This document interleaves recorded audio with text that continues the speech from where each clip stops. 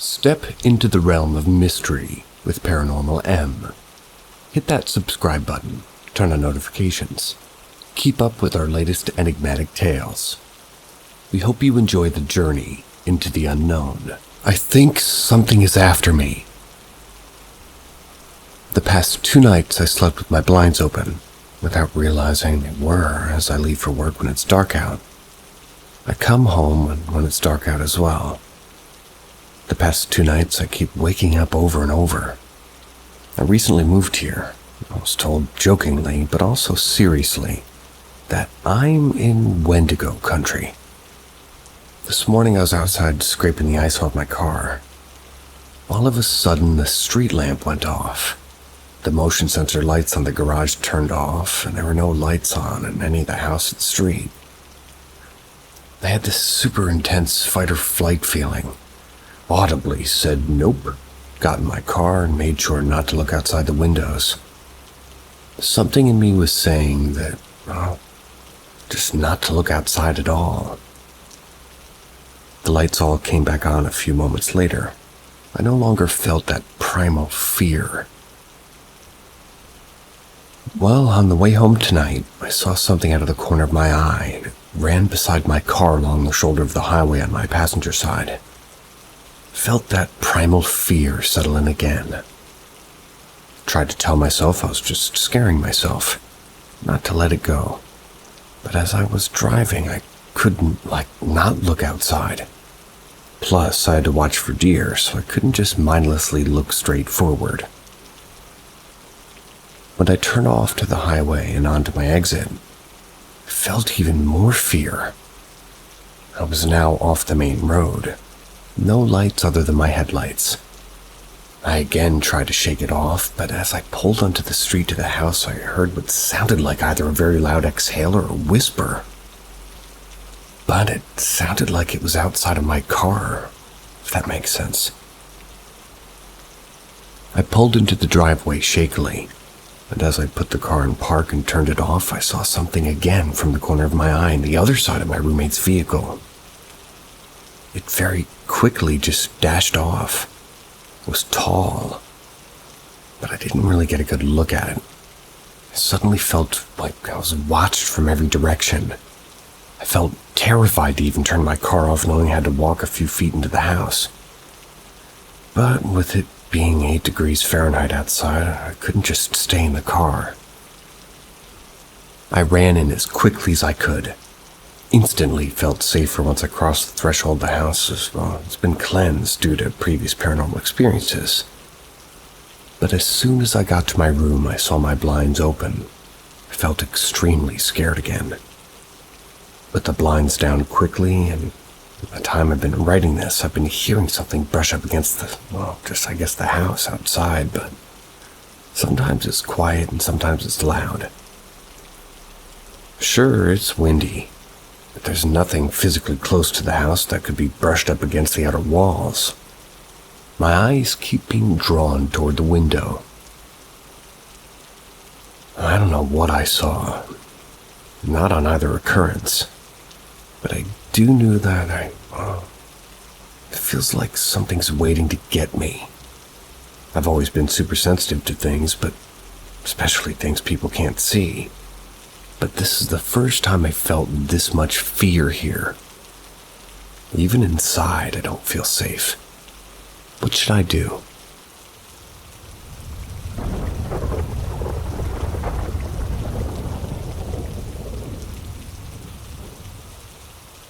Santa Claus is coming.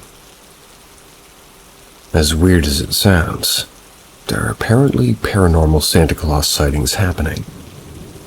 Below is a story of a friend that they shared, and this friend was 5 or 6 at the time of their experience. I also spoke with somebody who said their neighbor growing up shared a story. She was an elderly woman and shared the story, like tears in her eyes. She was out walking alone through the snow in the countryside. She began hearing sleigh bells one night. Above her in the air flew a sleigh with white reindeer. The man in the sleigh was a muscular mountain man type. He had a long beard, a pointed green hat, and some Kinda, I guess you could just say like earlier renditions of Santa. He was holding a wand. True story, I don't know, but there's many accounts involving Santa. Most of them appear to be pretty creepy or eerie. I shared 2 links below, one from a site called Mysterious Universe, and below that a Reddit thread with people sharing their experiences. There's many more, but here's my friend's account. Now these Santa sightings, I'm intrigued because once when I was about 5 or 6, I was convinced that I saw Santa flying in the sky. I told my mom, which at the time she played it up, and later as a teen I brought it up and she thought I must have been like on an airplane in the sky. But it definitely wasn't a plane. It didn't move in a straight, steady line like a plane, nor did it have like blinky lights like a plane. I don't know. I still remember watching it through my bedroom window, watching it in the night sky, just weaving up and down. It looked exactly how you'd imagine Santa in his sleigh with the reindeer flying through the sky would look. It even went across the moon in a very classic silhouette. You could only see it because of the moonlight, not close enough to see any details like colors or anything. It just looked like a sleigh with reindeer gliding across the sky. I woke up at like 2 a.m. from excitement, crept out to the living room and saw the presents from Santa and the stockings, and I was excited. Went back to bed, but obviously was too excited to sleep. I was just waiting there to have enough daylight to wake up my parents. I was staring out the window while laying in my bed when I saw it.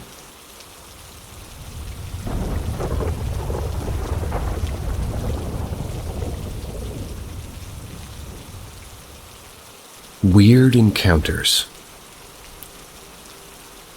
The first incident happened around the beginning of February last year. My partner had some work in Paris.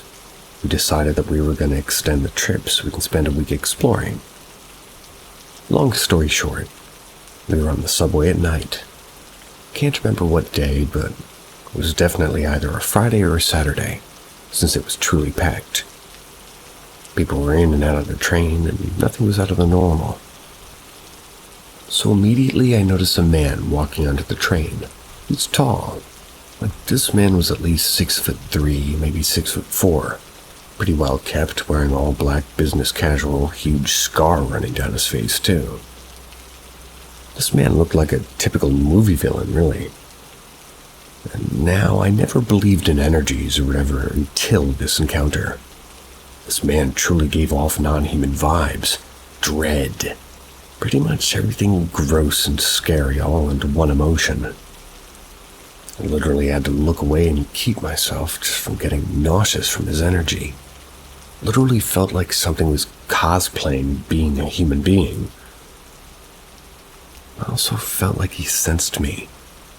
Like he realized that he wasn't human because he stared me down the whole time with this weird fucking scary cold stare. Must I add, everyone on the train didn't even spare him a second glance. We left from that point and I had a horrible, violent nightmare throughout the whole trip.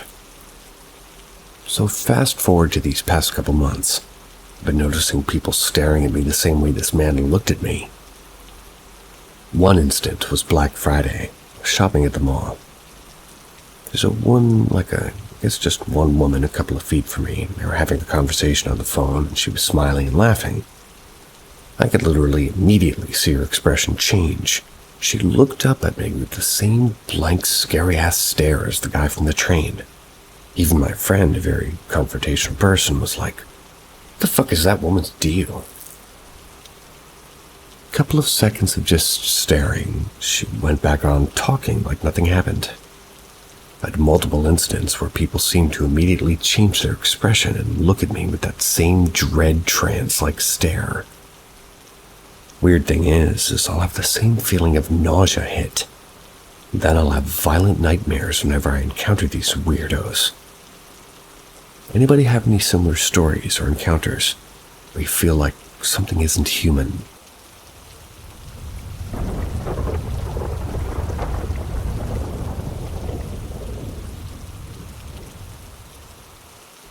think my brother and I were both warned about something. I felt off today, like something could happen if I or those I care about don't take care to be safe. I get these feelings pretty regularly. Sometimes we'll be given, premonitory dreams. They're pretty far from specific, though. With these odd gut feelings, though, it's often hard to discern what's something external that I'm picking up on and what could just be my own mind messing with me. Today, it's almost certainly the former, though. I told my brother to be sure that he's careful and safe today, because I've got a fucked up feeling about something. He said he knew. Figures it's connected to something he saw last night. Apparently, after I'd gone to bed, he'd stayed out hanging out with our dog and working on a chainsaw. He saw a huge red orb float up from the riverbed, went into the clouds on the other side of the family friend's pasture on the east end of their house. Said it made him really uneasy. Told our dog to get in the house and stay safe, and she went in there. Doesn't seem to have come out until he came out to check on her this morning. I know red orbs are usually interpreted in two different ways. Either it's a sign of protection, or something angry and restless showing itself. Given my brother's gut reaction to it, and my feeling that something dangerous is about, I don't really think it can be anything but a warning or a sign of something dangerous. It really shouldn't be surprising, though, I guess, because there's a lot of evil lurking around here in Oklahoma. Anytime I've been out of state a while, the first thing I feel when I get back is just oppressive, almost suffocating. A huge sense of dread. Some very old evil is around, like all around. I can't help but think of talking about it to one of my friends who's cocktaw about it. His response was just being, "Why do you think that we only settled here permanently when we were forced to? That shit doesn't sound like any humans being there." I definitely think he was right. I just hope me and my brother got enough of a heads up this time to keep it, or whatever it is, at bay.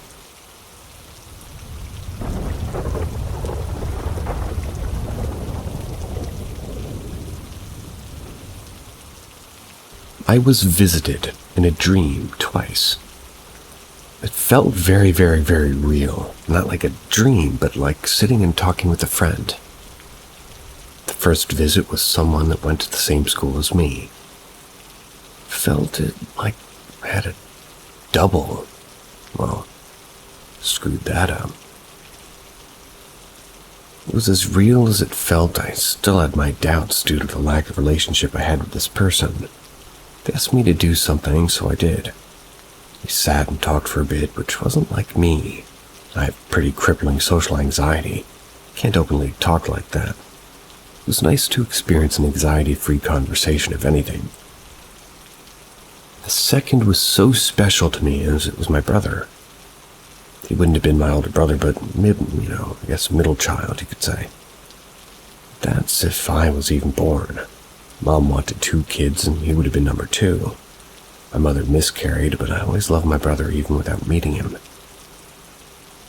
When he came to me in my dream, he looked nearly identical to my dad, but I could also see like myself, maybe my mom and my sister. Strong family resemblance. He appeared the age he would be if he was born with like a hipster beard and all. I knew who it was immediately.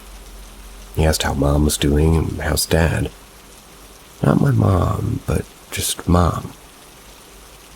We talked and remembered being so happy that he was finally here with me, even if it was only for a little bit. I'm the only one in my family that believes in paranormal things. I didn't want to tell my mom, but I was just so happy for so many different reasons, even if she thought I was a brat or even shit crazy. It seems to make her happy. I've never met anybody that's also been visited in a dream, though. I've heard people talk about their experiences with it on TV.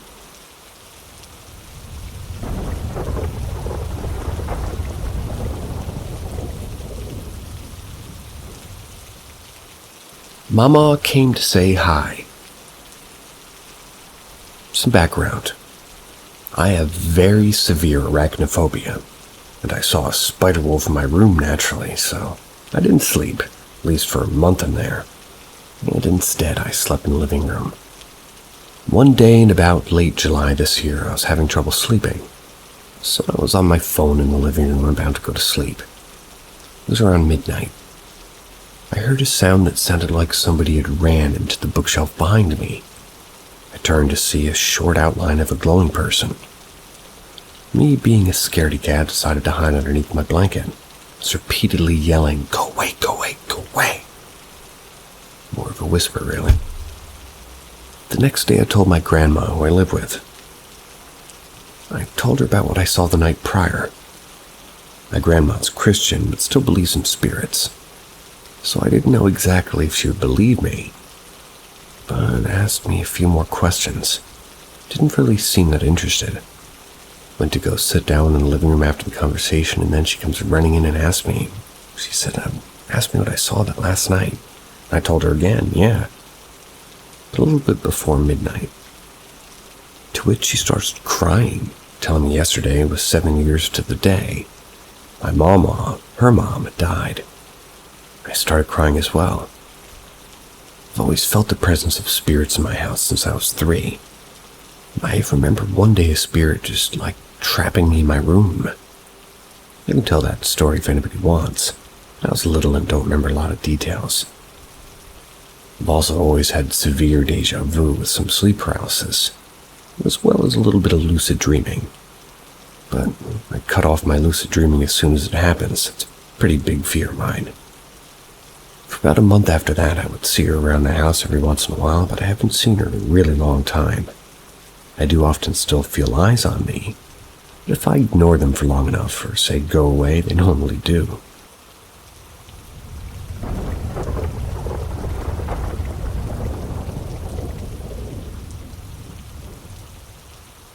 What does it mean when a wendigo doesn't attack me? Many years ago I had an encounter with a wendigo. I'm part Cherokee. I'd heard about these monsters before. It was late at night, I was a teenager, and I lived with my family. We had a few dogs, and they needed to go outside before bed. One of the dogs would only go into our backyard. One of my family members opened the back door, and immediately the dog became aggressive. A dog that had never shown aggression before, not even after this night. Just as fast as she became aggressive, she became scared and ran back inside. I had just kicked my boots off after wearing them all day. I was about to change out of my jeans when this happened. I quickly put my boots back on, grabbed a flashlight and a large club I'd recently made. I booked it out to the back of our house and just stopped dead in my tracks. I don't see anything and I don't hear anything, but something was there. I could feel the presence of pure evil. Then I see a shadow moving, and it's huge. The shadow was easily 8 feet tall, vaguely humanoid, but had these massive antlers. Normally, my flashlight's able to illuminate everything pretty well. Tonight, I couldn't even see my hand in front of my face.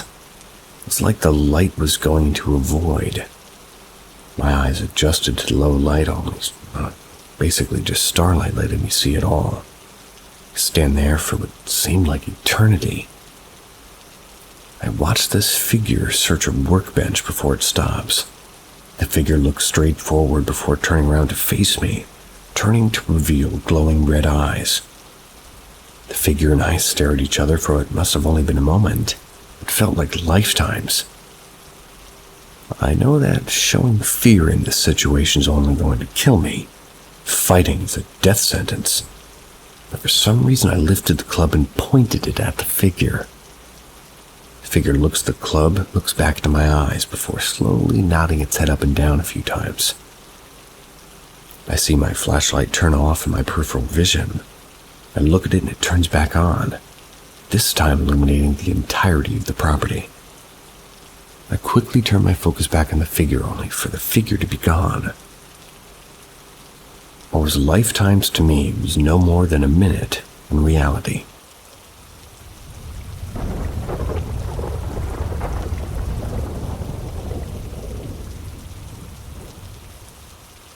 My aunt visited us. This happened about 6 years ago, but I still remember everything clear as day. When my Aunt Pam passed away, she was living in a home. All of her belongings were in a storage unit. Her son, who inherited all of her belongings, picked through all the things he wanted and invited some of the close family, like my mother and her sisters, to come pick whatever they wanted.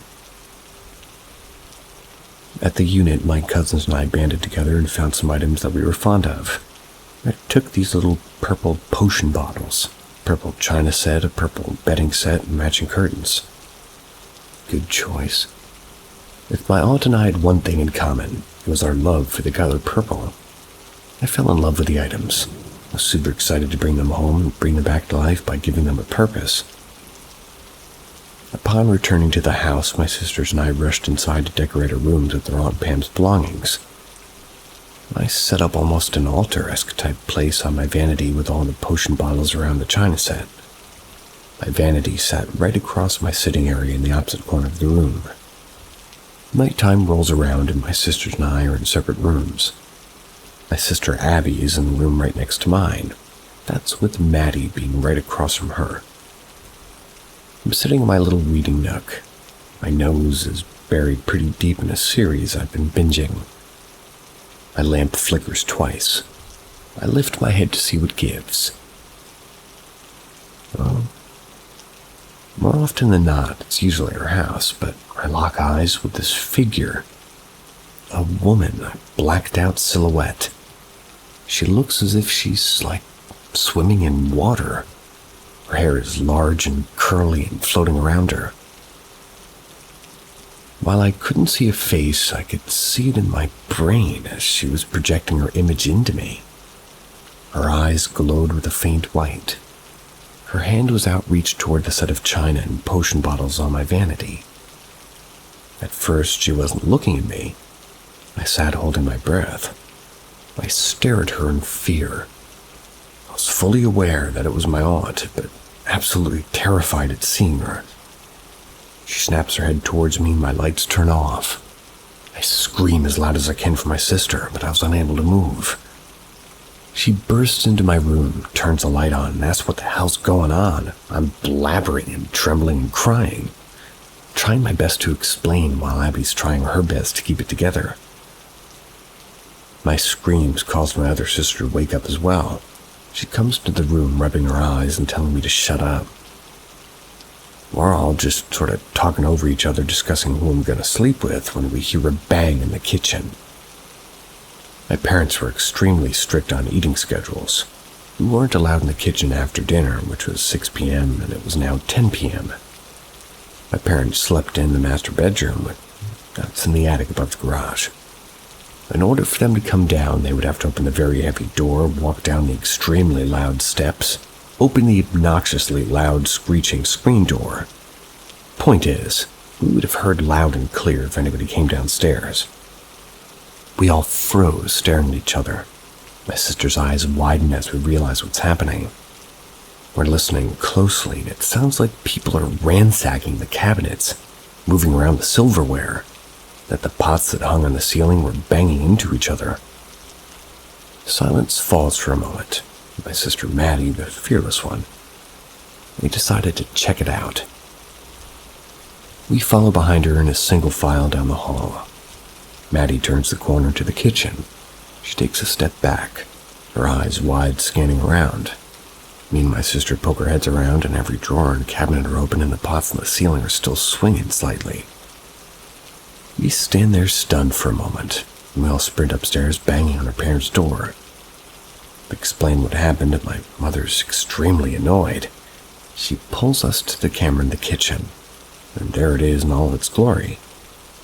My mother isn't one for emotions. She just got to making a pallet in her room for us to sleep on.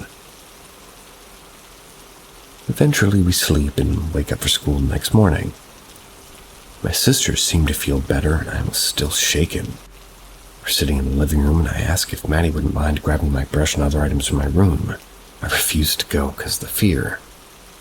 She said yes, and she was trying on her shoes. Suddenly we hear a noise from the back. We all go quieter to hear what it is. It's a piano. A piano in my room. I was terrified, asking if they heard it. Abby just clings to me. Maddie walks to the back to retrieve my items unfazed as I ask her to check my piano because I knew it was unplugged. She emerges moments later with my items. I ask about the piano. With a straight face, she tells me it was unplugged and off. Needless to say, I didn't sleep in my own room for 3 months. While rooming with my parents, my mom had to look at photos of family members. It wasn't the first time a deceased, came to visit me. Sometimes I knew them, sometimes I didn't. My mother could also see them. It was a normal thing in her house. In the box was a photo of my Aunt Pam in her mid-20s.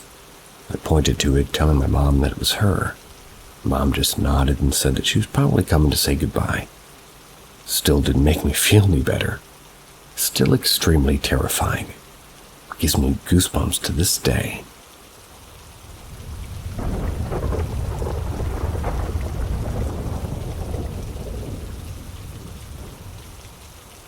Ghost child last night. I live alone with my 7-year-old. I sleep downstairs, he sleeps upstairs. Our complex is huge, made up of a ton of buildings all built in very obviously different decades. Ours is one of the oldest, very creaky, and I'm a crazy light sleeper. So whenever he sneaks up in the night, I pretty much wake up instantly. Last night I was lying in bed. I heard the steps around upstairs, but they always wake me when he gets up at night. I was thinking about whether he was going to go right back to sleep or if I was going to have to intervene, but then I heard him downstairs, very creakily.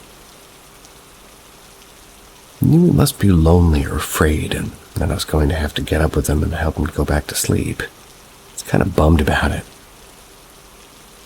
I opened one eye without moving just to see what was going on. I saw a child close to his size, smaller actually, but didn't really clock it in the moment. In a big puffy coat, and they had their back, just reaching up with one arm and feeling around the bottom edge of a Tiffany lamp that I had on a table at the bottom of the stairs. I was wondering why he had taken the time to put on his big coat, thinking maybe he was about to turn on the lamp and ask me to walk him back upstairs. But then I opened the other eye. At that point, I just noticed that the child was completely gone. Went upstairs, my son was still asleep. It didn't feel like I'd woken him up from a dream. It felt like I had been lying there listening and thinking for a while. I've scared myself before in the night reading or maybe watching scary things like somebody does or getting nervous or something might be in the room with me, but when I would look, there would always be nothing. And this time I wasn't scared at all. When I really realized nothing was there, I was very surprised I'd actually seen something. It was a very distinct shape. It was moving pretty energetically. That's why I thought it was my son, just being afraid in the night. But I should also mention I've like these little string lights going down the stairway that I put up so, he wouldn't be scared to come to me in the night if he needed to. So it's actually pretty well lit down here. Especially opening our eyes after that and being shut for a while, it wasn't like I was making out vague shapes in the dark.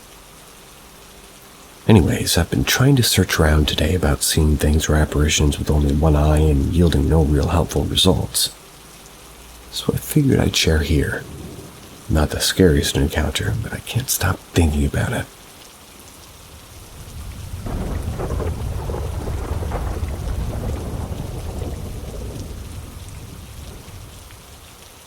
Terrified at my grandparents' house. My grandparents had a holiday, like a vacation. They went home on the Isle of Wight. The house itself is a grand Victorian mansion that's turned into apartments. My grandparents had the ground floor apartment that included the garden with a sea view from the cliff tops. It really was beautiful. I have a large family and we all stayed there regularly, sometimes together or with our separate families. Over the years, family members have seen things, like an apparition in the hall, an apparition of a Victorian lady walking across the garden.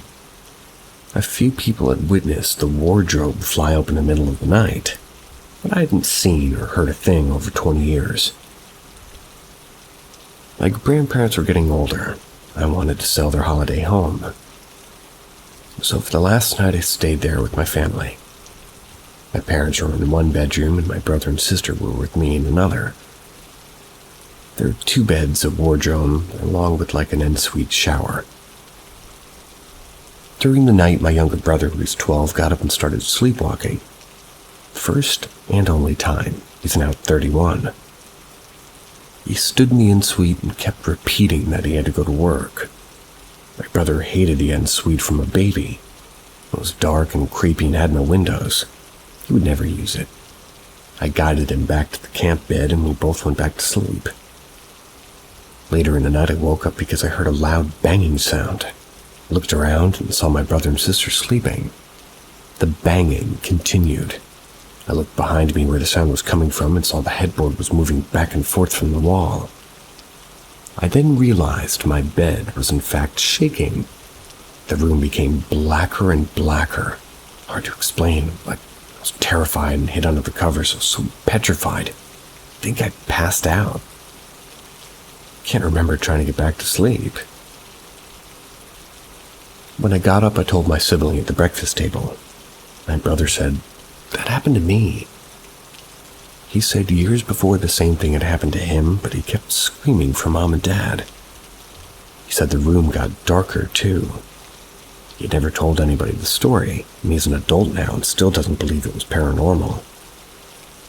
I can't really explain what happened that night.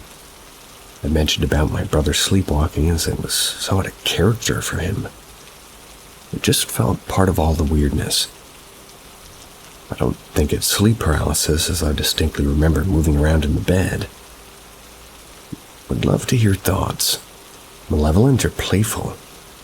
I normally lose people when I get, to the bed shaking bit. I know it sounds far-fetched, but it really did happen.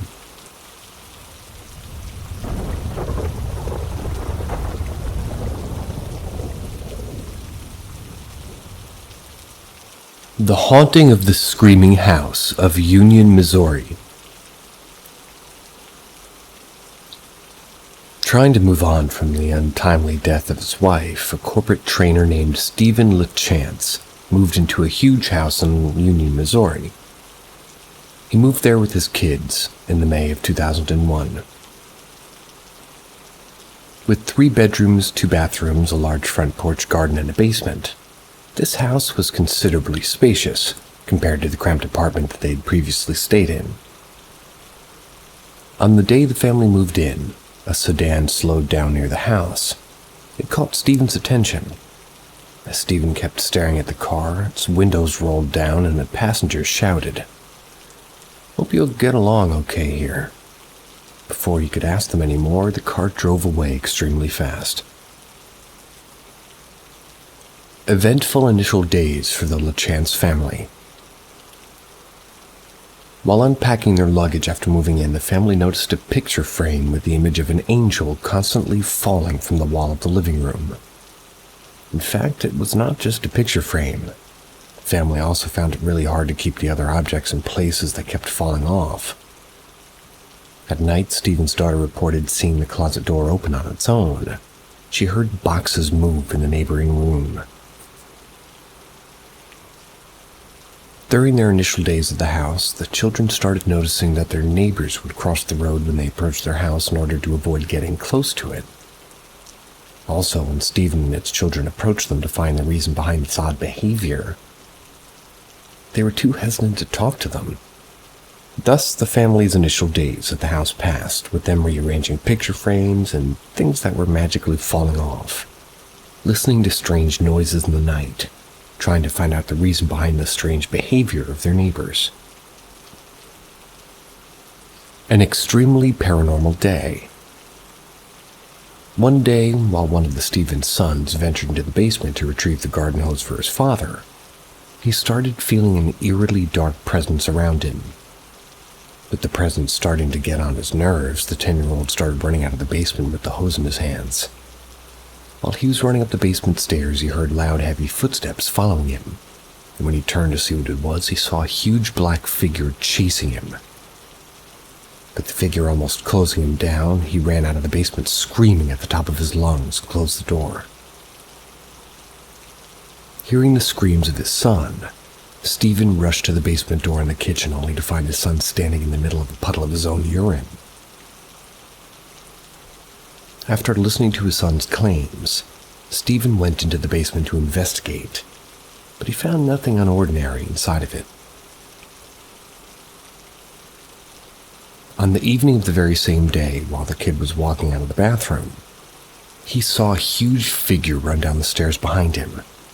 The extremely huge figure had a face that resembled a clown with no eyes. It was running towards him, as if it wanted to, hurt him. Petrified, the kid ran towards Stephen's room, screaming for his life. Hearing the claims of his son, he went to investigate once again.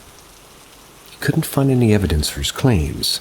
He put the blame on his son's imagination, warned the other two kids not to tease their brother. That night, however, Stephen would find himself in the shoes of his son. That night, soon after he fell asleep, Stephen was bolted out of his sleep by a deafening noise. When he slowly opened his eyes, he saw the figure of an old man wearing a red flannel shirt standing in the doorway in front of him through his blurry vision. This figure stood motionless at the doorway, and with its motionless face, it appeared as if it was staring at him. With his face growing pale in fear, Stephen rubbed his eyes to get a better look, but by the time he opened his eyes after rubbing them, the figure was already gone. Stephen tried to convince himself, saying that he was making it up because of stress, but he would be proved wrong as a strange physical happening follows. The horror intensifies. Following this paranormal eventful day, the lights in the house started turning on by themselves. Despite the family carefully turning the lights off before leaving the house, they would always be greeted by a fully lit house every time they returned. With the help of his father, Stephen checked the circuit boards of the house. They seemed to be in perfect shape and they showed no signs of malfunction. Also, the family and its visitors started feeling strange electrical charges while they entered different rooms of the house. They felt as if a warmth passed through them, made their hair stand straight. With time, the doors of the house started opening and shutting on their own. The family started seeing a huge dark figure in the doorway of the rooms. The kids dreaded being alone, found it hard to even go from one room to another. Streams commence. One day, while Stephen was taking things out of his closet, he started feeling an eerily dark presence around him. With a strong sense of being watched, he turned around to investigate. When he turned, he saw the dark figure standing right in front of him. It was staring at him with its featureless face. Scared by the intensity of the paranormal around him, Stephen decided to leave the house. So, picking up his car keys, he calmly instructed his children to stop what they were doing and follow him to the car. As the family were on their way to leave the house, loud, painful, torturing, and agonizing screaming started pouring out from the walls of the building. With the screams getting deafeningly louder, the family ended up racing out of the house into the car. While Stephen turned his head toward the house while running away, he saw the dark figure standing near the window of the upstairs bedroom. It appeared to be staring at the fleeing family. The next day, when Stephen went back into the house to investigate, he didn't find anything that could have caused the screams that he heard the previous night. A few days later, the agonizing screams returned. The LaChance family moves out. One night, while Stephen was speaking to his mother on a call, the doors behind him started rattling. The intensity of this rattling sound slowly escalated, and it kind of just evolved into agonizing screams. The house began to shake. A foul odor monopolized the air within. Stephen put down the phone and ran towards his kids' room, but he was locked inside the room as the rattling door shut close on its own. As he was pounding and tugging the shut door, Stephen started feeling the presence of something evil behind him. Along with the screaming of the house, he started hearing the screams of his children and the disembodied voice of a man. With the sound of the screams exponentially increasing, Stephen started praying. The door finally opened. Stephen rushed toward his kids to make sure they were safe, and the family ended up moving out of the house in pretty much July the same year. A new family. A few years later, through a paranormal forum, Stephen got to know that the house is being inhabited. I'm going to go with inhabited by a new family. The family was made up of Linda, her husband, her teenage daughter, and her grandson. Stephen approached them to inform them about the paranormal nature of the house, but upon listening to Linda, he understood that she knew it better. According to Linda, while alone in the house, she would hear some breathing right next to her. Unexplainable footsteps would also happen inside the house. They were so common that the family started getting normalized to it. Also, the electrical strangeness inside the house has never changed. Creepy, isn't it? But these are just the less intense paranormal events Linda and her family experienced. One night, the police showed up on the doorstep of the house claiming to have received a suicide call from the house. The family members were sound asleep. They had no clue about what the police were talking about. Also, things inside the house randomly catch fire, and the dolls in the house would often be found with their hair cut short. What devastated the family members most was finding their cat dead on the floor of the hall with its back and neck broke like a twig. The new family moves out. Fearful for his new family and her family, Stephen felt he had to help. To get a better understanding of the paranormal events in the house, Stephen and Linda invited a clairvoyant woman to help them. When this woman was walking upstairs, she was lifted 3 feet off the floor by something invisible, thrown against the wall. The woman was completely terrified and she ran out of the house in horror. Before leaving, she told them that their house was thoroughly haunted, as she put it. She suggested that Linda move out of the house as soon as she could. According to this woman, the basement of the house served as a highway for evil. With not enough money to move out of the house, Linda continued to live in the house with her family. With time, this house made Linda and her especially, and her daughter, would fantasize about killing each other. This got to the point where Linda started locking herself up at night. If she failed to do it even for a night, she would find her daughter standing over her in the middle of the night. Linda started seeing scratches and bite marks on her shoulders and arms while waking up, and she reported being assaulted by a large black entity thrice. With the paranormal events getting on her nerves, Linda started to become mentally unstable. After trying to kill her husband, she was institutionalized. After this event, Linda and her family moved out of the house as well. Investigation. With the details about the paranormal events in the house spreading, different mediums and research groups started visiting the property trying to find an explanation. Almost all of them confirmed that this house had a demonic infestation. During his first visit to the property, an investigator named Greg could only stay inside the house for a couple of minutes. The moment he stepped into the house, he just got this dreadful headache. He was overwhelmed with horrid nausea. When he went back into the house, he reported experiencing inexplicable temperature changes in the basement of the house. According to Greg, this house was cursed and no one could escape it. A Missouri paranormal research investigator named Alex lost his mind after becoming enchanted by the paranormal entity inside the house.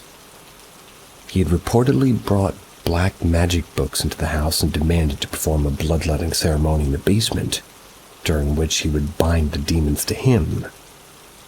Denied any further access to the property, said to have become homicidal and suicidal, and thus he was also institutionalized. After investigation, the Catholic Church released a report with 156 pages concluding that the occurrences in the house represented demonic infestation, obsession, oppression, and possession.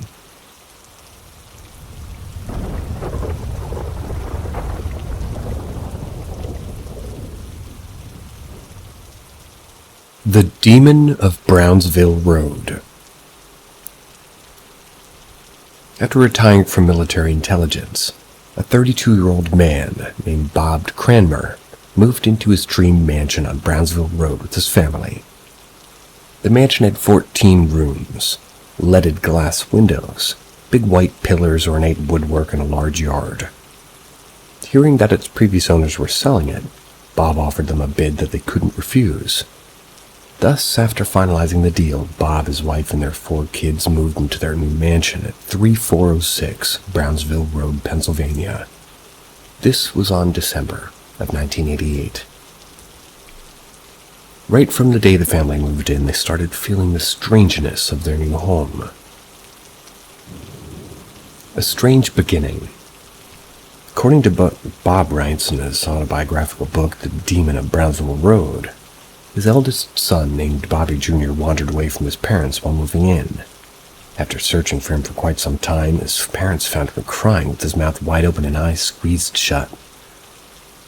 After hearing his cries, the first one to reach him was Mrs. McHenry, the mansion's previous owner. She immediately embraced him as if she had already expected it to happen. After letting him go, she told Bob and his wife Lisa that they had to keep track of their children in the house. Although it sounded creepy, the Cranmers discussed the incident attributed to Mrs. McHenry's words to her old personality and reluctance to leave a house that she and her husband had put so much work into. According to Bob, walking into the house for the first time felt like walking into the bowels of a large ship. The strangeness of the house was overwhelming for the family, but they were trying their best to live with it. The kids of the family started acting strange. They became extremely scared to be alone during the night. As a result, they would often sneak into their parents' bed by morning. Bobby, the eldest child, seemed to have developed a special dislike for his bed. He would often be found curled up inside his closet, sound asleep. His parents tried their best to make him sleep in the bed, but as their efforts were not really having any result, they put a small mattress in the closet for him to sleep. To help the family adapt better to their new house, Bob's mother suggested that they ask a priest to visit the house and bless it. Thus, Bob invited Victor. This was his mother's favorite priest. She did this to bless the house. The priest was able to walk through and bless all the rooms of the house except Bobby's bedroom. Bobby stood in the doorway of his room, and tears were pooling in his eyes. He refused to let the priest go in, and to avoid agitating the kid, the priest just blessed the outside of the room and left. Following this, the family learned to live with the strangeness of the house. Also, it appeared as if the family was hit with, good luck. Bob started earning well, and the family got a brand new car as well. In short, despite the strangeness in their new house, the family were enjoying good fortunes. Beginning of the paranormal. While Bob was digging his garden to plant flowers one day in their first spring after moving in, he found a metal box buried 6 inches into the ground. When he opened it, he found religious artifacts. That included a crucifix and rosary beads. Not knowing what it was, he called the previous owners to inquire. When Bob told them about this box on the call, their voice started to tremble with fear. They told him to put it in the back of the same place. Following this event, creepy things started to happen in the already creepy house. The initial paranormal events were benign, but annoying. Bob would often find the pull string of the light under the stairs messily tangled up on the nail near it. With the children not tall enough to reach the string, and Lisa firmly denying doing it, Bob couldn't come up with a rational explanation. The lights in the house, mainly the basement, they kept turning on by themselves. Bob would often find his work chair pulled out into the middle of the room to find the table and the chair be present facing the furnace. Even the children of the family complained of hearing knocks and footsteps outside of their rooms during the night, but Bob and Lisa put the blame on their imaginations, jokingly. They, however, started taking their claims seriously when they started complaining about a dark hooded figure that was stalking the corners, the hallways, and the doorways of the house. The creepy blue room. With the renovation of a part of the house commencing and Bob rarely staying at home because of his new career in politics, Lisa started sleeping in Bobby's bedroom, which was called the Blue Room by the family. After moving into this room, Lisa started having a mental breakdown. Her condition worsened so much that she was admitted to a psychiatric ward for 2 weeks. According to the family, this room is somehow connected to darkness. Following her institutionalization, the tempers of the family flared up. Adding to the fact that Bob was spending less time in the house, the relationship between the family members started to strain. Fights for petty things basically became inevitable. According to Bob, the Blue Room acted as a catalyst for the flaring tempers in the house. Bobby, who's used the Blue Room as his bedroom for more than 6 years, reported seeing unsettling things in that room. He often saw a tall, dark, Grim Reaper-esque figure inside the room. It terrified him so much that he felt like it would one day surely kill him. One day, while he was all alone in the house, lying down on the bed in the Blue Room, the then 10-year-old Bobby started hearing a strange noise. The noise resembled the sound of bagpipes. It kept getting louder and louder, and suddenly the door to his room opened on its own, and a childlike figure without a face entered his room. After this figure reached the end of his bed, another really tall, dark, hooded figure appeared in the doorway. With its hand extending outside of its robe, it ran towards him. Bobby pulled his blanket over his face in fear, but his blanket was forcefully ripped away from him. With his terrified, glaring eyes, he saw another glowing figure floating above him. It was faceless. He shut his eyes and started screaming in fear. Luckily, his mother soon returned, and all 3 figures disappeared. 2 priests intervene. By early 2004, the paranormal events in the house escalated so much that creepiness became a norm. Seeing dark figures and hearing strange sounds that included footsteps and knocks became normal. The family started sensing the odor of burning sulfur inside the house. These events paved way for 2 priests named Ed Moran and Michael Salvana, and after their investigation they concluded that the family were experiencing a demonic infestation. The first one to visit the family was F.R. That might mean Friar Beulah. The first one to visit the family was Friar Ed, who offered to conduct a mass in their house after listening to their story. After Friar Ed's mass in the house, the strangeness in the house escalated. The very next day after the mass, all the picture frames in the house were somehow moved. In the days that followed, the furniture in the house started moving on its own. The taps on the bath opened on their own, and clocks and watches stopped working. Electrical appliances broke inexplicably. Plugs were getting pulled out of their sockets, and the computers in the houses were malfunctioning. One day after the mass, while Bobby and his girlfriend were in their bedroom, a CD flew out of nowhere towards him. With Bobby ducking down in time, it slammed into the wall and broke into pieces. In short, the house was in paranormal mayhem. Soon, the second priest, Friar Michael, visited the house. Although not an out-and-out exorcist, he had built up a pretty good reputation for deliverance. By then, the paranormal entity in the house had become more aggressive. It appeared as if its only purpose was to break the family into pieces. The events in the house were pushing the family members away from each other, and instead of fighting it together, they were fighting amongst themselves. Bob and Lisa just came close to a divorce multiple times. They were fighting a war with themselves. Also, Bobby and Charlie, the couple's other son, tried killing themselves. Everyone who slept in the house started having terrible nightmares, and occasionally when they woke up they found long, deep scratches and bite marks on their body. Also, after Friar Michael's visit, the family started finding strange puddles of liquid that resembled blood on the floor and walls of the house, mostly red in color. It was also found on the metal threads of burnt-out bulbs, and at times, they were found like 9 feet up the wall and on the staircase. Bob, who thought that it was one of the family members doing it, couldn't rationalize it now. Nobody in the house was tall enough to reach that high. The liquid felt like amniotic fluid. According to Bob, it appeared as if the walls were bleeding.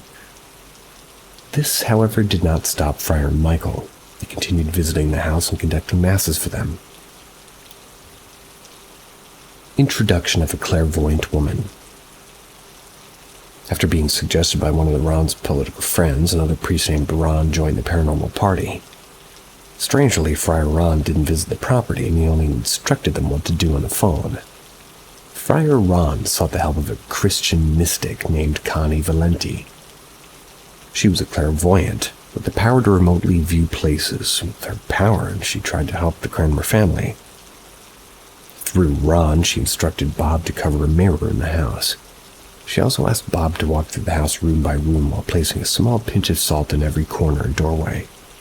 While doing this, she asked him to authoritatively ask the evil entity in this house to leave. All the while, Friar Michael continued to do masses for the family, but the paranormal activity worsened. History behind the haunting.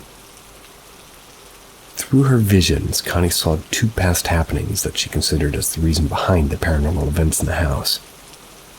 The first event was about a doctor who lived on the same street. The second was about a mother and her 3 children. Long before the Cranmers moved in, there was a doctor, a living doctor. He lived a few blocks away from the haunted mansion, and he had a bad reputation for performing illegal abortions. He was a rude man who was a drunk while performing procedures on his patients. Yikes. Also, he was extremely careless, never focused on sanitation. Double yikes. This led to the loss of lives and extreme bloodshed.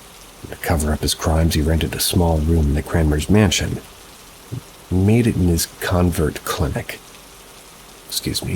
He made it his covert clinic. He stored the remains of terminations and the bodies of his dead patients in this room when nobody was around. He took these remains to the basement and burnt them in the furnace. The room he rented was none other than the Blue Room. Also, back in the 18th century, a woman with her 3 children was brutally murdered by the Native Americans in order to discourage continued pioneer settlement. Her husband, who had been away fighting in the Northwest Indian War, returned only to find the dead bodies of his family members. He buried them under the oak tree in the porch of the Cranmer's house, left the place. Thusly, according to Connie, the grave combined with the blood-soaked medical procedures that followed the manifested dark entity that fed on the pain and suffering of the innocent. And to add on, while the property was being built, one of the workers started developing a romantic attraction towards the original owner's wife. But when she rejected his advances, he cursed the family. Paranormal investigations. With the paranormal events in the house not reducing, Friar Roy decided to reach out to the church and ask them to send a trained exorcist. So, to get the needed verification, Bob reached out to a third-party paranormal investigation group. It was led by a man named Adam. During their investigation, Adam had inexplicable claw marks appear in his forehead. They noticed the temperature changes inside the house and their technical equipment started to malfunction. The paranormal investigation group found a secret space in the middle of the house. The small L-shaped area was filled with black coal dust, and it had palm-sized amber stone, a complete skeleton of a bird, some of Bob's old Lego toys, and a crumpled piece of paper with creepy drawings on both sides. The atmosphere inside the space was heavy, and it emitted darkness. The exorcism. With the findings of the investigation, Friar Roy successfully persuaded the church to send the chief exorcist of the Archdiocese screwed it up again. Archdiocese, of New York named James. Thus, in September of 2005, Friar James, accompanied by a young priest named Friar Ben and Friar Michael, they started the exorcism ritual in Cranmer's mansion. For Bob, this exorcism was a disappointment. He expected a lot of paranormal action, just as he saw in the movies, but nothing strange happened during the exorcism. But Friar James, however, told him that the exorcism was successful. He warned the family to expect echo events for a few months and then just left. Just as Friar James predicted, traces of the paranormal kept dwindling in the house, but they were merely benign. Finally, on the 24th of February 2006, the activity completely ceased. That was after Friar Michael held a mass in the basement of the house. During the mass, a black hazy outline of a figure appeared out of nowhere. The figure started moving toward the secret space in the house, and Bob and Friar Michael closely followed it. Michael raised his crucifix and started praying loudly to it to leave. The entity that was haunting the family and driving them to insanity melted into the floor and disappeared. Thus, after 17 long years, the family were finally out of the clutches of the demon that haunted them.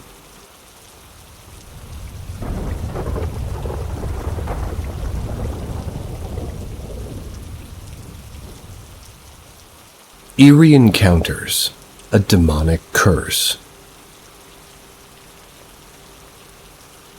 Lee Moore had been dating his girlfriend Alyssa since he was 18.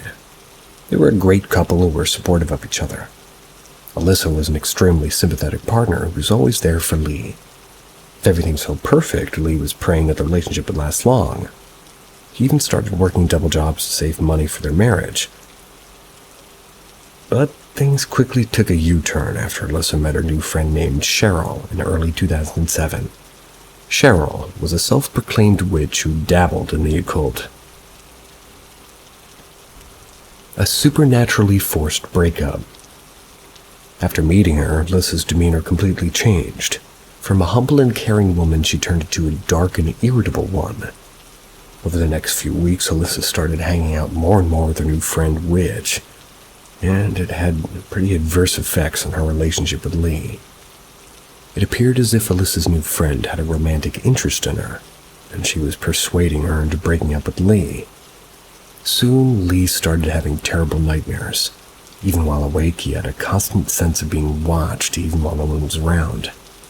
When he told this to Alyssa, she simply shunned him away. One day, while Lee was walking down the driveway toward his house, he saw a huge black mass floating above his house. Looking at it gave Lee a twisting feeling in his stomach. He collapsed down on the floor. Seeing him suffer, Alyssa rushed toward him to lift him up. Lee showed the mass to Alyssa, but before she could see it, it disappeared. Before Lee could get a proper word with his girlfriend, Cheryl walked toward the couple. She looked dead at Lee and told him, "It's nothing," in a sarcastic way. Following this event, Lee started feeling as if something else was in the house with him, but his girlfriend never believed him. One day, while getting ready to go to a baseball match, Lee was looking for his favorite baseball shirt. He had this one since high school, but since he couldn't find it, he asked Alyssa if maybe she had seen it. Alyssa started just beating around the bush when he asked this question, and he understood that she was trying to hide something. Alyssa's behavior towards him was getting worse with every passing day. Not being able to bear with it anymore, Lee split up with her. He wanted to focus more on himself and recover. He went back to St. Louis, Missouri. Into a new house. 5 years later, Lee fell in love with another woman named Claire. They got along well with each other and they ended up marrying each other. With Claire pregnant, the first thing they did after their marriage was get a house for them to move into. After a thorough house search, the couple purchased a considerably spacious old house with their savings and moved in. And the very first day after moving in, the couple heard footsteps and shuffles in their bedroom.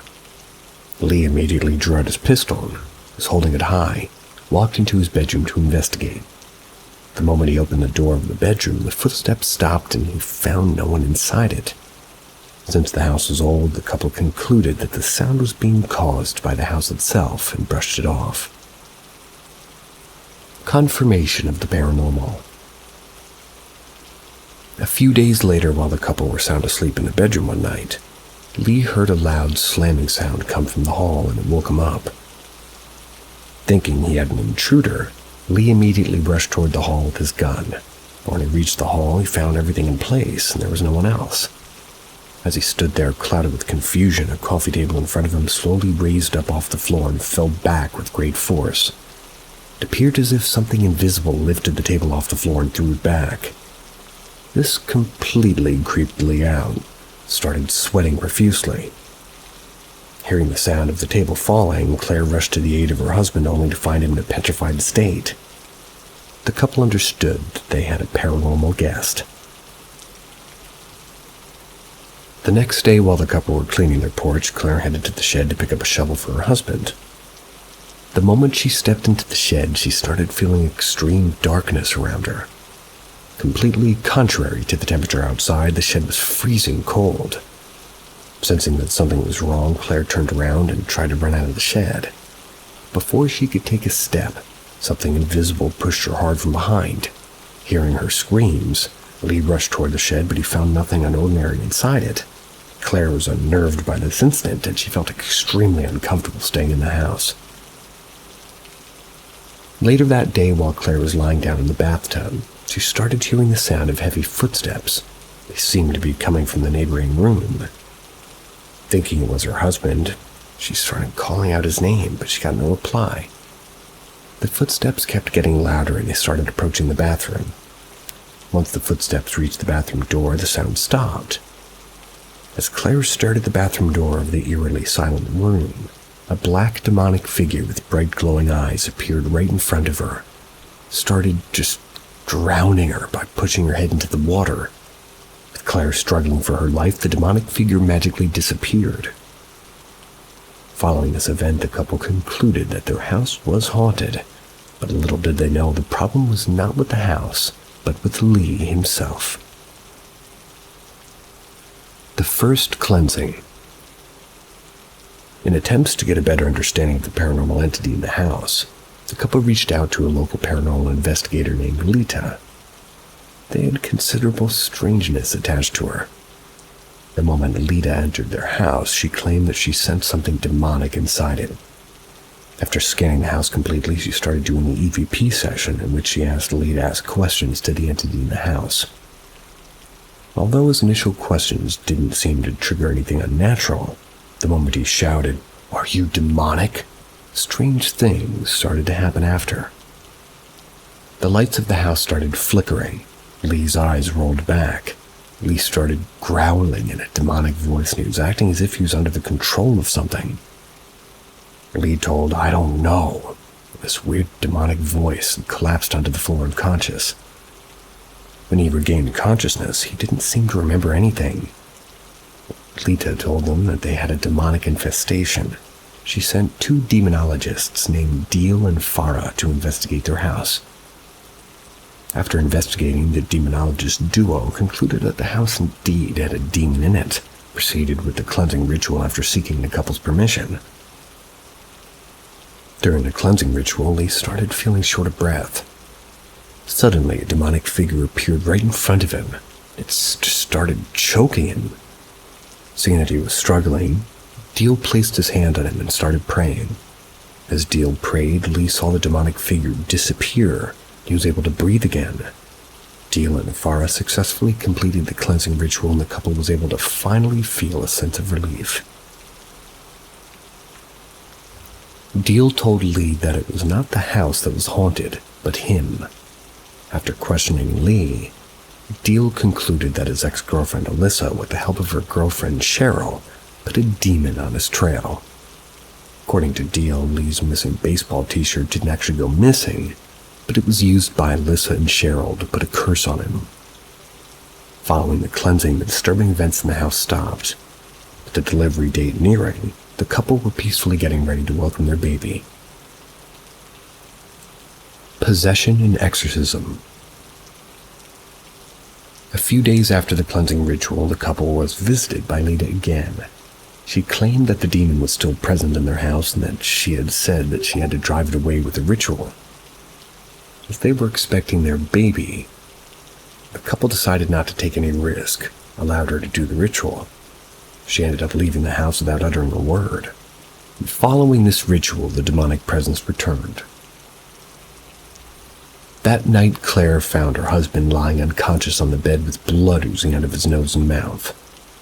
Claire immediately called the ambulance, rushed him to a nearby hospital. On the way, she called Deal and Farah, asked them to come to the hospital as well. After checking Lee, the doctors figured out that his liver and kidneys were shutting down, but they weren't able to figure out the reason behind it. The doctors told Claire that if things didn't get better, her husband would shortly meet his demise. This completely broke Claire's heart. As she stood near Lee's bed in tears rolling down her cheeks, the demonologist duo reached the hospital. Asking Lee not to worry, they started exorcising Lee. During the exorcism, Lee's body started shaking violently. He gave out demonic growls. The growls suddenly stopped and Lee opened his eyes. His vitals became normal and his liver and kidneys started functioning normally again. Claire was elated to see her husband recover, and even the doctors were pleasantly surprised. Yeah. According to the demonologist duo, Lita did a pagan ritual in their house in an attempt to drive out the demon, but instead of driving it out, it caused the demon to return. Lee and Claire continue to happily live in the same house with their child. Kudos.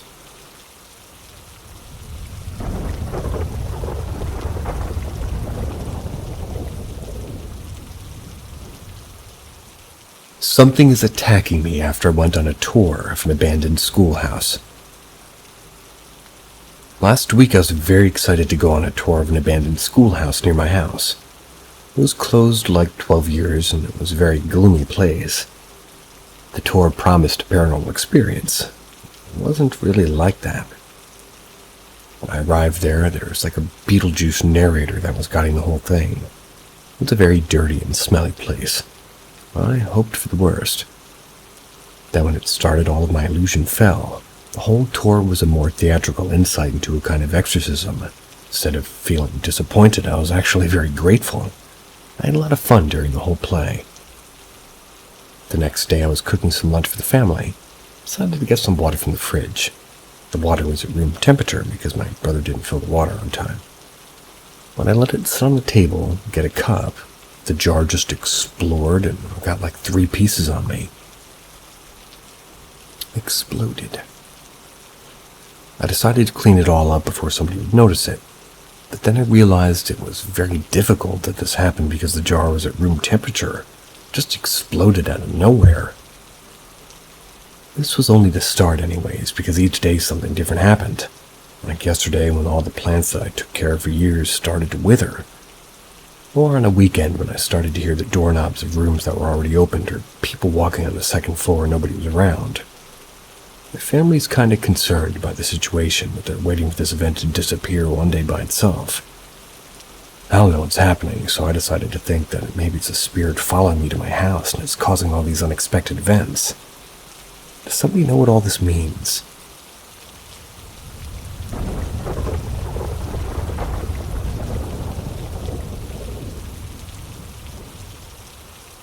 Hearing strange noises in my house. Anyway, the update is that I heard it again a few days ago. However, this time though, it happened in the middle of the afternoon. And this time it was so loud and clear that my dog reacted to it. He started urgently barking and checking each door that leads outside, wanting to see if there was someone there. Interestingly enough, my mother-in-law was sitting in the living room. The back wall of my closet where the banging was emanating from was on the other side of the wall from the living room, so I went out there. As I thought maybe somebody was at the front door, and I said to her, "Did you hear somebody knock?" She replied that she hadn't, so what the hell? How could she not have heard that? Plus, my husband hasn't heard it either, so literally I'm the only one who can hear it. Oh, I guess other than my dog, I'm glad he heard it too. There have been some weird noises and things going on in my house for a few months now, so I thought I would tell y'all what's going on and see what y'all think. This past summer, my husband and I moved in with his mom. She's elderly and has some health issues. My husband felt that it wasn't safe for her to live by herself any longer.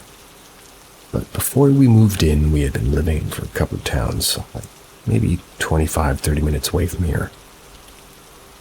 As we lived relatively close, I hadn't spent a significant amount of time here. Never overnight, just we'd come to visit a few hours and then go back home. Well, within the first couple of weeks of living here, I just couldn't shake the feeling that something was off. Something wasn't right with the house. I mentioned it to my husband. He kind of shook it off, and he said that when his mom had bought the house about 12 years ago, he stayed here. It was in the same bedroom that we're in now. That was for about a month. He hadn't noticed anything then.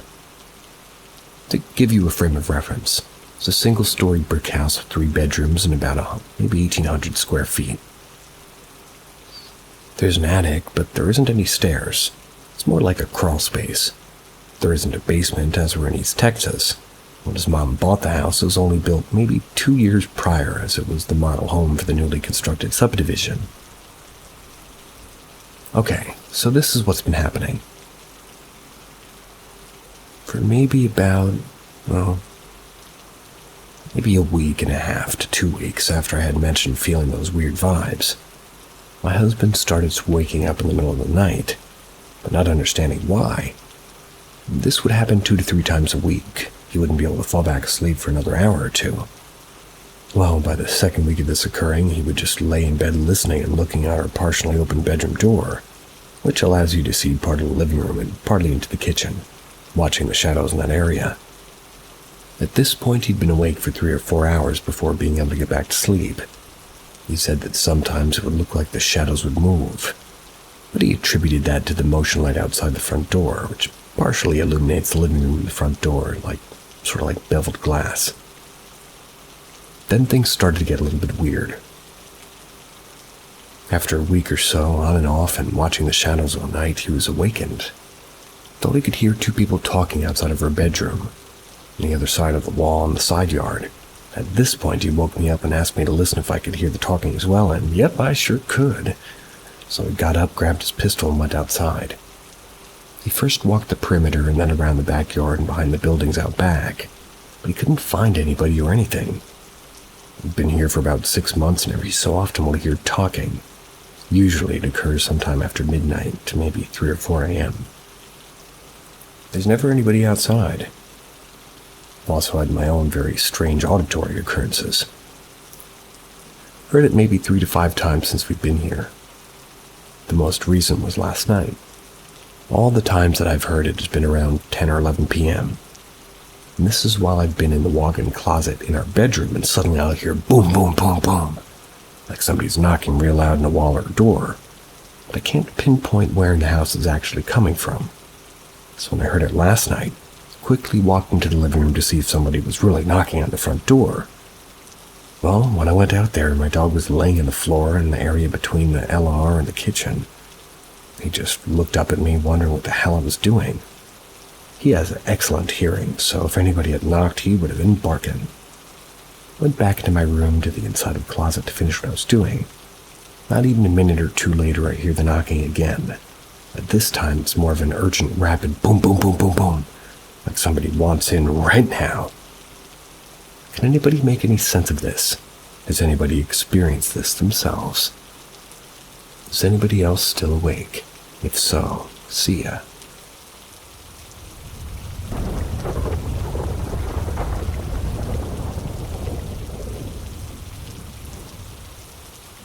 Welcome to Paranormal M, where we bring you the most fascinating and unexplainable stories.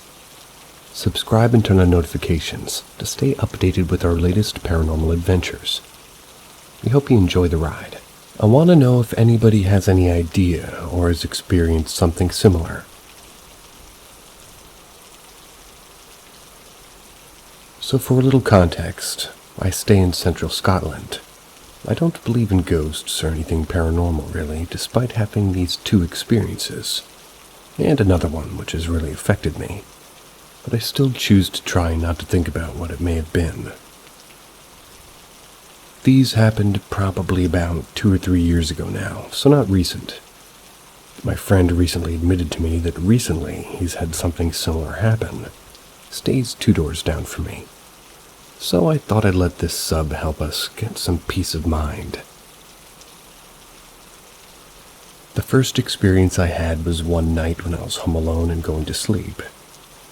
These only happen when I'm home alone. I was disturbed by what sounded like one of my cats scratching at my brother's door. The door was the only one that was open since the cats are in and out all night, but instead of scratching at the carpet like they usually do, it was like they were scratching at the actual door itself with their claws out. Something felt off, so I didn't even make a move. Felt way too heavy to be my cat's. Went on for minutes. At this point, I was already kind of freaked out.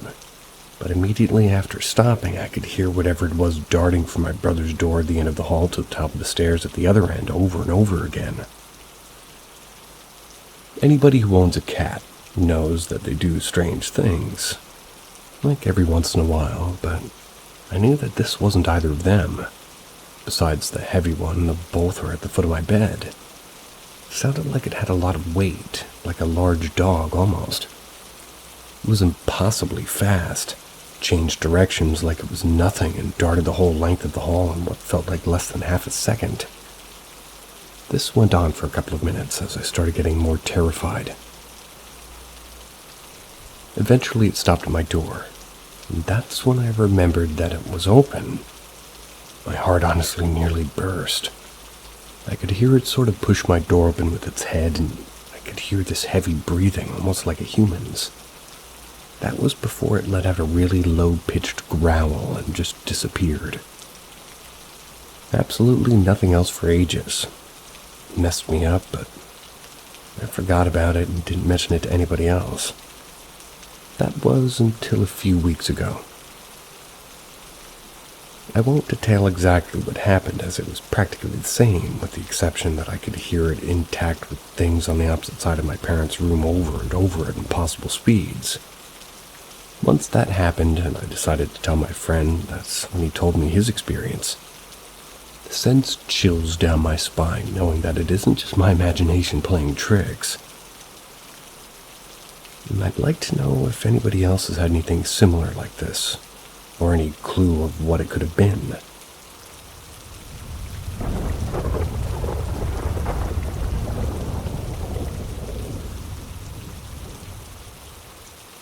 What happened at my now deceased grandparents' farm. Before I start, my father's never been a believer in ghosts, the afterlife, none of it. He lost faith in everything after my grandfather died of cancer. I've played this in my head a million times. My dad and I have discussed it more than anything else. This happened roughly 6 months ago. My grandmother had just passed. My father and I, along with the rest of my father's side of the family, came to clean out the farm, divide up their belongings. Most of the family took small things from the kitchen and their old bedrooms, simple things, just to remember them. Small talk here and there, and my aunts and my uncles telling me stories about the things that they were taking. I had a close relationship with my grandma, but never met my grandpa. Keep in mind, never met him. My dad, along with his older brother and myself, went down to the basement to grab the old poker table my grandpa had. Uncle went back upstairs to grab a toolbox to take off some stuff at the walls, and Dad and I are alone. The basement isn't finished. It's all brick walls, and the only lights are Christmas ones strung up just due to the ceiling one breaking, I guess, a few years back. I'm wandering around, and I found shoes in a corner. Without even thinking, I say, "Aren't these the shoes Grandpa was buried in? How'd they get here?" My dad came rushing over, looked at the shoes, and looked at each other. Called my uncle to come look at the shoes. We go by the steps to meet him. The Christmas lights go out, and the lights upstairs go out. Then the door to my grandparents' bedroom, which is right next to the basement door on the first floor, slams shut. Turn my phone flashlight on, try not to lose my mind, run over there where the shoes were. They were gone. We ran up the steps, out the front door into his truck, and we just sit. We both know those shoes were there. Something or someone is in that house. Neither of us believe it's my grandpa. I felt like throwing up. The whole way home, my dad was complaining of a migraine. I was just 3 years old when my grandpa died. The only one who would, know what shoes Grandpa was buried in would be my uncle. And they did confirm to my father. Well, those were his shoes.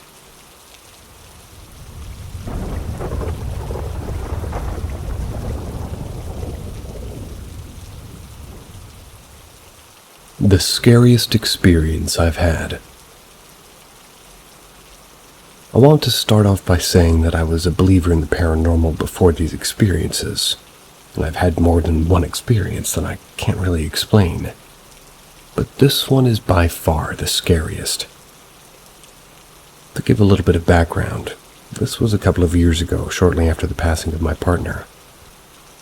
We were together almost 10 years, so at this point I was truly at my lowest. I'd seen an article on the internet talking about contacting loved ones on the other side, and before this I would never have even considered trying it. But I turned off all the lights in my room and I lit a candle, just a normal scented one. I didn't have a Ouija board. I was too afraid to go to that extent. And at this point, I was kind of skeptical that anything would happen, considering I wasn't following through with exactly how the article had said do it. Once I lit the candle, I called out to my partner, asking if they were there. Nothing happened. The second time I called out, and immediately everything went pitch black. Where I live, there's not many streetlights or anything, so I couldn't even see my hand in front of my face. At that moment, I wasn't thinking that the power had went out, but for some reason, I thought I'd left my room completely. I know that doesn't make sense. There was no bad weather that night or high winds. First, I tried to feel for my phone. Couldn't find it, and I jumped up and ran until I hit the wall, feeling the door handle or the light switch. At this point, I just started screaming. Then my mom swung the door open, asking why I was screaming. That it was okay, the power just went out. It took about 10 minutes before the power came back. I know to some this may have been a coincidence, but I truly believe it was paranormal. I had a few experiences after doing this. Even at one point had seen a shadow that looked like my partner sitting in the corner. I will never mess with anything like that again. I may even delete this later, I don't know. I just wanted to hear some thoughts from others. I also want to add, I did mention I had a candle lit, but when it went pitch black, I'm not sure what happened to the candle, or even if it went out or how. I was in such a panic to get out, I don't really recall. I just remember not being able to see anything at all.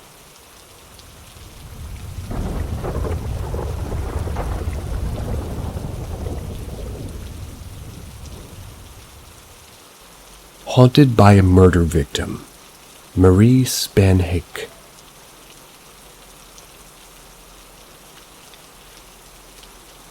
One day, Heidi Herrera was waiting at her doorstep in Chico, California. She was waiting with excitement to meet her best friend Jodie Foster and her 4-year-old daughter Hannah. Jodie was a single mother who was moving to Chico from Montana due to her financial and personal problems. Leaving Hannah and Heidi's house, Jodie started to search for an apartment that would fit into her budget. In her search, Jodie stumbled upon Walnut Gardens, an inviting apartment building that was present in the perfect neighborhood to raise her daughter. However, the only available apartment in the building was present on the first floor, and its balcony made Jodie extremely anxious. There was a possibility of her daughter falling off of it. Despite her fear, she decided to take the apartment because of 2 reasons. The first reason was that she couldn't find another apartment in her budget. The second reason was that the building manager promised to give them an apartment on the ground floor as soon as it became available. Beginning of sequential nightmares.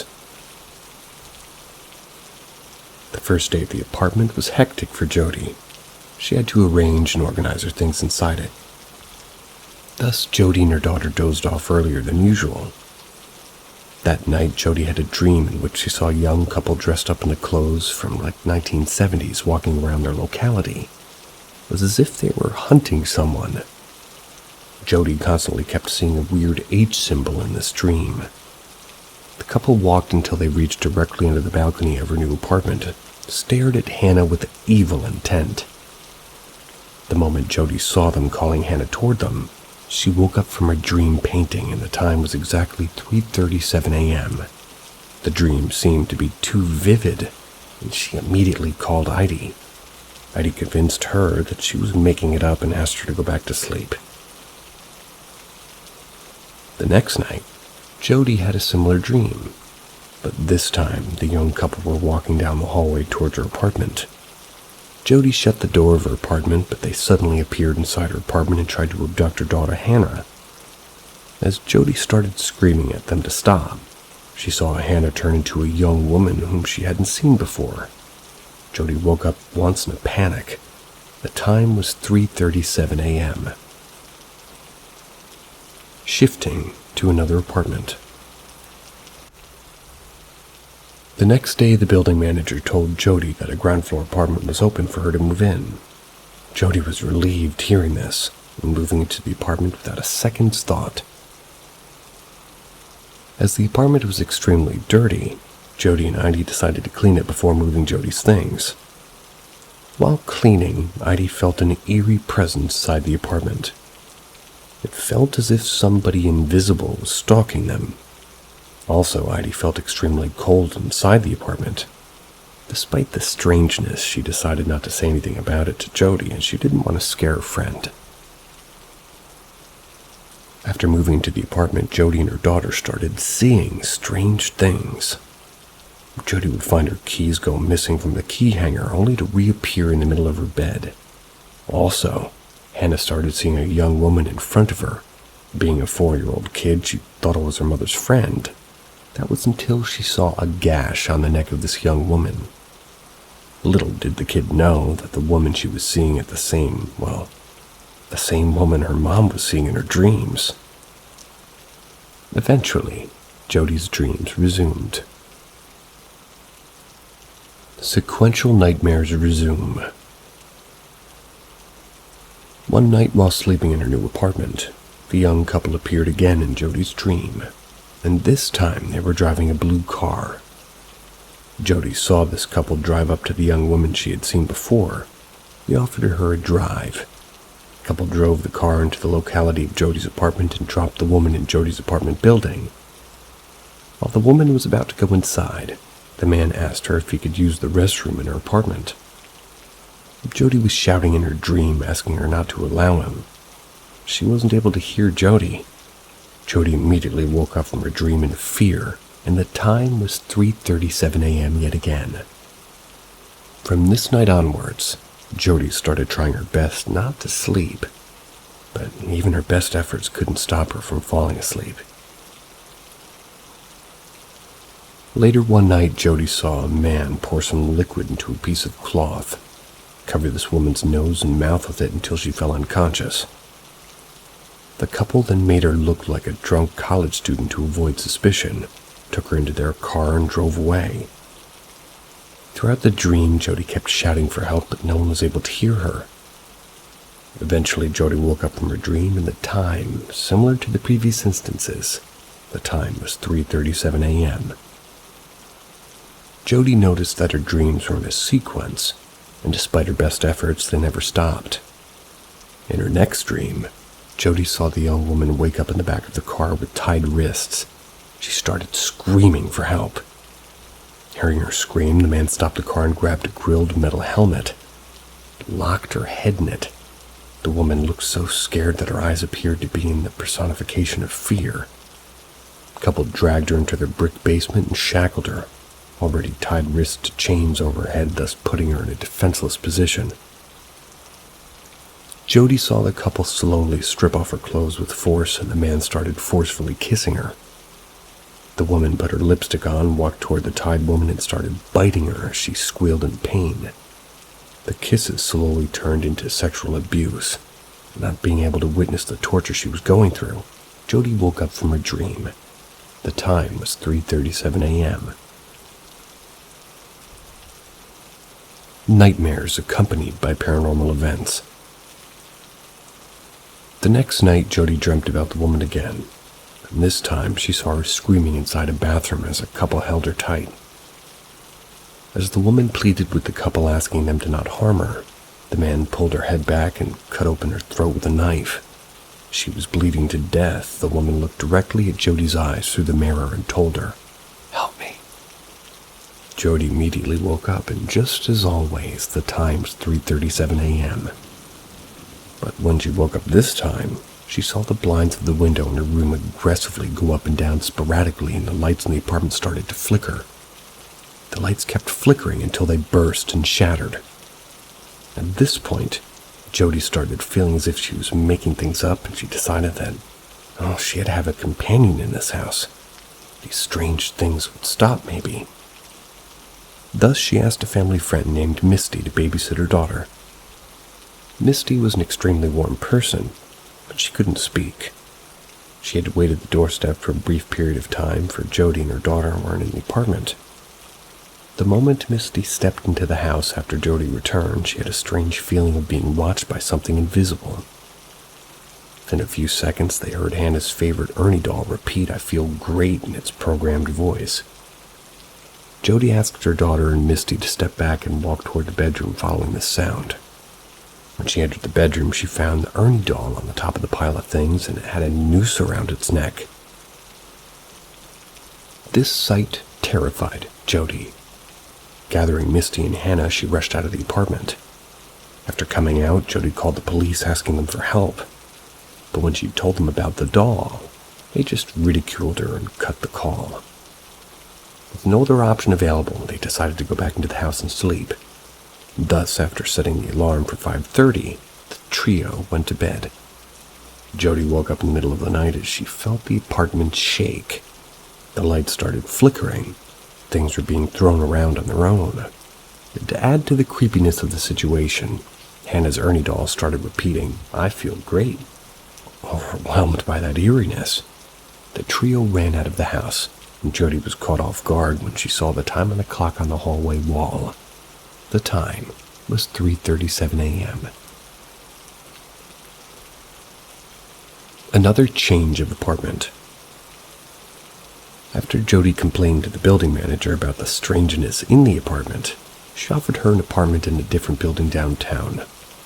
However, there was one condition. She was asked to not talk about the haunted apartment. Jody immediately agreed and moved out of her apartment in Walnut Grove. After leaving the apartment, Jody's life changed for the good. She found herself a good job and also a good partner named Joel Wiley. She was starting to become financially stable again, and her nightmares stopped as well. Thus, Jody was finally moving on from the traumatic things she experienced in a haunted apartment. However, this did not last long, as her daughter Hannah started seeing the young woman yet again. She started drawing pictures of this woman, and in one of these pictures, she perfectly portrayed the couple abusing the woman after tying her wrists over her head. After seeing the drawings, Jody understood that the spirit from the haunted apartment had followed her. Identity of the woman in Jody's nightmares. After giving a deep thought, Jody told Joel about the things that were happening, and to her surprise, Joel actually believed her. Also, he encouraged Jody to investigate more about the woman. Thus, Joel and Jody started searching for details about this strange woman in Jody's dreams. And after the couple spent multiple hours in the library, they found an article about a young woman named Marie Spanhake. They went missing in 1976. The address mentioned in the flyer of Marie was the address of Jody's old apartment. As they kept reading, they found a photo of Marie, and looking at this photo, Jody was dumbstruck as Marie was the woman she was seeing in her nightmares. Following this discovery, Jody's dreams about Marie returned. The discovery.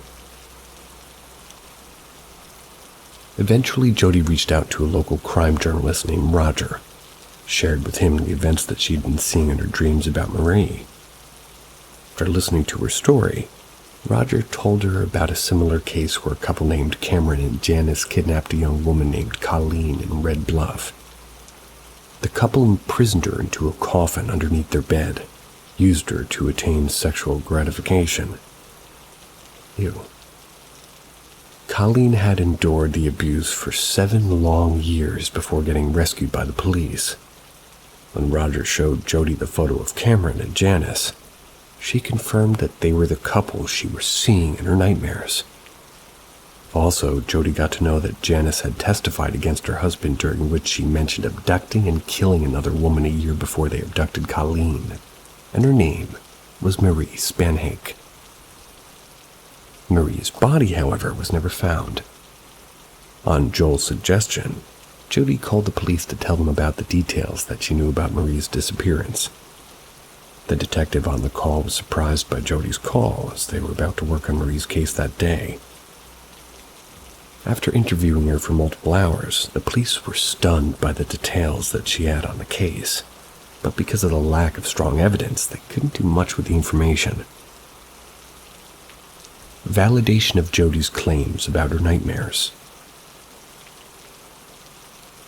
Seeking validation, Jody reached out to a local investigative reporter named Meredith, told her about the details that she knew about Marie's disappearance. Although skeptical, Meredith agreed to investigate the case. To confirm that Jody's claims were true, she had to find one detail shared by Jody that was not released to the public by the police. Thus, with the permission of the police, she started checking Janice's interrogation tape from the Chico Police's missing people's files.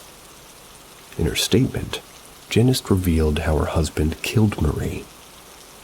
According to Janice, as Marie kept shouting while they abused her, Cameron decided to cut her vocal cords to stop her screams. Thus, he pulled back her head and started cutting her neck with a knife. But this caused profuse bleeding and Marie died. The detail about how Marie was killed was not shared with the public by the police. Hence, Meredith understood that Jody's claims were indeed true. After this, Jody stopped getting dreams about Marie, and the paranormal events that occurred in her house stopped. Brutal. Sorry if that was too much for anybody. I did not know. Brutal.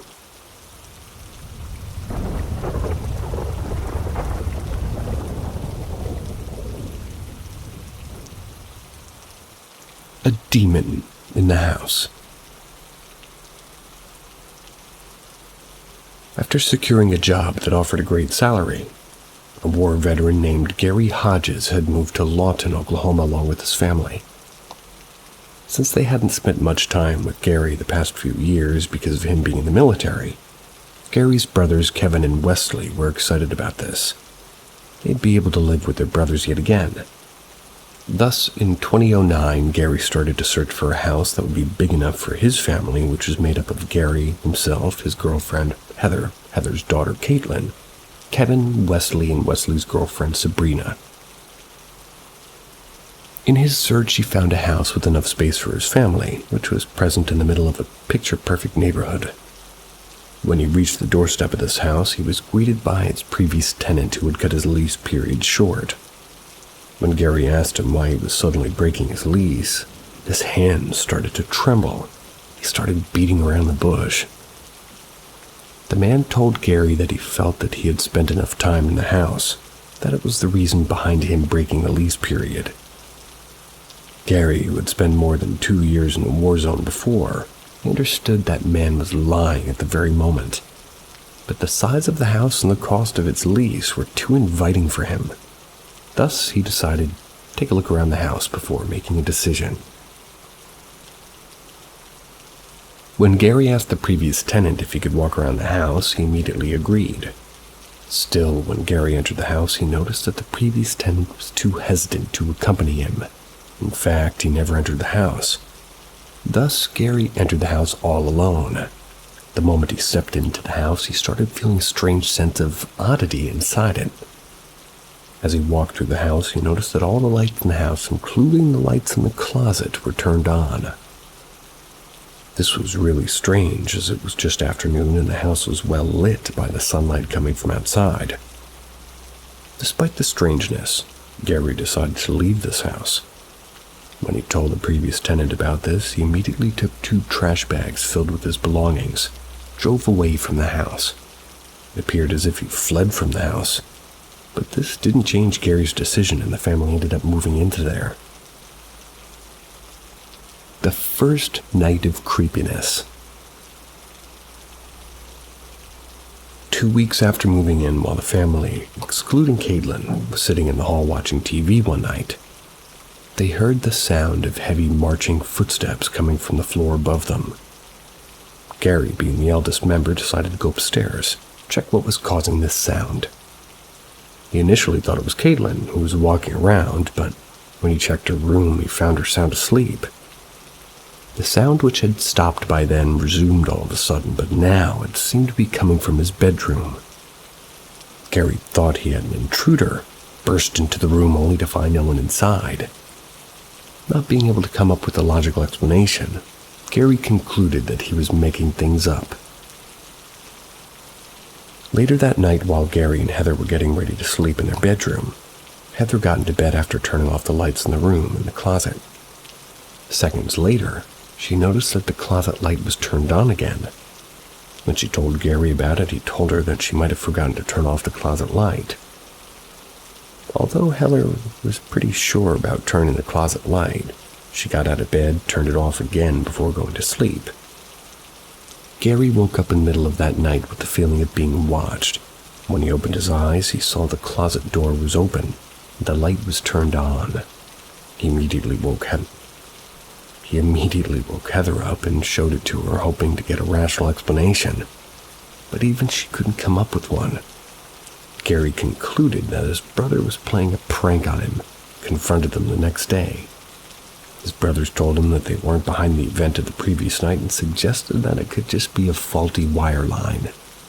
Gary didn't believe them, stormed out of the place. A strange shadow inside the closet. A couple of nights later, Gary woke up in the middle of the night as he felt Heather's side of the bed slowly pressed down. As if somebody was sitting on it. Coincidentally, Heather felt it as well. The couple jumped off their bed, turned on the lights, but found no one else in the room. Gary thought that his brothers were playing a prank on them and bolted out of the room to confront them. But he found them sound asleep in their bedrooms. He returned back to his room completely confused and sat up in the bed with Heather, trying to come up with a logical explanation. As the couple was trying to rationalize what had just happened, they saw the light in the closet turn on its own. And through its grilled door, they saw a huge shadow move around the closet. Gary slowly walked toward the closet, opened its doors only to find no one inside. The couple understood that something was wrong with the room.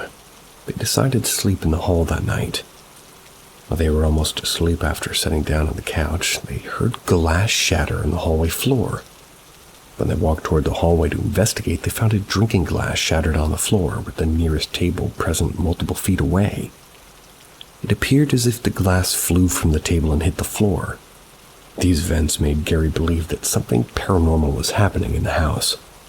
Gary became grumpy after that night because of his lack of sleep. His brothers felt as if he was just being overreactive. This led to a heated argument in the dining room one night, and during the argument, the family saw glass fly off a table in the kitchen and shatter on the floor. Seeing this happen right in front of their eyes, Kevin and Wesley started believing their brother's claims. Although the family wanted to move out of the house at once, they couldn't do it because of lack of finances. Zozo. A couple of days later, while the family were sitting in the hall watching TV, I guess they just heard this thumping footstep on the floor above them. Although creeped out, they decided to go upstairs together, check out what it was. But despite completely checking the first floor, they found no one. Making sure the first floor was empty, they walked back to the hall. The moment they got back to the ground floor, they noticed that all the cabinets and drawers were open. Whatever that had opened them opened the refrigerator and the oven in the kitchen as well. That night, while Gary was taking a shower, he heard loud thumping footsteps on the ceiling above him. Hearing these footsteps, Heather rushed into the bathroom to make sure her husband was safe. But the moment she stepped in, Gary felt an extreme burning sensation. 3 deep claw marks just slowly appeared in his back. The couple rushed out of the washroom in fear, and the footsteps stopped. The very same night, while trying to sleep, Kevin heard somebody climb on the stairs, walk up to the door of his room. Once the footsteps reached his door, they abruptly stopped. Kevin got down from his bed and opened his door, anticipating one of the family members to be there. There was no one outside the door.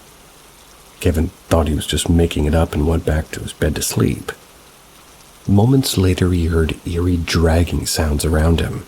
When he opened his eyes to investigate, he saw a demonic figure crawl toward him. Kevin shouted in fear, and the demonic figure magically just disappeared. He immediately ran downstairs toward Gary and started crying in fear.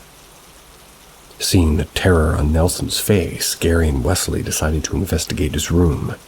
Thus, grabbing a knife, they walked into Nelson's room, but except the flickering lights, they found nothing. Gary grabbed a couple of pillows and a blanket for his brother and started walking back to the hall. On his way back, he heard footsteps in Caitlin's room. He broke into the room. Just as always, Gary was finding nothing inside. While he was about to walk out, he heard a tapping sound coming from the covered window. When he slowly pulled off the curtain to see who was tapping, he noticed the word Zozo on the window. It was present on the outside of the window pane. A Ouija board seance, or Ouija, Gary searched the internet, and he discovered the word Zozo. Zozo is a demon that has a reputation for bringing bad intentions, bad luck, death, suicide, and much more. The Zozo demon is mainly associated with Ouija boards. After getting to know these details, Gary and his brothers decided to make their own Ouija board and communicate with the demon haunting them. Using a shot glass as a planchette, the family started the seance. When Gary asked, "Is anybody there?" They didn't get any answer. But a couple of minutes later, the family felt a breeze hit them, and the shot glass moved to yes, then to no, then back to yes. The cycle continued, and the shot glass moved back and forth until Sabrina asked, "What is your name?" The moment she finished her question, the shot glass moved to the letter Z, then to the letter O, and back to the letter Z, continuously, just spelling Zozo, Zozo, Zo multiple times. Knowing that they were communicating with the demon in their house, Gary asked, "What do you want?" The very next moment, the shot glass moved around the board, spelling out, "Kill Gary." As the family looked at each other in shock, they started hearing thumping footsteps on the floor above them. The shot glass they were using as the planchette flew off the board and fell on the floor, thus shattering into pieces. The chairs around them started turning over, and Heather, feeling that she had seen enough, lifted her handmade board off the table. The moment she did it, the paranormal events around them stopped. The family ended up burning the board in fear. The final encounter. After the seance, the family didn't really notice anything paranormal for about a week. Their happiness slowly returned, but this did not last long. One day, all of a sudden, the family heard loud footsteps coming from the floors above them. The brothers decided to walk upstairs and check what was causing the sound. As they walked upstairs, they noticed that the sound was coming from Gary's bedroom, and thus, they walked towards his room. The door of the room was slightly open. They cautiously peeked through the opening. What they saw completely freaked them out. They saw a huge demonic figure with a bull-like head aggressively walk around the room. The demonic figure suddenly stopped, slowly turned its head toward the peeking brothers and started running toward them. Completely petrified, the brothers ran downstairs to save themselves. Gary's fright slowly turned into rage, and he ended up confronting the demon. He shouted, "I'm not scared of you. Come now if you can." After hearing this, the demon slowly descended the staircase. As the footsteps slowly approached them, the door around the family started shutting and close. The family found themselves locked in the hall. When the demon finally descended into the hall, Gary shouted, "Get out of here!" Hearing this, the demon looked dead at the family, gave a deafening growl. The growl was so loud that the glass objects around them shattered. These shattered pieces of glass slowly gathered into one shimmering cloud that was floating in midair. The shattered pieces suddenly flew toward the family. Luckily, the family were able to duck down in time and they weren't hurt. They gathered themselves up and looked for the demon, but it had already disappeared. The family ended up moving out of this house shortly after this event. Yeah, a minotaur would probably make me move. Probably. Maybe not.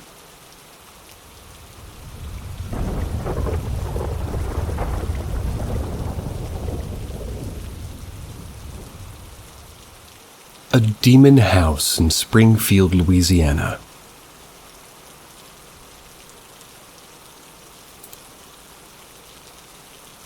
After living with her parents for a really long time because of financial issues, Janine and her husband AJ finally decided to move out of their house in Springfield, Louisiana.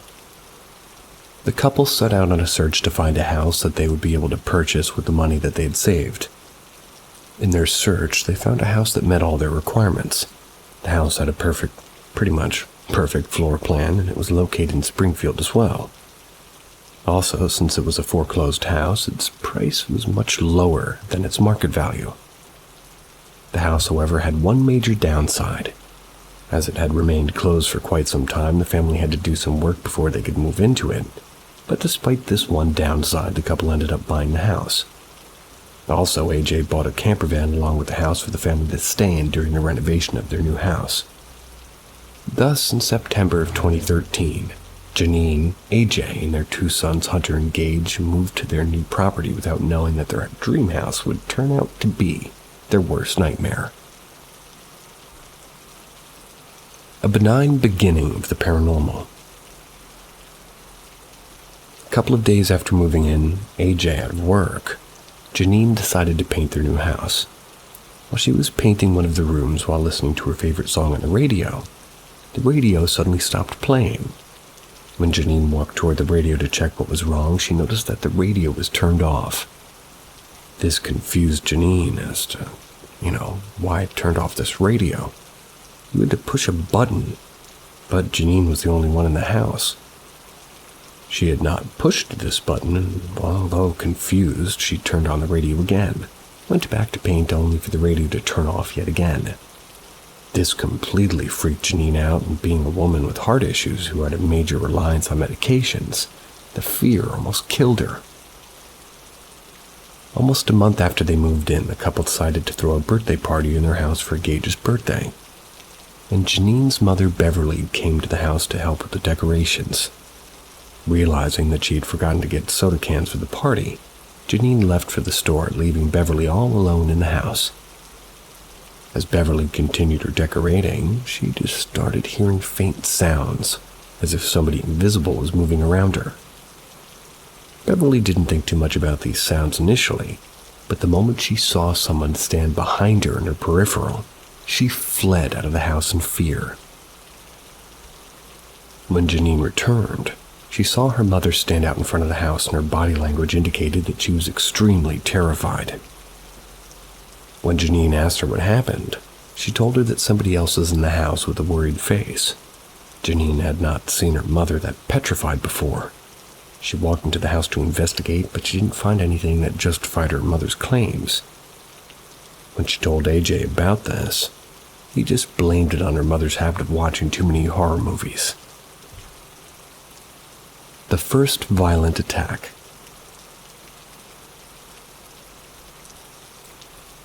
One night when Janine was all alone in the house washing the dishes, she felt a breeze of cold air suddenly hitting her neck. The windows around her were completely shut, and she didn't understand from which the opening breeze came. Although the strangeness got on her nerves, she continued washing the dishes. A couple of minutes later, she felt something poke her hard. It caused her to drop the dish she was holding in her hand. When she turned around to see who it was, she found no one. This petrified Janine, and her heart started racing. As Janine stood near the washing basin trying to gather herself up, she felt somebody pull her hair very hard. There was no one around her. She immediately sprinted out of the house in fear entered the camper van parked outside and shut its door closed. It was then that she noticed that she had left her heart medication back in the house. With her heart racing and her consciousness slowly fading, she ran back into the house to take her medicines. Luckily, she was not confronted by anything while she was taking her meds. The moment she swallowed her pills, she rushed back to the camper van. When AJ returned, Janine told him what happened, but he thought that she was making it up as she was alone in a very large old house. It was pretty new for her. An invisible friend. A few days later, when Janine was folding clothes in her room, she heard Hunter talking to somebody in his room. That day, the only ones in the house were Janine, Gage, and Hunter. With Gage playing outside, Janine didn't understand to whom Hunter was speaking. Thus, to get an answer, she slowly tiptoed toward Hunter's room, asked him who he was talking to. Hunter was talking to an empty space until Janine, said he was talking to his friend.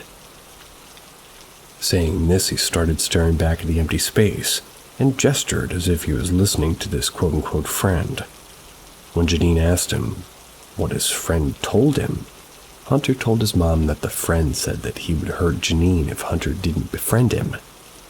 Janine fell short of breath hearing this, but with her best effort she controlled her fear and walked back to her room without letting her son know she was scared. AJ validates. With winter approaching, Janine called her father Jeff to help her. She needed help taking the winter clothes out of the attic. The moment Jeff entered the house, Janine told her about the strange things happening in the house, but her skeptical father didn't believe her. As Jeff walked back from the attic with her winter clothes, he noticed that the rosary on the door handle beside Janine was swaying like a pendulum. When he leaned in and took a closer look, the rosemary abruptly stopped. As Jeff stood there trying to come up with an explanation, he started hearing heavy stomping sounds come from the attic above him. Jeff initially thought it was his mind playing tricks on him, but when he saw the fear in the eyes of his daughter, he understood that it was not just him hearing the sound. The stomping caused pictures to fall off the walls and plaster fell off the ceiling like raindrops. Jeff snapped and shouted, "Show yourself!" In anger, caused the stomping to stop, and the house was filled with an eerie silence. The very next moment, Janine felt intense burning on her back. She felt as if something was burning her from the inside. Seeing his daughter point to her back while suffering in pain, Jeff slightly pulled up her shirt. As he kept pulling up, his face grew pale because of what he saw. He saw 3 deep claw marks on his daughter's back, causing her a lot of pain. Worried about her kids' safety, Janine sent them to stay with their grandparents for a couple of days. When AJ returned home, Janine showed him the scratch marks on her back, but he concluded that Janine must have brushed against nails while working in the house. This led to an argument between the couple. As they kept arguing, the door near AJ opened on its own and shut closed. This completely freaked him out and started believing his wife's claims. AJ and Janine decided that hanging religious relics around the house would stop the paranormal activity in it. Thus, AJ went around the house hanging crucifixes while Janine followed him with the open Bible in her hand. When AJ was hanging a crucifix on the kitchen door, Janine placed her Bible on the kitchen table and went to hold the ladder AJ was standing on. The moment AJ got down from the ladder after hanging the crucifix, the kitchen lights went out, and he started hearing a cackling sound behind him. When he turned to see what was causing the sound, he saw Janine's open Bible vibrate on the kitchen table.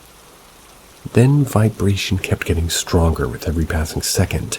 Within a minute, the Bible levitated above the table and closed. Hearing the Bible slam, the couple rushed out of the house in horror. The couple started staying in their camper van after this incident, feared getting back into the house. She will die. A couple of days later, the boys back from their grandparents' house. Janine decided to put a cassette recorder on the kitchen table with the hopes of picking something useful. Thus, after locking her boys inside the camper van, Janine mustered all of her courage, ran into the house, placed the recorder on the kitchen table, and rushed back out. Almost half an hour later, she ran back into the house and retrieved the recorder. The recorder was silent for quite some time, but a low demonic growl followed this silence. All of a sudden, she heard this demonic voice say, "She will die." Janine finally understood what the dark entity in her house wanted. It wanted her life. A huge pentagram on the floor. A week after this incident, one afternoon, Janine was hanging the washed clothes on a clothesline. Her sons were playing on the porch. Noticing that the voice of her son was slowly moving away from her, Janine turned toward the porch to see what they were doing. Seeing her sons run into the house, she started shouting at them, asking them to stop. They just wouldn't listen. Although scared to get back into the house, she just went in looking for her sons. Their voice led her into one of the upstairs bedrooms. When she entered the bedroom, she found no one. Before she could leave the room, she felt something invisible hold her firmly in place. This invisible entity lifted her off the floor, threw her back to the floor, face first, pinned her down. Janine felt as if something extremely heavy was lying down on her with her hands holding hers. It was making it hard for her to breathe. The demonic voice whispered, "Look under," in Janine's ears. With a lot of effort, she ripped a corner of the carpet under her and tore it off. The moment she did it, the entity pinning her down released her. When Janine got back on her feet and looked at what was under the carpet, she ran out of the house as she felt something dark take control of her. When she finally exited the house, she saw AJ and the boys near the camper van. She ran towards AJ and asked him to go to the bedroom upstairs and take a look. AJ calmed her down, gave her heart medications, and walked her to the bedroom didn't walk her, but he walked to the bedroom that his wife told him to. He noticed that a piece of the carpet was torn off and the bare wooden flooring that was left behind had satanic symbols carved into it. He immediately tore the rest of the carpet, and underneath it was a large pentagram with satanic symbols encircling it. It appeared as if somebody had summoned a demon into this bedroom. AJ immediately ran out of the house and called the local minister, asking him for help. The possession. The minister was able to sense the evil in the house the moment he arrived. With AJ and Janine accompanying him, the minister went around the house reciting the verses in the Bible and sprinkling holy water. As he was cleansing the house, Janine started to feel sick. Her heart started to race. AJ took her aside and made her sit down on a chair and went back to help the minister. Janine felt her chest tighten up and she started failing short of breath.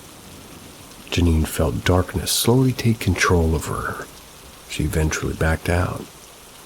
About an hour later, after the minister finished the cleansing, AJ checked on Janine. She looked completely worn out.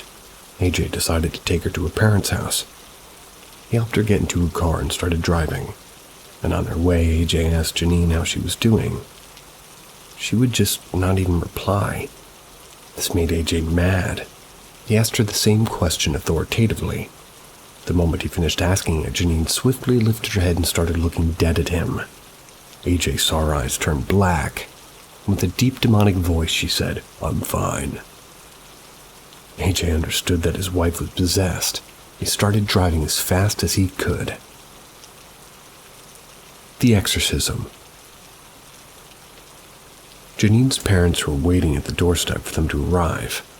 The moment they reached their house, Janine was taken inside, and the minister was called.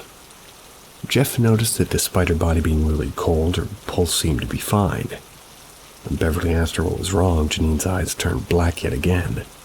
And just like before, she said, "I'm fine," in a demonic voice. The family decided to read Bible verses until the minister's arrival. And while they read the verses, Janine suddenly came back to her senses and told the family that a demon was inside her. When the minister finally arrived, he immediately noticed that the demon was indeed inside Janine herself. With AJ and Jeff holding her down, the minister started performing an exorcism. Janine started shaking violently. Her eyes turned black again. She started making demonic growls. The minister putting a cross on her head with holy oil and her family members calling out her name. Janine's eyes slowly became normal again. She came back to her senses. Janine was finally free of the demon. The couple ended up moving out of the house with their sons in January of 2014. That's not something you'd like to find underneath your old carpet.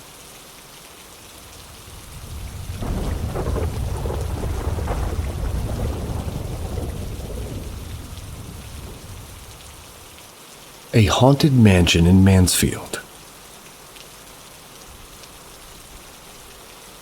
In 1994, a newly divorced woman named Amy Moore was on her search for a new house in Mansfield. In her search, she found an abandoned house that, in her eyes, looked extremely beautiful. This house looked like it needed a lot of work before she could move in with her daughter, Alyssa, but this was the factor that made Amy fall in love with the house. She was an artistic woman, and according to her, this house was her paintboard. Luckily, this house was available to be sold at an auction. Wanting a detailed look at it before bidding, she reached out to the property manager who showed up at the house the next day. The walkthrough started with the basement, and inside the middle of it, Amy found a mysterious concrete stone that seemed to hold no meaning. The property manager showed her the remainder of the house, and Amy noticed that the house was in complete disarray. After showing the remaining portions of the house, the property manager took Amy to the third floor. The floor of this room was filled with the remains of dead rodents, with old things that belonged to the hospital just strewn all over the place. The room was in complete chaos. Amy found an old eroding board that read Mansfield Training School. And this made her question the history of the house. The property manager was clueless about it and told her that the property's records were lost.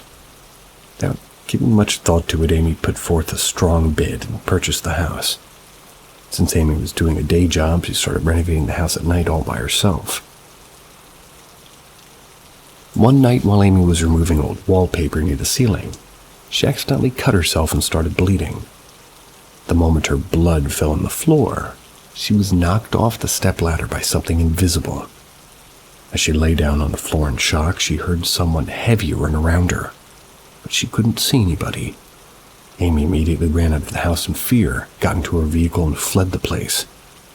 She returned to the house the next morning, but despite doing a thorough check, she didn't find anything strange in the house. Amy and Alyssa move inside. 1 month later, with the renovations complete, Amy and Alyssa moved into their new house. Although Amy was exhilarated to move in, her daughter was not particularly excited as she was able to feel something dark in the house that creeped her out. To overcome this fear, she decided to explore the house. While moving around the house, she noticed that the staircase to the third floor was covered with a creepy old door. After looking at this door, Alyssa's mind was filled with mixed emotions. She was scared of this door, but at the same time, she was curious about what lay behind it. Thus, gathering all of her courage, she unlatched this door and opened it. The moment she opened this door, a blast of cold wind hit her, made her fall short of breath. However, this did not stop Alyssa from ascending the staircase and going to the third floor. As she walked around soaking the creepiness in, she felt as if something was standing behind her. Before she could turn and see what it was, she felt its breath on her neck. Fear took over Alyssa's mind and she ended up running out of the house. A few weeks later, while Amy was making dinner and talking to her daughter about how the day went, she heard heavy stomping coming from the floor above them. It was vibrating the ceiling above them. Amy grabbed a hammer and walked slowly upstairs to investigate with her daughter closely following behind her. When she almost reached the floor above, the door in front of her shut close, and this made Alyssa run out of the house in fear. Amy, however, ran toward the door and opened it, hoping to find an explanation, but she found nothing inside the room. Alyssa moves out. The stomping grew worse with time, and every time Amy tried investigating, she would find nothing. Also, the creepy door that covered the staircase to the third floor started acting strange. Despite closing it herself, Amy would always find it open whenever she passed near it. Thus, one day she placed an iron rod on the latch to stop it from opening, but just after taking a few steps away from the door, she heard the iron rod fly off the latch. The very next moment, she heard the door slowly open with a creak, and this made Amy run out of the house. One rainy night, Alyssa heard loud sexual moans come from her mother's room. The moans were so loud that the sound of rain coming from outside seemed to be soft. With moans getting progressively louder every minute, she decided to go tell her mom to reduce her sound. Okay. Alyssa kept knocking on the door of her mother's room, but she got no response. As she kept knocking, she remembered seeing her mom leave for work in the morning. Realizing that, well, the one making the moans was not her mom, she slowly started stepping back.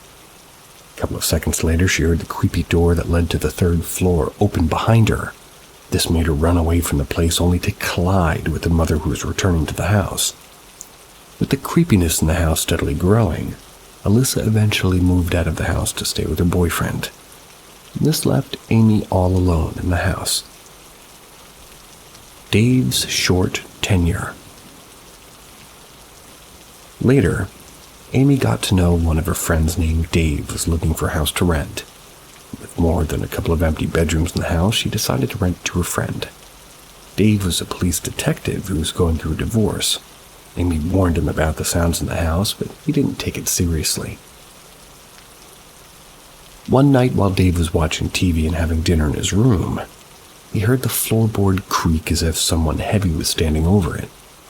When he slowly peeked out of the room to see who it was, he saw a huge shadow dart past his room. Thinking it was an intruder, Dave drew his gun, started investigating. After not finding anybody despite checking completely, he went back to his room to continue his dinner. While Dave was taking the dishes to the kitchen after completing his dinner, a huge dark shadow appeared right in front of him and vanished magically, terrorizing the baby. A couple of nights later, while Dave was watching TV in his room, he heard a water bottle crash down onto the floor. While he got down from his bed and started walking toward the door to see who threw it, the bottle came flying towards his head. Luckily, Dave ducked in time and he was not hurt by this bottle. As he stood there in shock, recollecting what had just happened, he heard a loud demonic growl approach him from the hallway, moved across his room, entered the closet, and disappeared. This instant made Dave move out of the house. Shortly after Dave moved out, Amy's son Bill, who was recently laid off, his fiancée Casey, and their infant son Bubba moved in with her. One night, leaving Bubba in his crib, with the baby monitor beside him, Casey and Bill went downstairs. As they kept speaking to each other, they heard "Twinkle, Twinkle, Little Star" on the monitor with them. Bubba still seemed to be asleep, and the couple thought that it was one of his toys malfunctioning, but the song suddenly stopped and they heard a demonic voice say, "Bubba." The very next moment, the infant started shouting and crying. The couple immediately rushed to his crib, but they found no one around it. The history behind the mansion. Following this event, the family started getting nightmares every night. Amy constantly dreamt of being a young girl. The young girl was abused by a creepy-looking woman who abused and murdered her. With this dream repeating every night, Amy understood that her dream was somehow connected to the house. Thus, to find the connection it had with her dreams, she started taking pictures of the interior of the house, but it seemed to be a really hard puzzle to crack. One day, while Amy was sitting in the local pub with these pictures on the table, one of her old friends ran into her. Seeing the picture on the table, he immediately asked Amy if the house in it belonged to her. When she told him yes, he told her that that house used to be a mental asylum. It was known for abusing its patients. Amy finally found a clue. With the help of Casey, she started digging into the history of the house.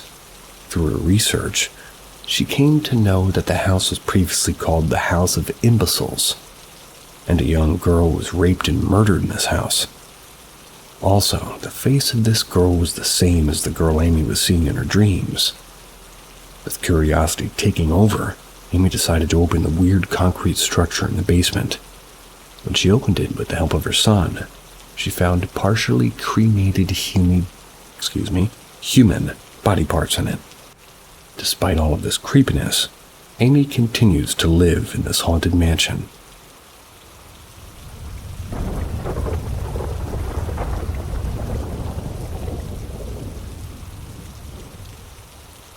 Haunted by an impersonating demon. After getting married in 1999, Mike and Stacy Stow were living the life that they'd always dreamed of. The couple had their first son, Cameron, in 2002. And with Stacy pregnant, they were expecting their daughter in 2004. A terrible vision. Mike was an easygoing man who was a great husband and a perfect father. One day in 2004, while the couple was playing on the lawn, they were playing with their son, Mike, and Stacy suddenly had an eerie vision out of the blue. In her vision, she saw her husband die in a car accident. Tears started rolling out of Stacy's eyes, and she was brought back to her senses by Mike. The next moment, Mike received a call asking him to come to work as there was an emergency. Mike, who had just started his new job as an IT manager, obliged, left for his workplace driving his car. A couple of hours later, Stacy heard a police officer knock on her door. Stacy, who was still trying to shake off that eerie vision, heard something terrible from the police officer. Her vision had become true, and her husband had died in a car crash.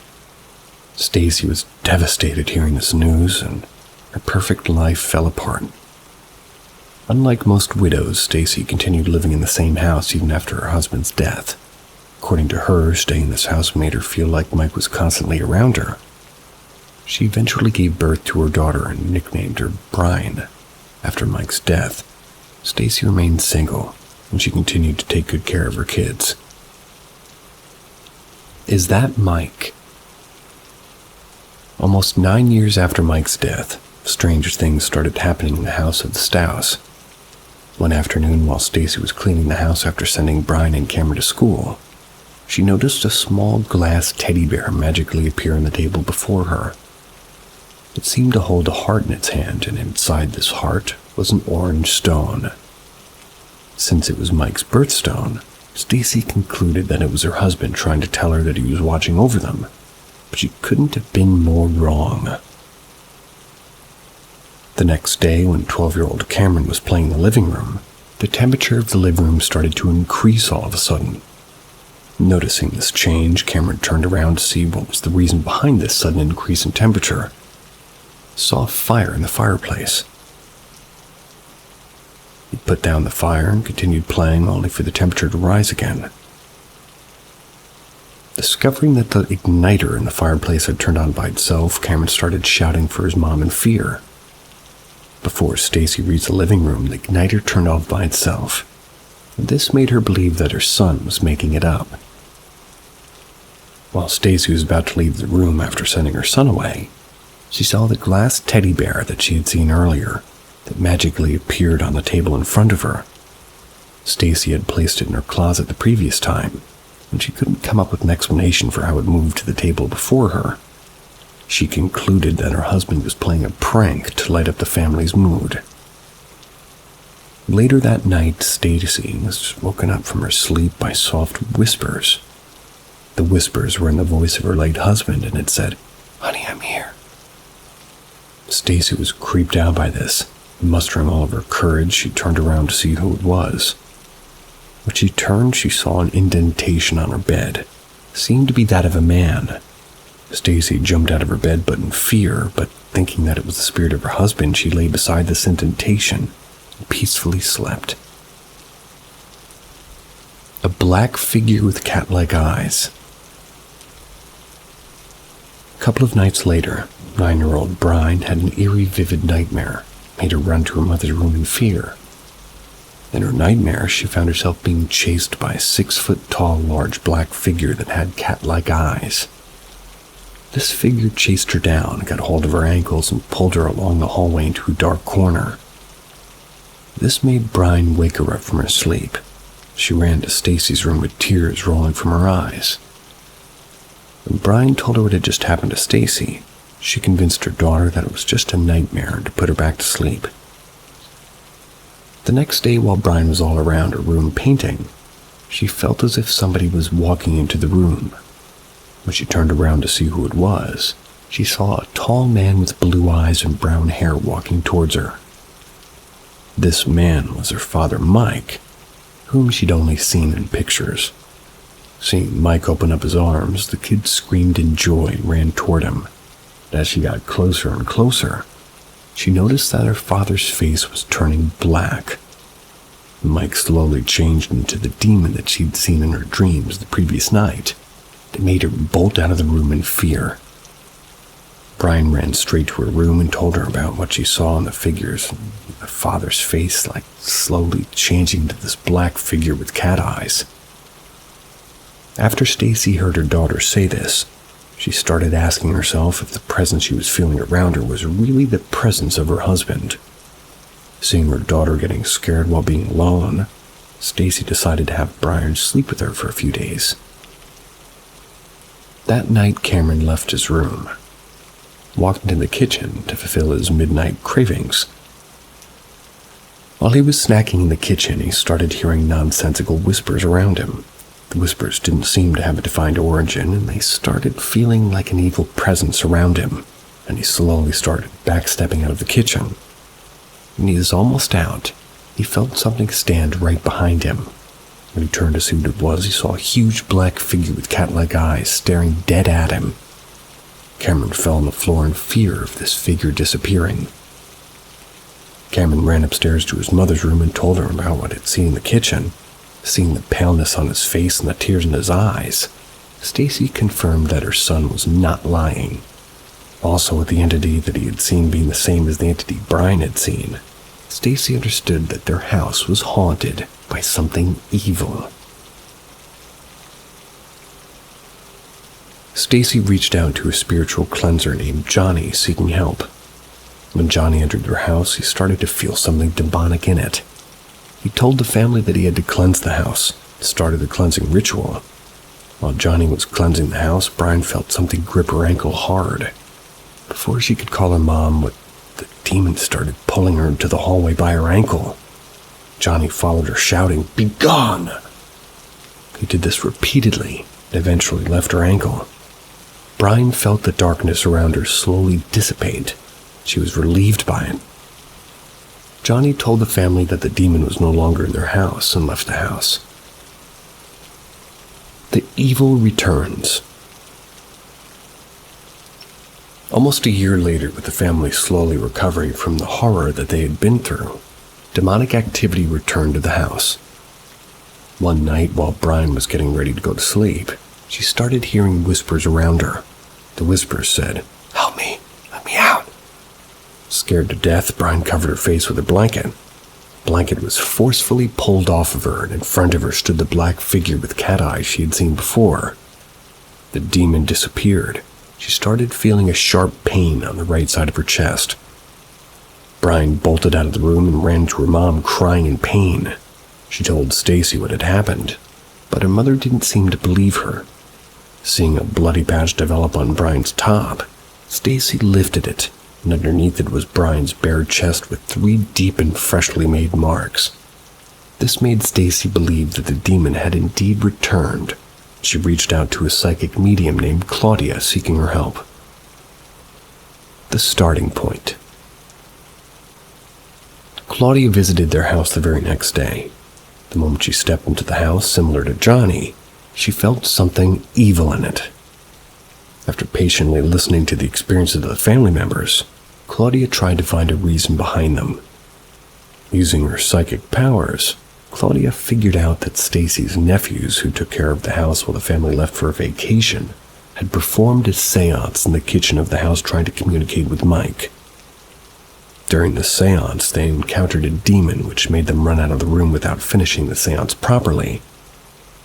After Stacy confirmed that strangeness in the house began after this vacation, Claudia helped the family to finish the seance properly. Ever since then, they haven't experienced anything paranormal in their house. Cheers.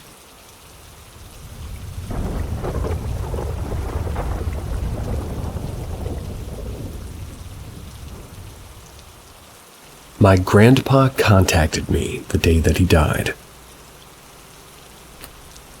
My grandpa was diagnosed with cancer about 3 years ago.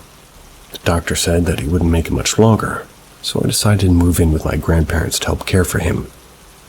My grandma is disabled, so we couldn't do it on her own. He ended up living for 2 years after his initial diagnosis. During this time, he and I got very close. He'd always told me I was his favorite, but this was a lot different. We talked about death and the afterlife a lot, and he was aware of my skepticism. One day he told me he would send me a sign if there's something out there. Anyways, fast forward to his last few days. He was losing his mind more and more every day. He was even convinced he was already dead at one point. I was the last person he talked to before he went into a comatose-like state. He told me that he loved me so much. The next day he died in our living room. It was really surreal. I kind of blocked everything out because I'd never been so close to death. We had to wait for the hospice nurse to pronounce him dead, and then for the coroners to pick him up. He laid there for like 5 hours before the nurse showed up. I never moved from his side. After the coroners came, I gave his body a kiss, told him I loved him, and went upstairs because I didn't want to see them put him in a body bag or something. When I got up to my room, I just sat in my bed in a weird daze. I have this touch-activated light on my desk. It's on the other side of my room. It turned on by itself. I didn't think anything about it at first, so I went and turned it off and returned to my bed. Then it turned on again. Turned it off again, sat in bed again, and then again, 3 times on its own. The last time I got up to turn it off, it connected. Connection was made in my mind. The mirror sits on a leather box my grandpa gave me. Had all this sort of cufflinks and miscellaneous sentimental items in it. I am by no means spiritual or religious, so this experience has left me confused for at least over a year. I want to believe that this was him sending me a message, but it contradicts everything that I've ever believed in. Is this most likely just not a coincidence, or is it possible that he tried to contact me? I vote for the latter. See ya.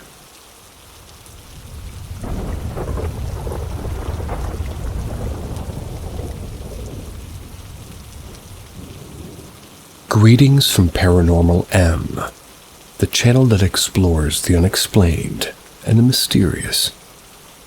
Don't forget to hit subscribe, write a comment in, turn on notifications for more spine-chilling tales.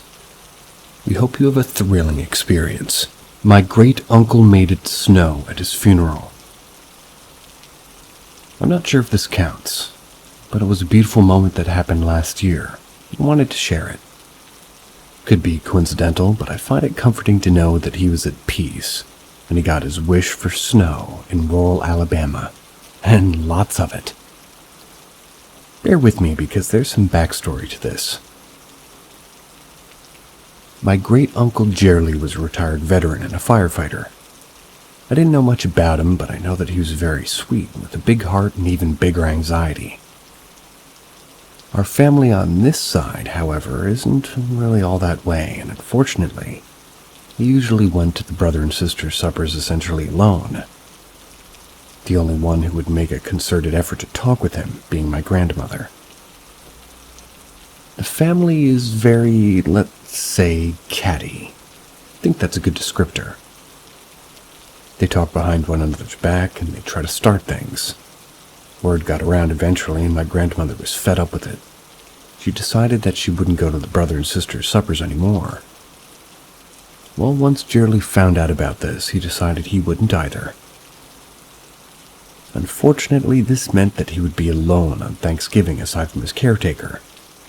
He usually was anyways, but now more so. So my grandmother invited him to our Thanksgiving, so that way he could have supper like a real family should around people who do genuinely love and cherish them. I didn't see him for a moment when he wasn't smiling, especially when he was holding my baby niece in his arms, rocking her to sleep when she was fussing for most of Thanksgiving. I gotta finally know him then. I've never met somebody with a gentler heart since. When it was over, Grandma told me that Jerly told me that he didn't want to leave, that he had such a good time and didn't really want it to be over. He passed away in his sleep just a week later. I'm really truly happy he had such a nice time before he passed. Now, I live in Alabama, and one thing you should note about here, even in the northernmost part of the state, is it rarely snows. On Thanksgiving, it was hardly even weather enough for an overskirt, but the day before Jerly was buried, it was still the case, but the day of, though, I'd never seen it snow harder. I think it may have been at least 3 inches deep, which is unheard of where we live, especially to occur overnight with no warning. Well, I'd never seen so much snow stuck in the ground. I know it may be coincidence, but I like to imagine that it was Jerly telling us from beyond that he was at peace.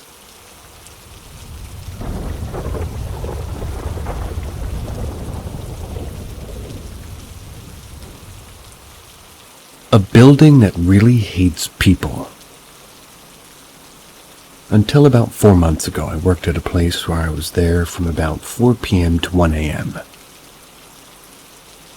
The usual was to work in teams of 2, but I preferred working alone. Yeah, bad idea, obviously. So this building was disconnected from every other building. They were all connected, but the rooms were all connected by a hallway in the middle. And every room also had an extra door that either led to a neighboring room or to outside. Nobody liked going in there at all, even in teams. We would go in and feel enough heaviness and angry vibes to kill a honey badger. So of course I was usually thrown in as sort of a minority vote. So one day I go in and start doing my thing, talking as I go along and describing what I'm doing. While I'm doing it. And how long it'll take, as it makes the building feel calmer and less angry, as if it's listening to what I'm saying and deciding to hear me out. Anyways, I feel the normal weight on my shoulders, the heat of anger on my back, and the feeling of being watched. All of a sudden I get the biggest feeling of dread, like something wants me out and my body wants out because something real bad's gonna happen if I don't. Unfortunately, I'm an idiot, so I ignore it and just continue with what I'm doing.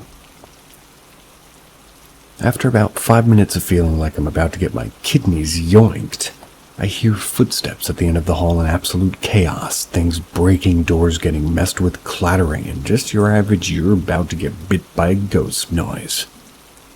So I ran out of there and fetched one of the teams to help me finish the job. Maybe I could use them as a meat shield.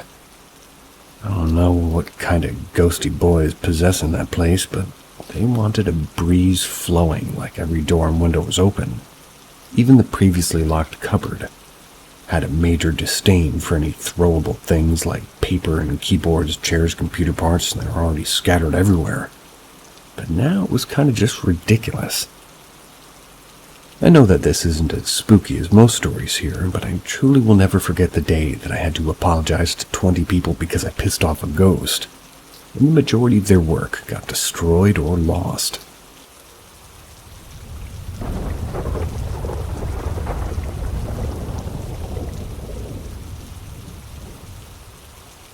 Stepdad hanging around.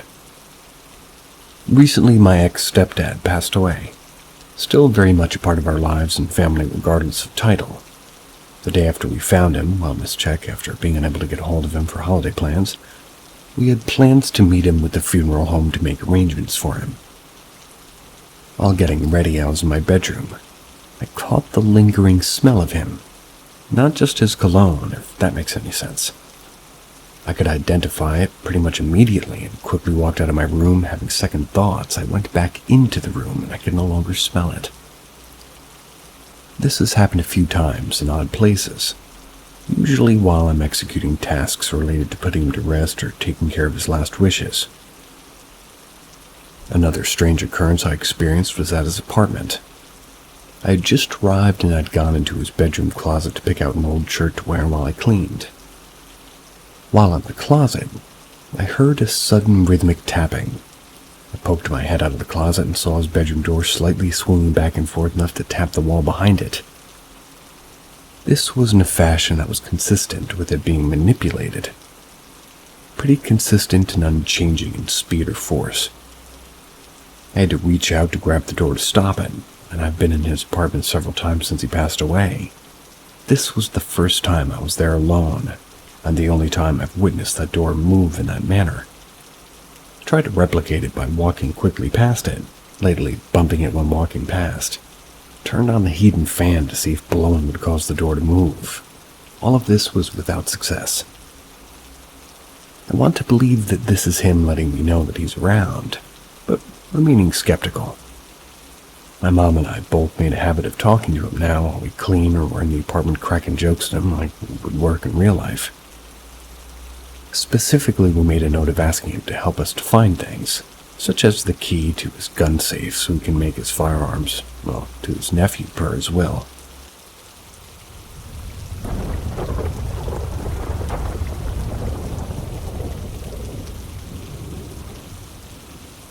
Should I seek a professional about my intuition? My intuition has never been wrong, ever since I was a kid. I always knew when somebody was lying, when something was wrong, and I could even explain like concepts that I never researched. That was because I thought it was just a common sense thing. Turns out a lot of it wasn't common sense. But there are 3 recent instances that made me think about talking to somebody, and I just want to know if y'all think it's worth it. Boy band BTS announced a break from group activities earlier this year, at a concert in October. I immediately felt something was wrong and documented it on Snapchat with the caption, 12:58 a.m., October 8th, 2022. Just got a bad feeling about BTS, trying to see if I'm a witch. I was kind of joking about the witch thing, but I was genuinely curious if I was overthinking stuff. A week later, they announced that they were all going to the military and would return in 2025. If you don't know, South Korean men must enlist in the military before they turn 30, and their oldest member turned 30 next month. It was a whole ordeal, but no one thought they were actually going to go, but I just felt it was in my bones that something was up and I was right. I was on chat roulette with a friend, and the guy we were talking to said his wife was African. I said aloud, "She's Moroccan." I don't know why, but Moroccan just came to me. My friend asked him what ethnicity she was, and he said Moroccan. She looked at me and we both literally started screaming, and I'm not over-exaggerating, we're just traumatic people. We screamed because not only was I right, but it wasn't my first time doing something like that. She's always joked that I could be a witch. Keyword joked. We know witchcraft is serious. 3. I was on chat roulette again, and 2 other friends a day or so later. This Somalian guy came up and we all introduced ourselves. I had a bad feeling for some reason and became disinterested really fast. I asked my friend, "Does he seem like one of those Africans that bash black Americans for saying we're from America and not a country in Africa?" "Yeah, that's a thing. Black people call it diaspora wars, and honestly it sucks." My friend said, "What? No, he seems nice." They continue talking to him, but I get on my phone and wait out the conversation. He then starts 1, ignoring my African-American friend, and 2, bashing my Ethiopian friend for not being a real African, and not knowing her heritage because she was born in America, not Ethiopia. She immediately skips him, and both of them look at me with wild eyes. I called it.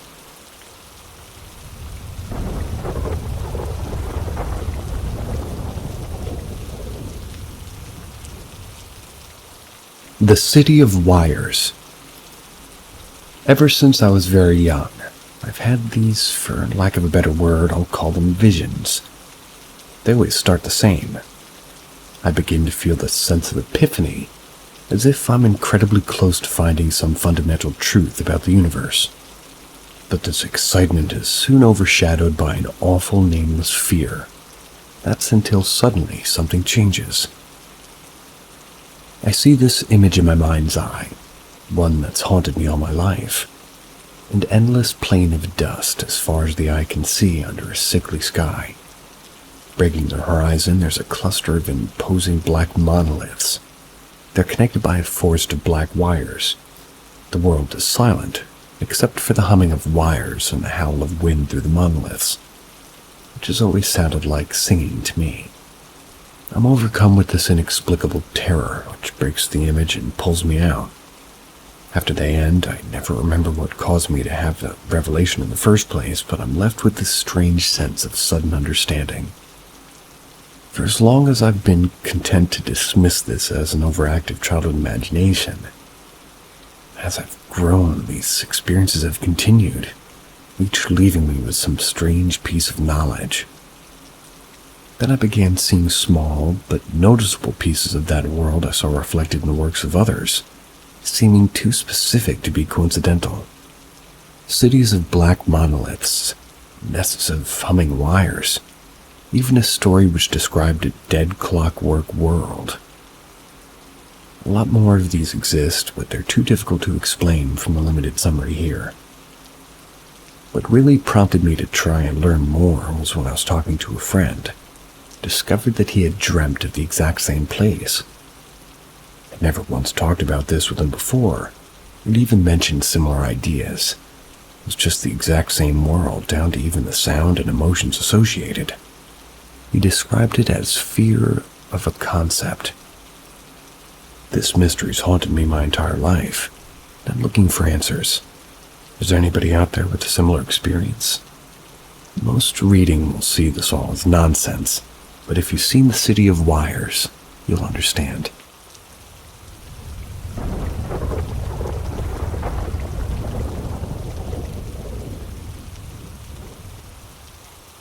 My dad was being a bit petty, even after his death. The three occurrences occurred within hours of each other in the fall of 2017. This was shortly after my father passed away from a long battle with cancer. I was 23 at the time. He fought this disease for about 16 years, but eventually lost. He was a smart and funny person, but also quite the micromanager and at times petty. He'd be the type of father who's clever enough to know if you've been smoking pot or getting into benders with your friends, even if you thought you could hide it from him. My father wasn't the nicest person to be around at the end of his life. My mother did her best to provide for him, but he felt as if it wasn't enough. He passed away in her house one gray October morning. After the body was removed, we tried to tidy his belongings the best we could and console each other. The next afternoon was when the occurrences began. I'll list these out in chronological order. 1. My father loved his Amazon Alexa. My mother, brother, and I didn't really care for it.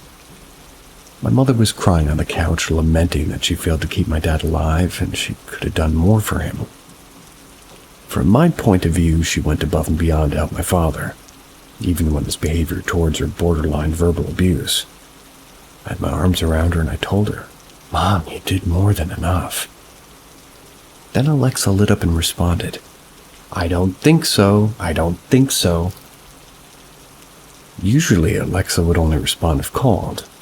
Also, if she didn't understand your question, she'd respond, "I didn't quite catch that," or, "Could you repeat that?"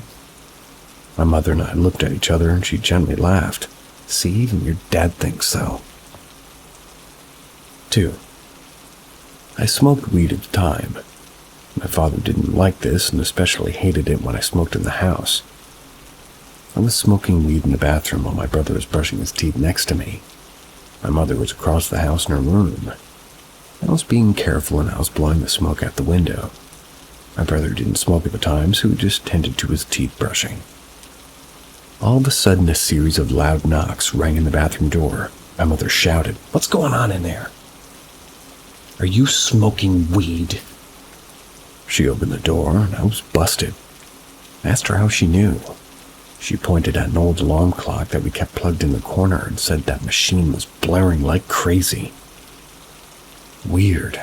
I didn't hear a single thing, and the clock was about 10 feet away from the bathroom door. And moreover, we recently had a mild electrical blackout. Didn't even bother to reset the time, so the clock was just idly blinking 0000. I wouldn't expect a clock in the state to trigger an alarm. 3. The Wi-Fi failed the same night. I heard my mom call to me and my brother from across the house. "Boys, is your Wi-Fi also down?" We checked, and sure enough, the Wi-Fi logo on our phone was gone and we were using LTE.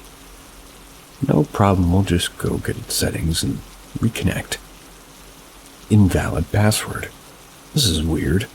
I've had the same password for years and never had this happen. The password was, our last family name. So, for example, Forster family, of course, was Forster. That was my father's surname. Seems like my dad took his surname away from us. No way to fix this issue, so we eventually changed the password to our dogs' names.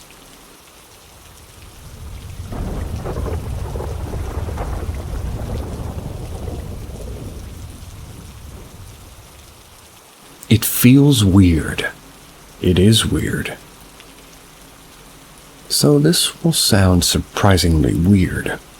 I'll also probably leave out a lot of information, as what I'm going to tell you isn't the first weird shit that happened to me. I don't really know where to start, so feel free to ask. So I'm still not really sure how much I do believe that ghosts are real, even though some things happened before. However, recently I started to have this weird dream, or even dreams. It's hard to explain this feeling, but it's not a normal dream. It doesn't feel like a lucid dream, that's pretty ordinary to me, or sleep paralysis, and I am healthy. There's nothing physical or mentally wrong with me. This summer I was staying with my friends at a holiday apartment.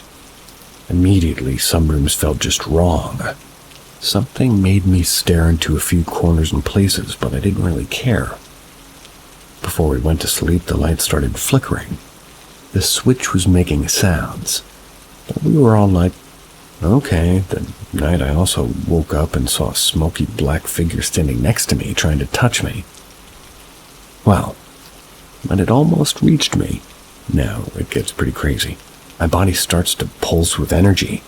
Started to get really hot and everything was tingling. Then it was released in waves. The figure went away. The morning and also the following days, I felt full of energy. Slept like a baby.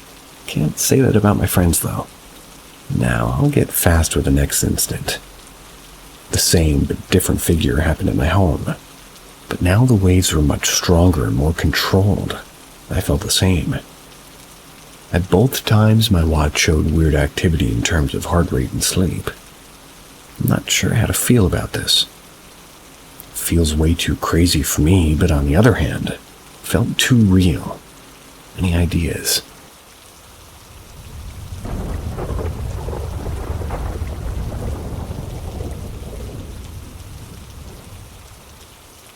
Can anyone explain the weird experiences that I've been facing?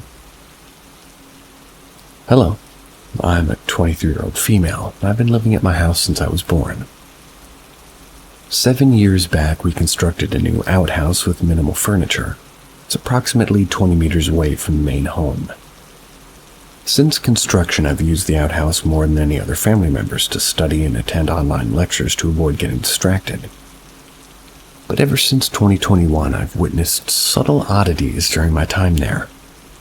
On January 2021, the wall clock suddenly stopped at around 4:20.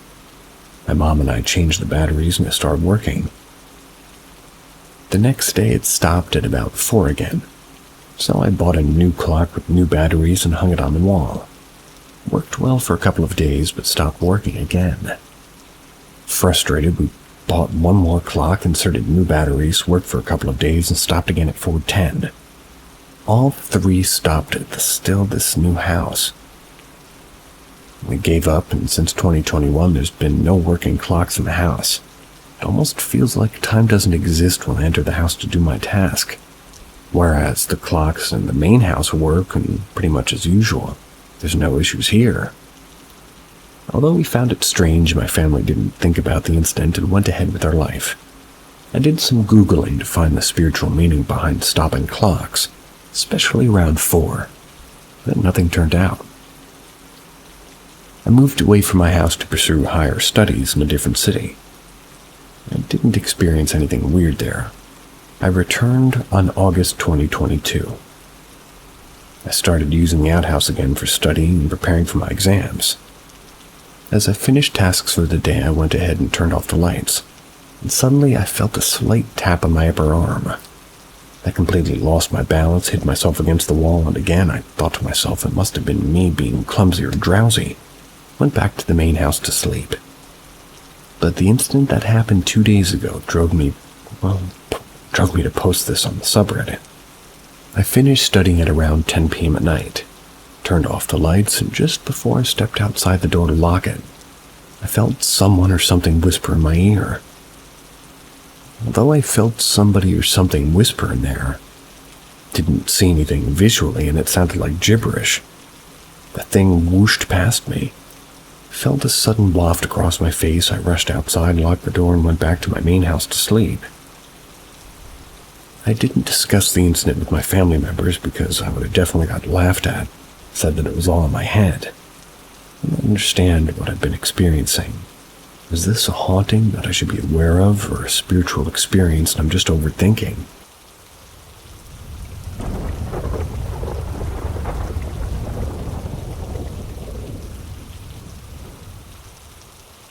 Czech Embassy in Japan. I once saw a story about somebody seeing a winged creature in Japan. I asked if anybody wanted to hear my stories from there. Member of my family, won't say who just in case. They're a diplomat who got stationed in Japan, so my whole family moved there when I was 6. We lived in the Czech Embassy in Japan for 4 years. Some crazy shit apparently happened. The most important thing is when an older member of the family had a sleepover in the embassy cinema with a couple of his Japanese friends. They had sleeping bags and pillows, which they put in between the seats in the back row. The older member of my family woke up at around 2 a.m. They speculated as they didn't check their phone. To plant in the corner of the cinema right next to a wall. No one could have been doing it since there was no room and it was shaking rapidly. Now, they have a lot of sleep paralysis, so they don't really think much of it until they noticed his Japanese friend shaking, looking down, muttering something. When he got their attention, he told them, "Don't look at it. They want you to help them." After some time, don't know how much, but it stopped and they booked it the fuck out of there. In another instance, the receptionist and such, all Japanese, all believed in the supernatural as Japanese tend to. They often saw the cupboard start opening and closing rapidly with a bang. I never knew about this until a year or so ago. I was small, and the only indication I ever got was my mother refusing to go down there.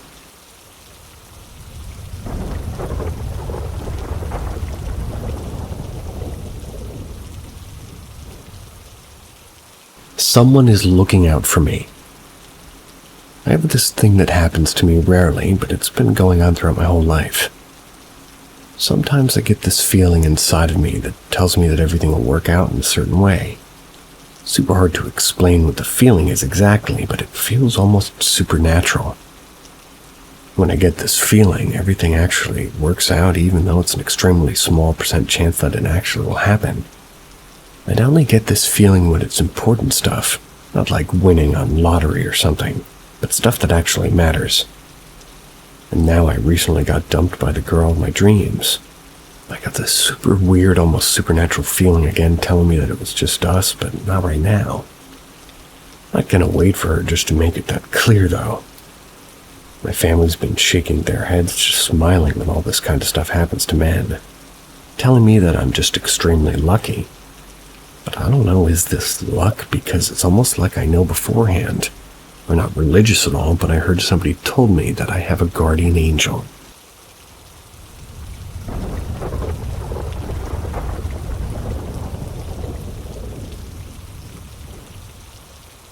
You saw me, but it wasn't me. This happened 3 years ago when I was still in high school. My school is very far from my home, so I'd ride the train. Sometimes a friend would go with me. We would usually encounter a classmate along with her boyfriend in front of us. We never really spoke with each other, but we know it's them because of their size difference and her height. Our classmate is a girl and she's very small, smaller than the average small height. I think she's around my chest level and I'm around 156 centimeters. She also has curly hair, which is rare in my country. Her boyfriend is tall and big. My friend and I would always try to walk past them on the way to the train. We never greet them because we're too shy. One day we had a group project over at another classmate's house. That girl classmate was also invited. Started getting to know each other and she told me that she thinks I'm cool and wants to be friends. She would always see me entering the school at around 9 a.m., but she's too shy to approach me. I went silent because as far as I know, I'm always late for class. I would be at the school at around 12 or 12:30 p.m., never too early. I told her that it wasn't me, but she told me that it really was me. She told me the details of how I would get off my ride to cross the highway running like a penguin. Well, she's actually right. Everybody tells me that I ran like a penguin when I have a backpack on me. She continued explaining that I wore a blue hoodie, black yellow Adidas bag, and a huge black headphones, so it would be pretty easy to identify me in our country as a hot weather. No one would wear stupid hoodies during daytime except me. I then told her about how my friend and I also saw her and her boyfriend every day in school on the way to the train station. She looked at me weirdly and told us that it wasn't them, and they actually go the opposite way. They don't have anything to do on the way to the train station. Chills. I defended what I said and told her that it's them. I told that her boyfriend wears white glasses, and it's also rare because I haven't seen a guy at her school who wears the same glasses. We started exchanging weird looks. I asked her if she's messing with me, and she then texted her boyfriend about asking him when we would always point out to him that she sees me during 9 a.m. during the school grounds. She asked her boyfriend what I wore, and he explained clearly. Blue hoodie, black headphone, black yellow bag, running like a penguin across the street. So they would see me at 9 a.m. entering the school, and I would see them walking to the train station at around 7 p.m. It doesn't make sense. After our conversation happened, those never showed up again. Those in quotes. I still think about that incident every day after years. It was a bizarre situation. It continued to happen until we noticed it. It just stopped after we found out about it. I've been with different classmates on the way to the train, so I have other witnesses. We never know why it happens. Was it doppelgangers? What would have happened to us if we approached those things? I think we were lucky that we didn't approach them. Who knows what those things are?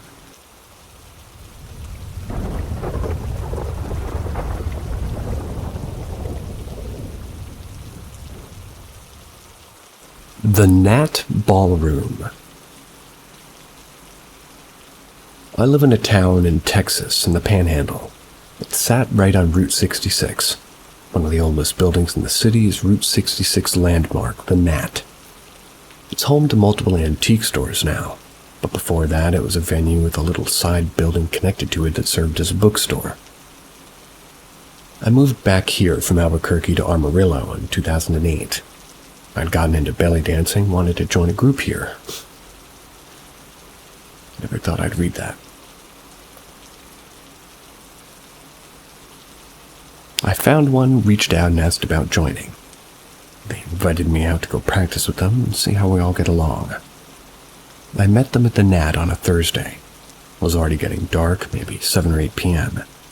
We all parked on a little island across from the building. I followed them to where we entered through the bookstore. The place was closed, but the leader of the group, who I'll call B, has had keys in them since they used it for practice, and as B unlocked the door, I could hear and see a woman getting nervous. Some of them had little necklaces with mojo satchels. Mojo satchels? Then they held each other's hand in a human daisy chain as they filed through the open door. I was pretty confused. So I held on to the girl in front of me and made sure to keep pace as we jogged through the door bookstore. I remember thinking that I'd been in that building a million times and there had been nothing to be scared of, and then I felt it. Felt something in the dark behind me. We had reached the doorway for a narrow corridor that connected the ballroom and the bookstore. As I crossed the threshold, I looked back over my shoulder and I saw it. Difficult to explain because I saw it more in my mind's eye than I did with my actual eye, but I visually and mentally saw something there behind me. Whatever was there was not of this earth. It was dark and it was bad. But then B shut the connecting doors and it was just out of sight at least. I didn't know what to make of it, so I just ignored it. In the ballroom, we warmed up and started dancing. I have long hair well past my shoulders. I wear it down often. And with that said, something was pulling my hair as I danced. I could see and feel my hair being tugged with every spin I took. But no one was there. The tugging didn't feel malicious per se, but the bookstore did. There were cupboards in the front portion of the building. They began to open and close on their own. I saw that happened, well, pretty much myself. It was the corner of my eye, though. B looked at me and the group said, "The cupboards are freaking me out," and we ended up practice early, exiting the building through the front doors, thankfully. We went to a coffee stop that was right by Nat. Bought my drink, sat down with the group. Hit a brick wall. Every single bit of energy was suddenly drained out of me. I didn't feel sick, but I felt drained of life. Told the group I needed to go, and when I got home I slept for about 24 hours. I told B that I wouldn't be able to be part of the group, and she understood. I'd been to many shows at the Nat before, and after that night never had any further experiences, but I did see someone else have an experience. About a year ago, after a decade of wondering what the hell happened that night, I reached out to B to see if she could confirm my timeline of events. She did, and then some. Not only did she confirm every detail of the evening, she confirmed that there were reports of a dark entity in the bookstore. She also mentioned the possibility of a demonic entity toward the back of the stage. She reminded me of another incident that happened that was odd. A year or so after my eventful evening, the dance troupe performed at an event at the Nat. One of the other girls, not B, in the middle of their performance, suddenly yanked back and slammed down onto the floor. She had to be carried away by the stage people, and they had been taking her to the hospital, and she was told that she had a broken leg. According to B, the doctor was puzzled. The way that she had broken her leg was not often seen in a simple fall, but rather from forcible impact. The girl who broke her leg was adamant that something had grabbed her and slammed her to the floor. There's a lot about human physics that I don't understand, so I would be a little bit more skeptical about having one's leg broken by an invisible force, except when I saw it happen with my own eyes. When that girl fell, she didn't slip or stumble. She was mid-dance, not even a turn or anything that would throw her off balance. Her weight was on both feet, and then suddenly she wasn't. The impact of her fall was loud. Take it as you will. I told one of my employees about the experience at the Nat. He was so captivated by it that he did a short write-up on it. It's mostly what I've shared here, minus the girl who broke her leg. But it received enough attention that I found myself thinking about that night often these days. Thought I would share it here.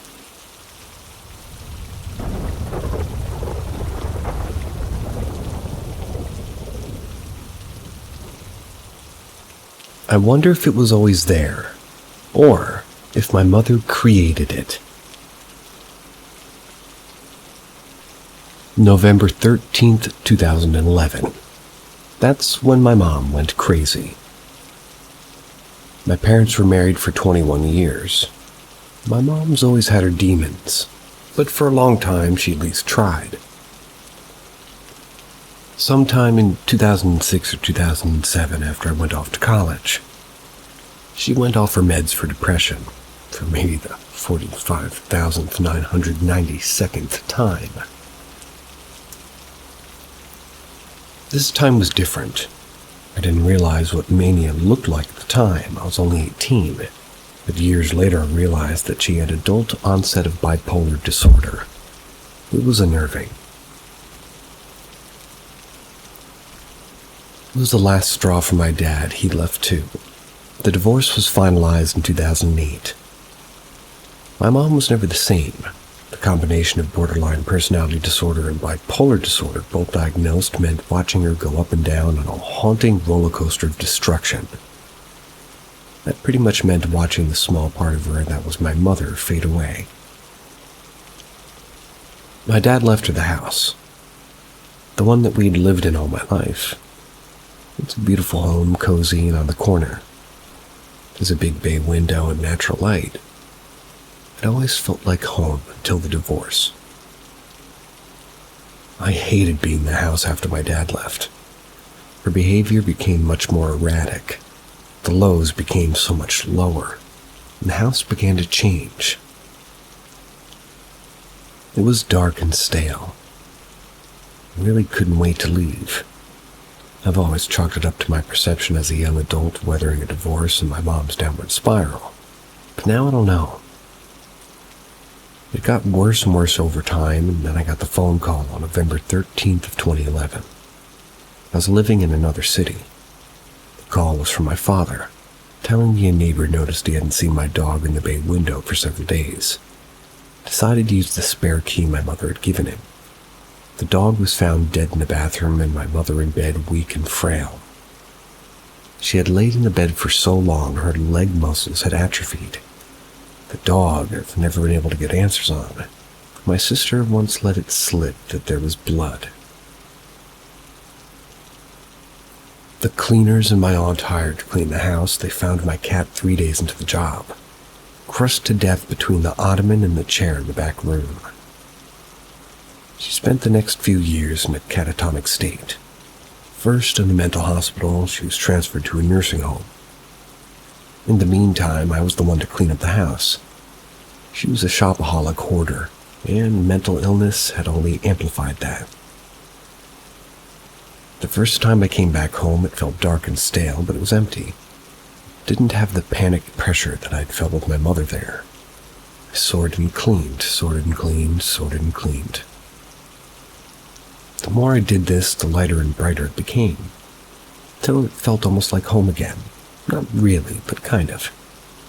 There's always a little bit of staleness there, that I attributed, and perhaps still do, to my subconscious awareness of what happened there. One thing I noticed about the house was that the lightness could become dark in the blink of an eye. Everything was pretty gradual, if that even makes sense. You never noticed things until you were consumed by the stale darkness. It was like a cloak coming over the place in one steady sweep. It was odd, but how can you explain it? I had a boyfriend, and our relationship wasn't exactly healthy to begin with. But I will say that he noticed the same things I did with the house. There were 3 specific incidents. The first incident. One day, it was me, him, and one of his friends sitting in the middle room, and we heard a distinct sound of the front door opening. They went to go check, and it was closed. No sign of it being opened, so, excuse me. The thing about the door is that it's pretty much as old as the rest of the house. The door has become difficult to open and close, and in order to open it, you have to put your shoulder into it. But in order to close it, you had to thrust your body weight against it several times before it would shut. We heard it open, but we never heard it shut. This was impossible. 3 people heard the exact same thing. The second incident. My ex and I were sitting in the middle room once again. We were in our office chairs and our desks just talking about something when we distinctly heard several creaks overhead. Then a sudden smash directly, and I mean directly over our heads in the attic. It was as if somebody took several steps until they were just overheard, and either a plate or a glass bong, like a very specific glass shattering sound, and they threw it with great force. The sound was so incredibly clear. My ex and I locked eyes with each other, and he whispered, "There's someone in the attic." I was gone. I bolted out to the garage and backed my car out and parked in the driveway. My ex came out to meet me and convinced me to stay where I was in the car as he called his best friend, the same one who had heard the front door open and not open. asked him to come with his guns, taking a big search of the attic. His best friend arrived in less than 2 minutes with his weapon. They both went inside the house and searched the place from top to bottom as I sat in the driveway. The way this home was set up was it was on a corner lot. The side gate faced the street, and there was a bay window that wrapped around the house and stretched almost to the front door. We still had the blinds pulled up, and this meant that from my vantage point I could see inside half the house if anybody exited through the only 2 exits in the home, being the front door and the side gate. I could even see the back fence from where I was. I could see them. I could even see the roof. It wasn't a large home. I'd be able to see if anybody was making an escape, though. As I waited for the boys to return, I half expected to see a homeless man scramble out of the house. It's the only thing that could really explain the sound of something being thrown right above your head. The boys completed the search of the home. Nothing and no one was to be found. I asked if they'd checked the attic. Thoroughly, they said, and I believed them. The thing about the attic of that house is that it wasn't a true attic. The rafters were set up in such a way that a person couldn't really walk around freely up there, and if they did, they would fall through the ceiling. There was a light switch up there, and the boys had examined every square inch of the attic. There's no sign of life to be found. No glass, no nothing. It'd be easy to raise it off. Oh, you would think it would be easy to read that. It would be easy to write it off as strange. Maybe the house had just had these strange sounds. It wasn't one thing my boyfriend was insistent on. It was that the footsteps he heard were leading up to a crash. He was adamant. He had heard the footsteps above him as they walked to the spot right above me. He had heard the wood slightly creak as if something lifted its arms up to throw it with force. I was wearing hearing aids, so I miss out on a lot of sounds. But I had heard creaking before that smash, and I knew by then that my boyfriend was being sincere. I believe him even to this day as hearing those footsteps. The third incident. We were in the house for 2, maybe 3 years. I split my time between there and down south for college. My boyfriend stayed behind in the house. He mentioned that there were times he just knew he wasn't alone. But nothing really specific took place, but the house we began to got darker. Our fights grew worse and more violent. Something happened in my mind. It all happened gradually until it was horrible, a point of no return. To this day, the depression I felt there is like nothing I've ever experienced before. It changed me. After one particularly savage fight, I went for a drive. Came back. I was alone, he wasn't there. I entered through the back door and was greeted by a wall of darkness. It was stale and cold and dark. Even though all the lights were on, you could barely breathe. I snapped and I yelled out in the darkness of the kitchen. "Get the fuck out! I'm sick of you. I see you. Go!" It retreated. I swear to you on my son, I visibly saw the darkness shift backwards. I screamed at it some more. It retreated some more. There was a lot of light again. The house was light and beautiful again. My memory stops there, in the kitchen, screaming at the darkness. Then I wake up in my bed, fully clothed on top of my sheets. The house is dark again, and the staleness is there again. But when I walk into the kitchen, it's light and bright. Oddly enough, that was the first time I considered the possibility that there might be something more to the house. But there might be something otherworldly there, but what? Not too long after the incident in the kitchen, I left the house and I put it up for sale. I've been through many tough and trying times since then, but I never ever experienced the darkness, the sluggishness, the staleness, the pressure, the panic, the hopelessness, the bleakness, and the agony of that home since then. My gut tells me that there's something there.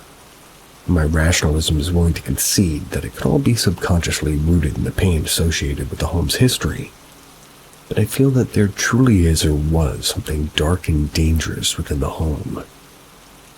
I only wonder if Maybe it was there when my mother moved in with my father, or if she created it with her downward spiral. I had a recurring dream while in that house. I would walk into the middle room and see something that resembled a cross between the creature from Alien and Predator. It would lock eyes with me and I would hear in my mind, "Widow Sullivan," and the dream would end. There's no one in my family with the name Sullivan, and I'm unsure if it's even connected. Probably not. But I never had that dream again after leaving the home.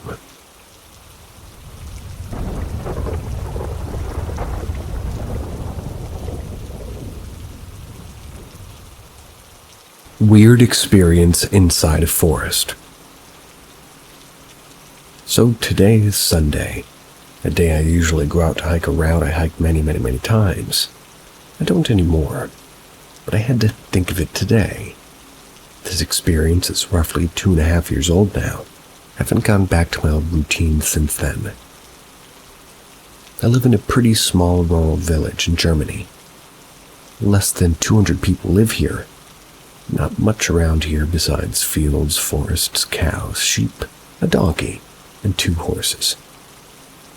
Directly outside of the house I live in is a road to the right which leads into a field, then into a pretty thick forest. The route I usually take is around 18 kilometers long, or 11 miles for US readers.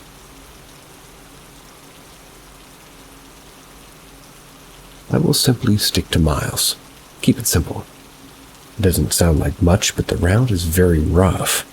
It's uphill almost the entire time, and the forest has no roads, so you actually walk through rough terrain with thick tree roots and bushes.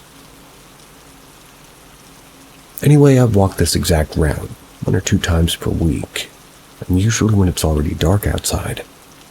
I wear a headlamp. That's for when it's too cloudy out and the moon isn't nicely visible, so I don't trip or get hurt. Why at evening or night? Well, because I'm usually on the phone with a good friend talking. We live very far apart. It's day for her and it's night for me. I don't mind because, well, that way I don't feel alone hiking. Information dump. Because I deem it important. For those people who are not familiar with German forests, the most dangerous thing you may encounter is a wild boar.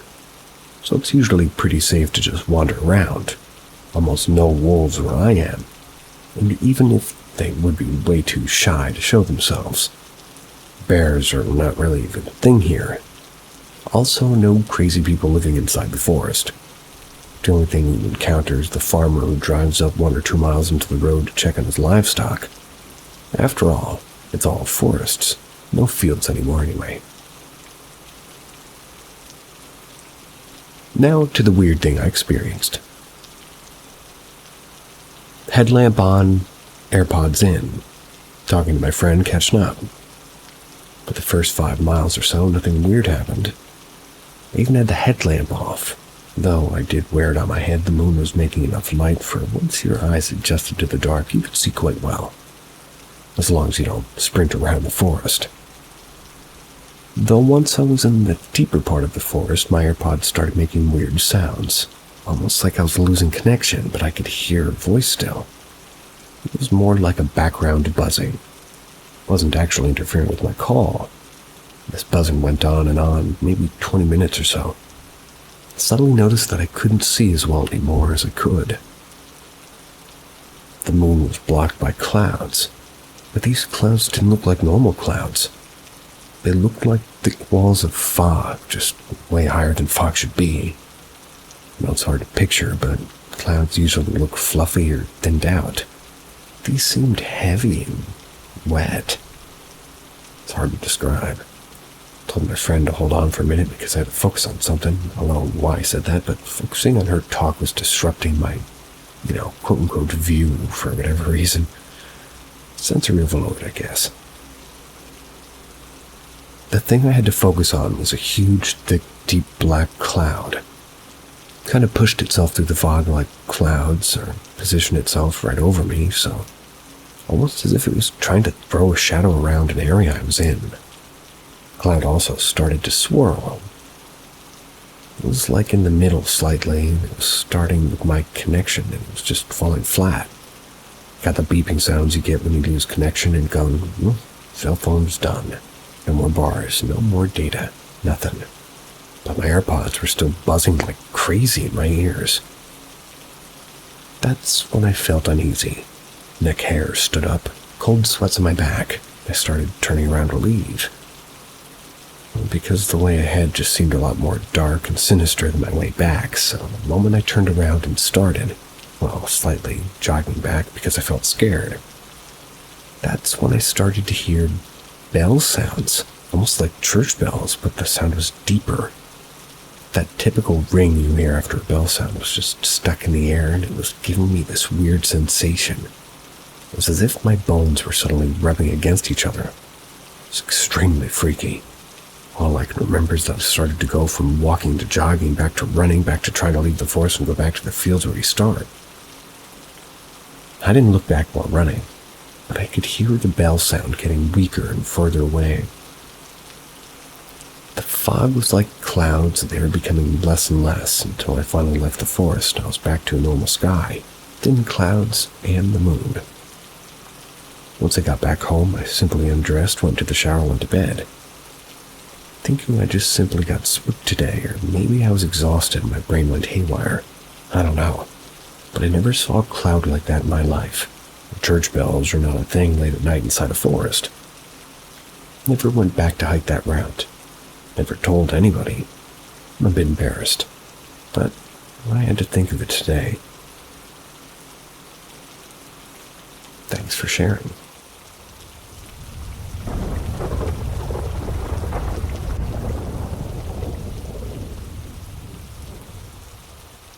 My paranormal experiences as a child. Never really brought this up to many people. I've only ever told some of my friends, my cousin, maybe when I was 5. Experienced constant nightmares and strange activities after the death of my baby sister and grandpa. My parents had my baby sister, who sadly passed away 3 days after birth due to birth malfunctions. I only have 3 memories of that time. Me playing in the child area with my grandma, me receiving some dinosaur books to keep me company, seeing her for the last time before she was taken off the sport. I have no other memories of her. Shortly after she died, my grandpa died as well. I actually spent quite some time with him, but oddly enough, I don't have that many memories of him. Shortly after both of their deaths, I started to have constant nightmares and what seemed to be sleep paralysis episodes. I would wake up frozen in bed. Voices would go off in my head and my bed would start rapidly spinning. The most vivid memory of this would be the strong pain I would feel in my back that seemed like somebody was stabbing me. These dreams would progressively get worse. The pain I'd feel in my back would become even more painful. The voices I'd hear would become louder. Eventually, I'd start to see figures in my room. Strangely enough, I only had one paranormal experience while living in the apartment I was having these dreams in. It was the middle of the night and my mom was in the kitchen cooking. The way the apartment was laid out, he had the kitchen next to a long hallway where the bedrooms were located. I was sitting at the end of the hallway, which is right next to where my mom would have been cooking. I was playing with my stuffed dinosaurs and decided to throw one at the end of the hallway. Solid choice. A strange feeling overcame me. I could do nothing but sit there in silence and stare at the toy that I threw. I can vividly remember the toy sit up and start moving toward me. I wasn't scared, but knew something wasn't right either. Tried to call out to my mom, but couldn't yell as it felt like I was out of breath. As the toy neared me and it fell over, I could feel myself escape the trance I was in. At that point, I felt nothing. I still wasn't scared and didn't tell my mom about what had happened. This was the only paranormal thing that happened to me at the apartment other than my reoccurring lifelike nightmares. Other than those. About a year into this happening to me, we moved into a duplex further into the city we lived on. There was a small break in the nightmares I had, but they reappeared shortly after. Unlike the ones I had at the previous apartment, these were much, much more violent and lifelike. The nightmares would usually consist of an order like this. Ouch. I'd wake up frozen, hearing voices and sweating. I would move my eyes around until I noticed a black figure standing in my room. There would be silence until my blanket would be slowly pulled off of me. A feeling of nausea and dizziness would hit me, and I could finally sit up and it would stop. This went on for a year with the same pattern. The worst one I had has always stuck with me. Again, the pattern repeated again, but it didn't stop once I sat up.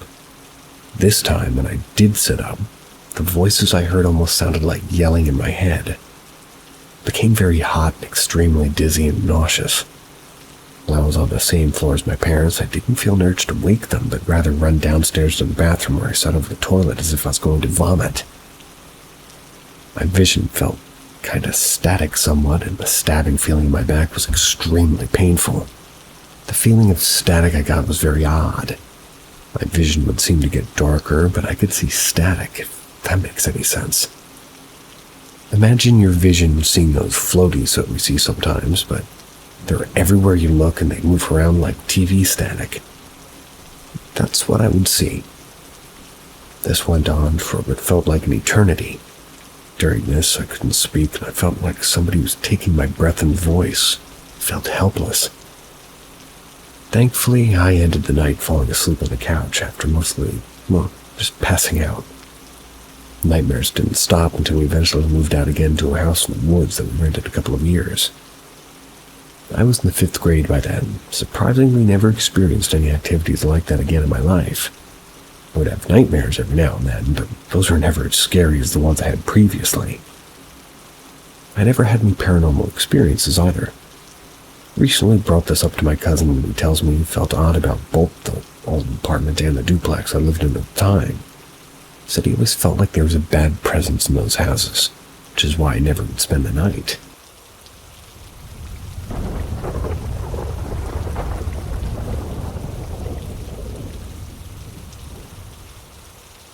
I saw this thing standing in my door. Help. Around Monday or Tuesday of this week, I was sitting at my desk. I was picking up my PlayStation controller as I'd previously set it down. I looked over slightly and saw something that appeared to be a gray, fog-like creature's head that was peeking out from under my desk that had pitch black where its eyes should be. It had a long, stretched mouth, black as well. Of course, I reacted like a sane person and yelled and jumped back. My brother asked me what was wrong. I tried to tell him that I saw a face, but he didn't believe me. After that, nothing really happened. Besides, whenever I close my eyes, I see a person burning. Sorry. I can vividly see them grabbing at their face. It isn't lifelike, though it looks like a drawing. It's been happening every time I close my eyes to sleep. That is not a good sign. I'm sorry for laughing. Thursday of this week, I was trying to sleep. I was restless, so I rolled over to see if there's anything going on in my room, and I looked at my door. And keep in mind, my lights are off. I see a tall, jet-black figure who can barely fit in my doorway. Average doorway size. The thing was very skinny. It looked like he was studying me like I was a creature to be watched in a petting zoo. The creature looked like it was moving its head around, but I couldn't see it well because it didn't have any facial features. My room is dark. So whenever I saw it, I locked eyes with it for like 10-15 seconds, and I rubbed my eyes to make sure it wasn't just seeing things. The creature started to laugh. Its arms were grabbing at its sides as if it was the funniest joke it's ever seen. I turned over and turned back to it, and it was still there. It didn't leave. I yelled at my brother to turn on the lights, but of course I took my eyes off of the thing to look at my brother, but as soon as I turned back, the monster had left. I tried to play it off cool. I acted like I wanted to go into the closet and change into some more comfortable clothes. I did, and then went to try to sleep, and never looked at the door again that night.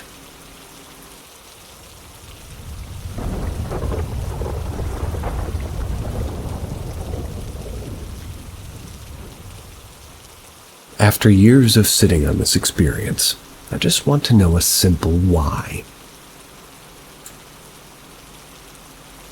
There recently has been a thread about what made you believe in ghosts. I'll start with the same context. Well, probably many have had said this before, but I was an extremely skeptical individual. I believe that the majority of events that occur can be explained by logical explanations. That was until both myself and my wife had our experiences with several unexplainable events. I want to context these events have changed both my wife and myself's views on many things, including the paranormal. Events took place around 6 years ago. Wife and I were staying at my father's house. That was after he passed away. Everybody in the family spoke about the house being haunted as long as I could remember. Personally, never had anything weird happen prior to this, and overall just chalked it up to that side of the family being overzealous storytellers.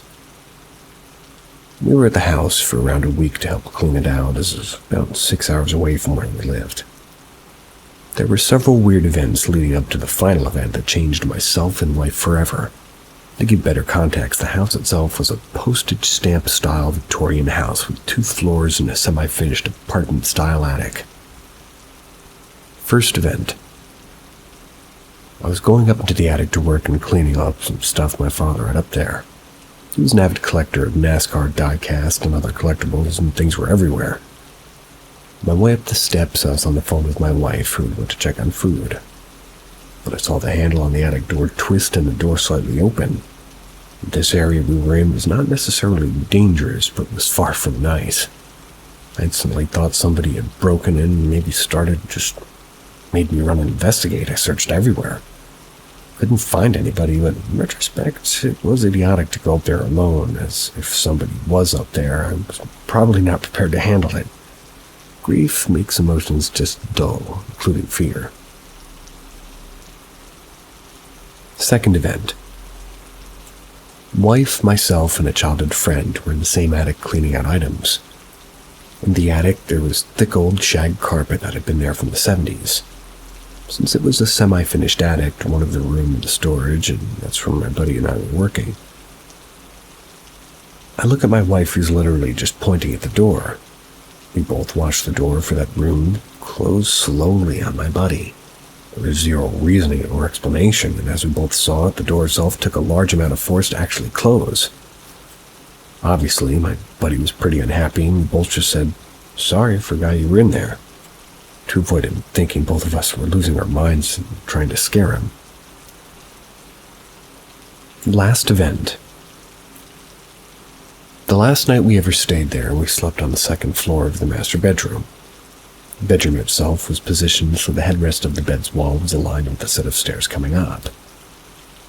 The wall and stairs were about 3 to 15 feet difference in height, depending on the location, an important piece to what ended up happening. So, throughout the night, my wife kept waking me up to say somebody was walking around on the platform landing outside.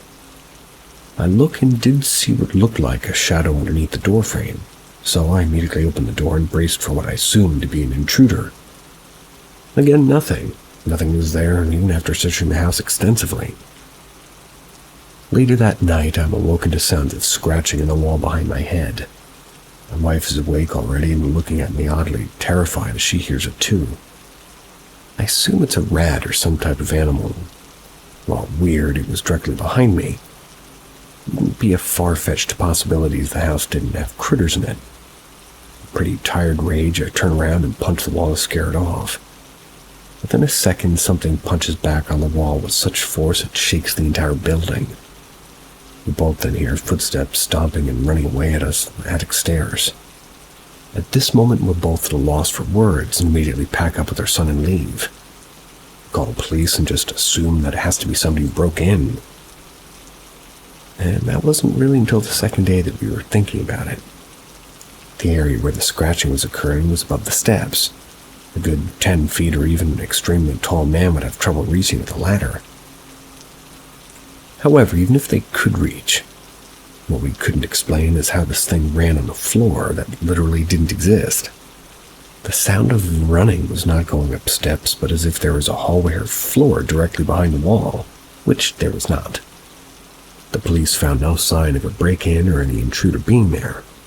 Security camera, which was a Ring one, outside never had any alerts or saw anybody coming in.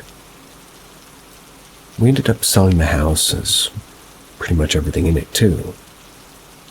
Never stayed over again, and I came down briefly a few weeks later to finish up some final business and just went to tell my father goodbye in the house.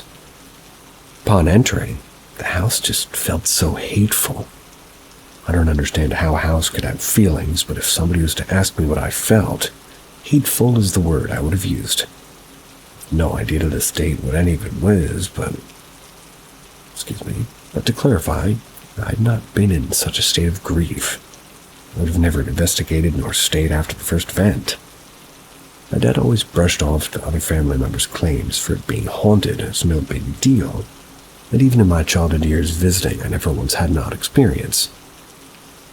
My dad and I had a very good relationship throughout his life, and he never talked about the house in a negative light. The house was built in 1879 by a French family, and after them, my family owned it from 1952 and onward. Nothing traumatic ever happened there, nor any weird family events. It was just a plain old boring house prior to that week. How has everybody else coped with a truly unexplainable event? My wife and I still to this day can't even talk about it without getting chills or feeling literally insane. Feeling insane isn't so bad.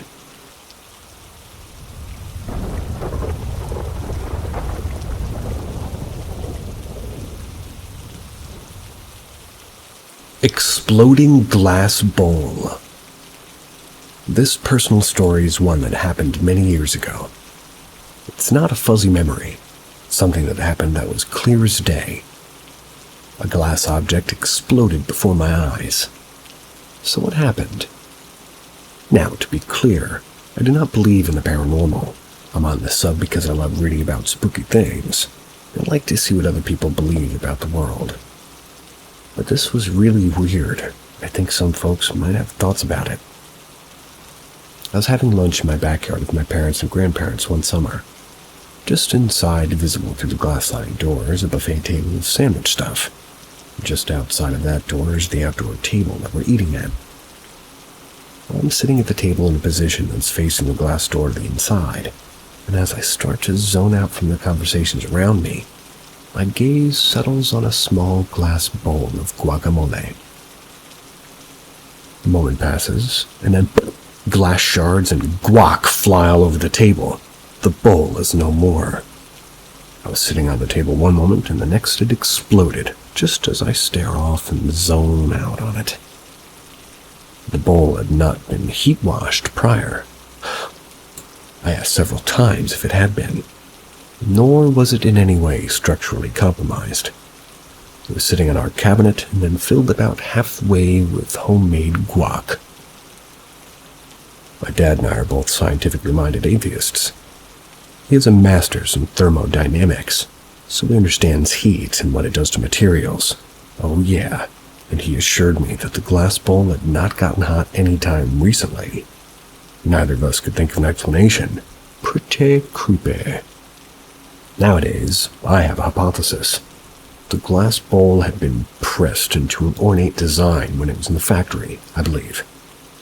When that happens to glass and it's forced to cool in a shape rather quickly than being blown, it contains extreme internal stress. It's unlikely, but that seems to have been the moment it finally gave out after about 2 decades of use. What do you think? I can relate to that glass.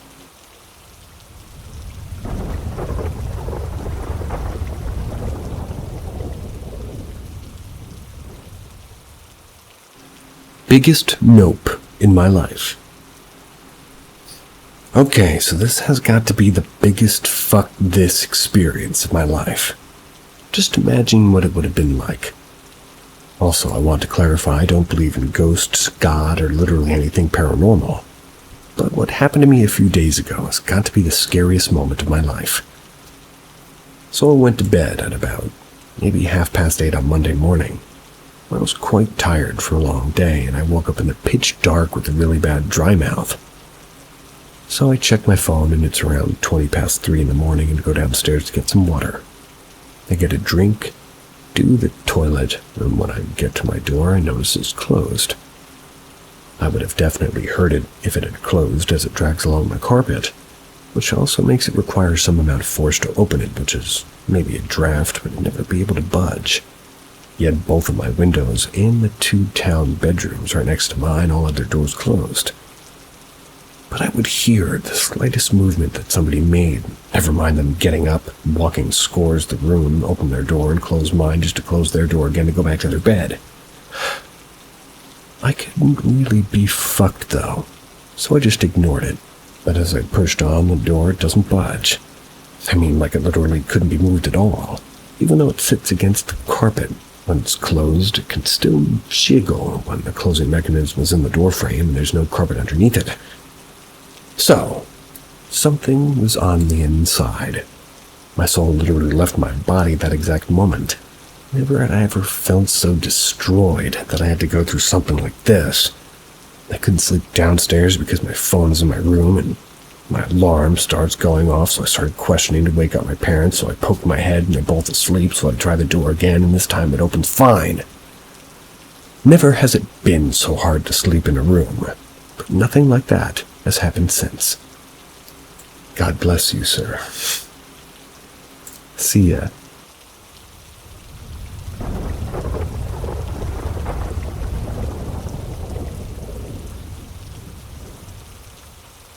Welcome to Paranormal M, your portal to the world of the unknown. Subscribe and turn on notifications to stay in the loop with our latest mind-bending stories. We hope you enjoy the adventure. Dog-like creature in English woods.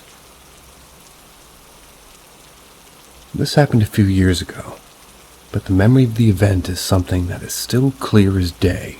Scared me to no end. My dog, now deceased, rest in peace. We were on a walk with my boyfriend and his dog.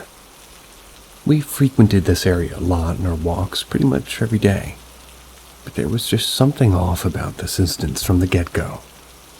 Not a scared feeling or whatever, just something that was off, though not enough to stop us from going. The first red flag was my dog absolutely not going down the usual path that we took. The entrance to the woods is through like a small gate with trees along the path. He was pulling and yanking back with everything he had in his little body, no growling or hackles, just resistance to walking down. He could be a grumpy old man sometimes, but he'd never done that before. He was very obedient, followed me where I would go, except this day. Boyfriend's dog was fine. She walked no problem, but she's kind of dumb, so, well, still love her though. It was getting dark as the sun was setting, drawing in chilly, so we decided to head back and we let my dog have his way without thinking too much about it. We just laughed at him, really. We were walking along the border. It's hard to explain, but basically it's a hill with bushes and small trees with a path running along the side. All we had to do was walk to the crossing and we were almost home. The dogs are getting agitated and pulling towards the road away from the woods. We're struggling to get them to walk on the path in front of us. My boyfriend's dog is yelping. She's a husky, so you know the noise. I glanced to the bushes, and what I see is a thing of nightmares. It was a big black dog-shaped thing. Had a hunched back and looked to be about 6 feet tall in the position that it was in. Its body wasn't totally hidden by the bushes, and we could see it that it was kneeling with its long legs in the air behind it. Its arms looked like it was in a push-up position, if that makes sense. Its eyes were a piercing red. They were like headlights as it turned to look at us. I looked up at my boyfriend and the panic in his voice as he was saying, "Run!" Something I never want to hear from a grown man again. We ran in the opposite direction, took the long way home. We didn't really talk about it that night. I don't really think either of us seriously believed our own eyes. I remember going to bed early that night and hugging my dog, tighter than I'd ever had before. I didn't sleep much, but I remember having such a vivid dream of that thing chasing us. It's a recurring dream that I've had a few times now. And what prompted this post is, as I had it earlier on in the week, we had talked about it on the next morning. He recounted every damn thing that I'd seen in that thing. I literally wouldn't be, I guess I just wouldn't have believed it if I'd been alone. I'd have thought I was seeing things, and for that I can't decide if it was a blessing or a curse that my boyfriend was there to witness it too. Which is why I wouldn't blame anybody if they don't believe this, because hell, I probably wouldn't either, at least if somebody else told me this. I actually haven't shared this with anyone in real life, but I've never ever been back to this day.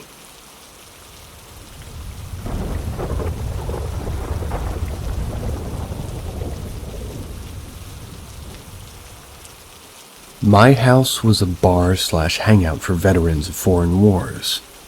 Ghosts didn't want me to leave.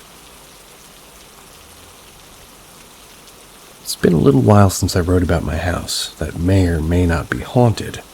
It's haunted. And the latest incident is definitely worth writing about. What happened defies rational explanation. What's even better, I have a witness, a fiancé. So at least I know I'm not losing my shit. If you want to read some earlier events, please see some of my earlier posts. In short, my current residence was formerly a bar or clubhouse for veterans of foreign wars. This past Friday I was preparing to go to a fancy Christmas party in a somewhat faraway city, meaning that I would be gone for a few days to enjoy my time away from home. Planned on wearing the obligatory red and black flannel shirt to keep up with the Christmas theme, and that morning I was putting the shirt in the wash. This act was very conscious, because having the shirt was the entire purpose of running one last load of laundry. This shirt is the focus of this story. After the washer was done, my fiancé put the clothes in the dryer. When it was done, I picked through the dryer looking for my shirt. Couldn't find it in there. Looked in the washer, maybe it got stuck in the washer, nope. I then took each piece of clothing out of the dryer to find it. It just wasn't fucking there. It was as if it was teleported to another universe. I was getting frustrated, not thinking about anything paranormal. I retraced all of my steps in case I just dropped it. Right as I was beginning to think my resident ghost or ghosts were screwing around with me, my fiancée came home from getting her hair done. She assured me that she didn't move or hide the shirt. Joined me on the search. She came up empty-handed in this effort, and by this point it was time to leave. Really felt thrown off in my mental balance. Even though it was just a shirt, I was feeling toyed with. Or maybe my ghost didn't want me to leave. When we were walking out of the door, I joked that when we got back, the shirt would be folded up and in plain view. Fast forward to today. I open the dryer door and fold the rest of the laundry that was left inside, from the load I washed before leaving on my trip. And to my surprise, guess what shirt was sitting right on the top of the pile? It was the red and black plaid shirt, in plain view. Both me and my fiancé already looked in there. And what's more is when I took it out, I felt as if, it hadn't even been washed. It was still dirty. This means it poofed out of the washer, didn't even get washed, and then somehow wound up in the dryer. Vanished before it even got clean, then reappeared in the dryer. This means that it vanished out of the dryer, went to God knows where, and then 3 days later appeared in the same place where two different people already carefully looked. I guess this really means it disappeared twice. Somebody else wasn't there to share this experience every step of the way, I would have swore that I was losing my goddamn mind. Nothing about this can be explained rationally.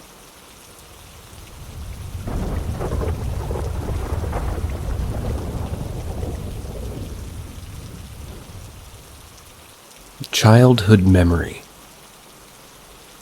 First off, I'm currently 51 years old. This is still bothering me to this day. Of quite a few stories throughout my life to share, but this is the first. I was living in a new state which I had never been to before. This was in the era where parents told us to go out and play and be back at dinner time. I was 9 years old in 1979. We just moved to Dallas, Texas. I was playing outside by myself and I was approached by another young girl. She seemed normal and asked to play with me. I was okay with it, and she asked if I wanted to go see her playroom.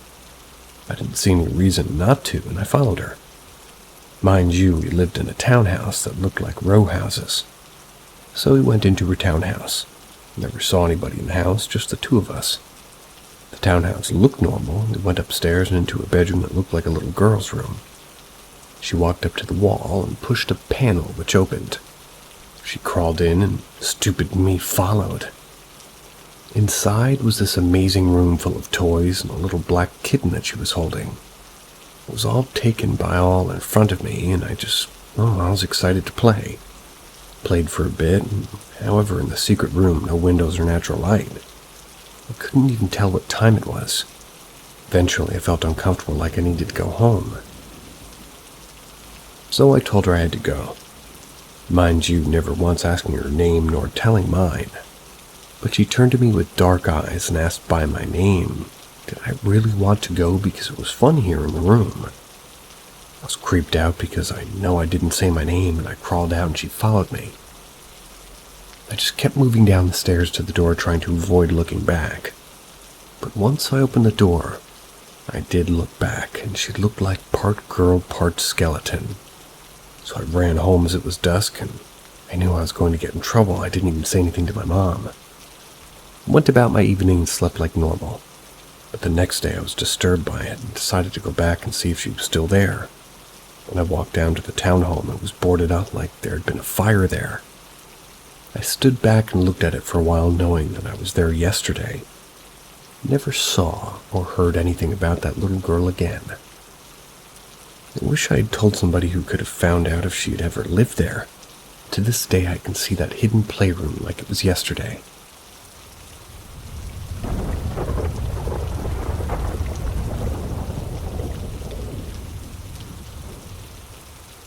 Possible contact with my great-grandma. As I've mentioned in previous posts, I practice Wicca and specialize in divination. For those who don't know the pagan holiday Samhain, or Samhain, it's traditionally in October 31st and November 2nd.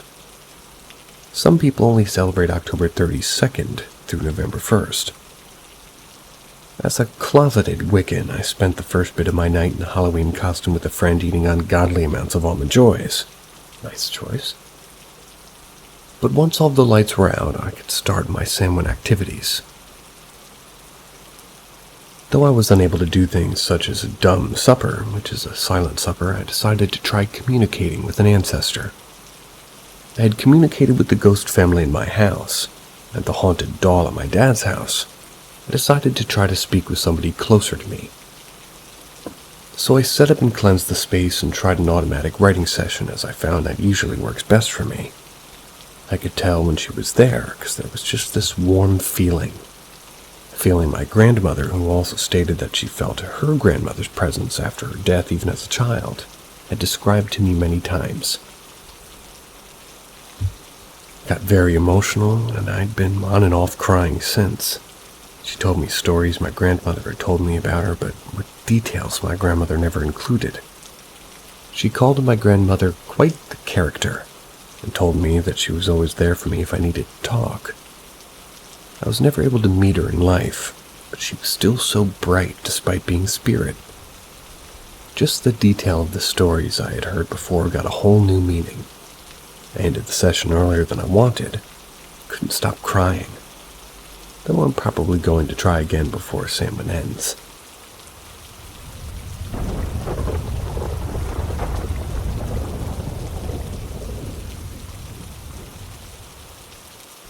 I watched my grandfather pass. This past Sunday I sat with my grandfather and held his hand as he took his last breath. I didn't feel him leave or have a spiritual moment. My mom once told me a story about being there with one of her family friends who died in front of her after suffering from pancreatic cancer. She said she could almost see his spirit leave his body. I was sort of expecting something similar to happen with my papa. He had suffered from dementia for 8 or 10 years. He was put into a home in April of this year. About 2 months ago, he fell and fractured his wrist and broke 3 ribs. Then he fell again in the home and just kind of cracked his hip just before Thanksgiving. He could no longer speak because he couldn't form the words anymore. He stopped eating on Thanksgiving. He was ready. We were all really lucky to have him go home before he passed. He lives about 6 hours from me, and my family was able to get there just hours before he took his last breath. A little after he passed, I went downstairs to grab something. The light below him was flickering. The whole next day, this electric candle next to where he had died was on all day long. These candles are sensitive to light and have a timer. They're supposed to go when it gets dark, and it stays on for 8 hours.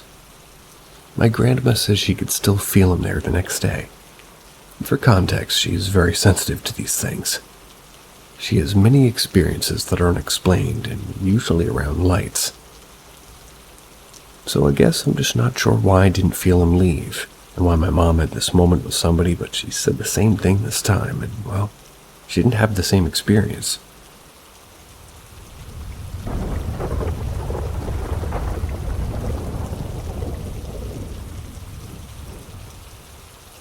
The fake haunted house I work at is actually haunted. For 12 years I've worked as an actor for a local haunted house attraction. It's a lot of fun as I get to play a variety of horror characters and act out different scenes. While the tours that we put on are clearly fake, there's a lot that goes on behind the scenes that isn't. I should start off by explaining that the building that we do this out of is an extremely old one. It was once an elementary school. We gutted the section of the building that was classrooms and constructed it to what we actually needed. This is when we actually started having weird experiences. There's plenty of activity that can be shrugged off, such as feeling watched and hearing footsteps running in areas that there's no one. Then there are things that are not so easy to disregard. Such as one evening a member was working on hooking up our sound system by himself. He had not even hooked the large speaker up yet, and he started a loud, deep growl. It came booming through them. This terrified him so much he ran out of the building and wouldn't go back in to even lock up. That was until another member came down to go with him. He never worked alone in the building again. Other activity seems playful and childlike, such as hearing small giggles and whispering in the halls and in rooms that are empty. Things being moved from where they were last placed. One year, I was in a rocking chair that I would jump out of as a group and they came through. The thing about the rocking chair is that it was more like a glider. It was broken. I would have to use a lot of force to get that chair to rock backwards at all. It was right before showtime. I was sitting in this broken chair getting mentally pumped for the night ahead. I was completely alone when I felt somebody grab onto the back of the chair and harshly pull it backwards. Felt myself flying backwards with the chair, and honestly, I thought I would flip out of it. Thankfully, this didn't happen, as soon as I stabled myself, I jerked to see who had done this. The room I was in was so large, and nobody could get to the room without me seeing them running away in the split second it took for me to look behind me. There was absolutely nobody there, and I was suddenly covered in goosebumps. No one was even in the area around my room at the time. Later that same night, the lights were off. My strobe was on, and our group had just left my room, and I was noticing a small figure in the far right corner of the room. It looked like a small child crouching down looking my way. I was immediately worried about that child being left behind from a previous group. As I headed toward the figure to ask if they were okay, the strobe flashed. The figure was completely gone. This same year, but a different night, I was again sitting in my chair waiting for the next group when someone or something growled right into my ear. It was so loud that it caused my ear to ring, and when I turned to see what it was, there's nothing but an empty room. I changed rooms the next year and didn't experience as much creepy phenomenon. That's not much history I've been able to find out about the building, but I'm so curious as to what could be causing all this weirdness. This is only a tiny bit of what I've been experiencing over the few years working there, and I don't feel it'll be stopping anytime soon.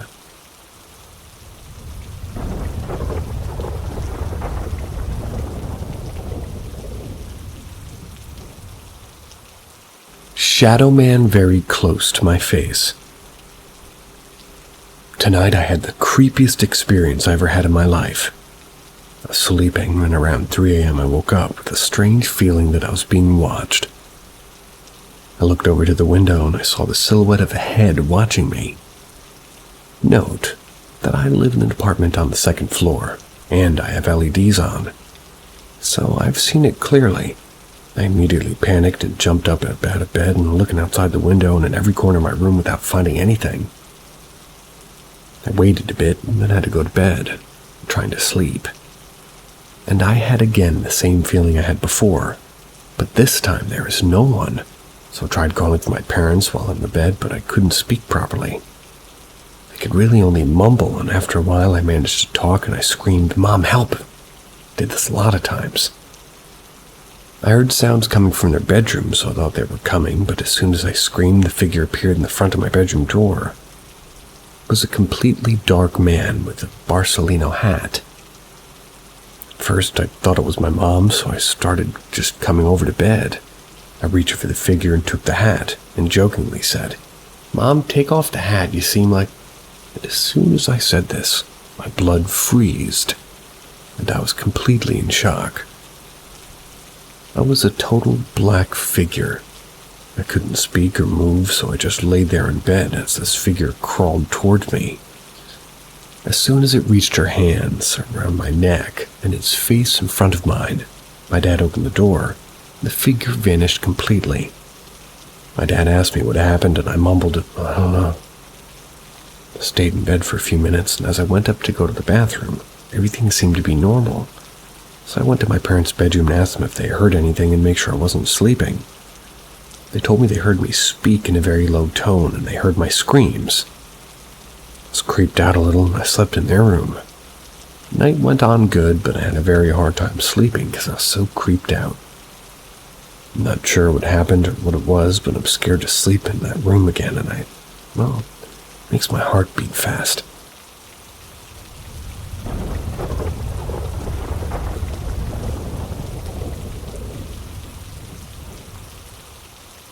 Imaginary friends.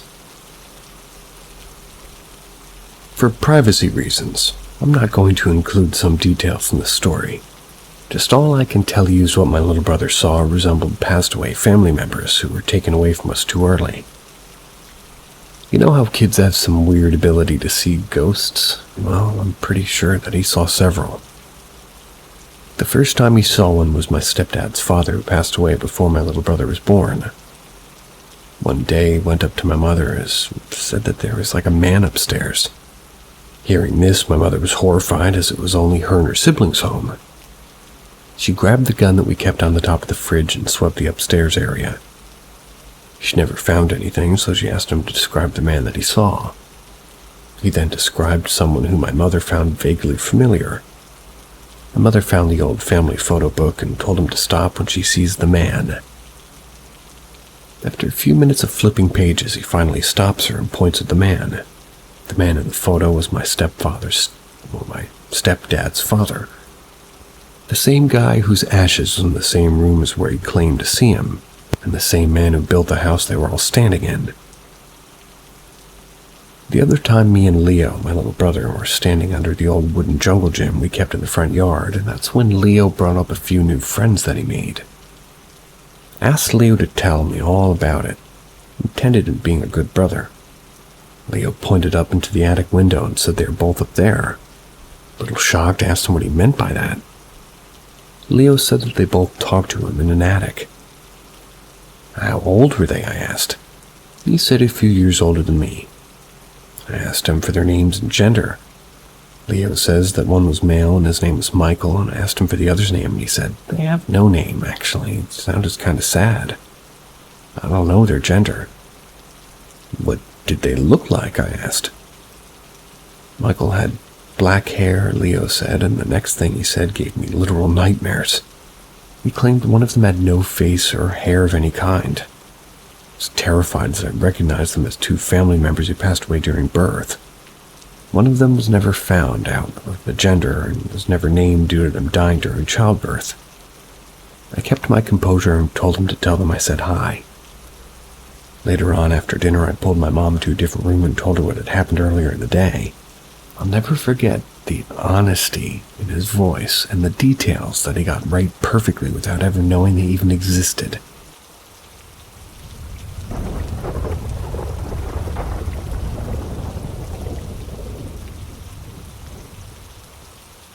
Husband is a ghost magnet. So my husband and his family have always had unusual paranormal things happen to them. When we were dating, he lived in his parents' house.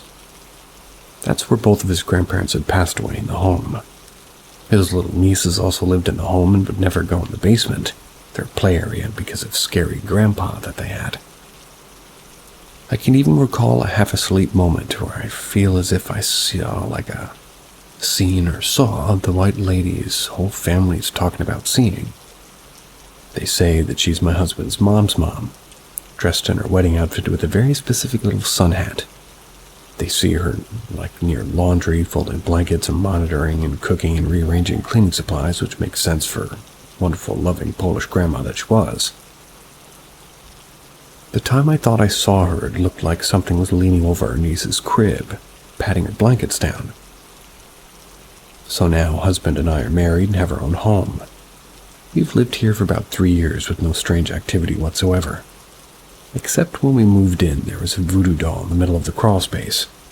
But upon closer inspection, it was full of glitter and had a Mardi Gras price tag on it.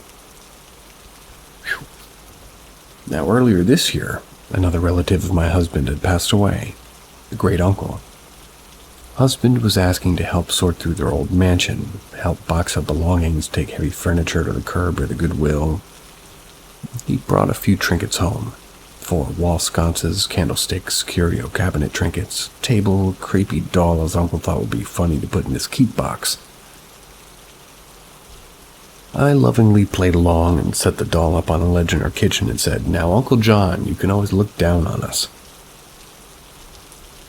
The past few months that these trinkets have been in her home, the activity's been noticeable. Something is messing with her lights.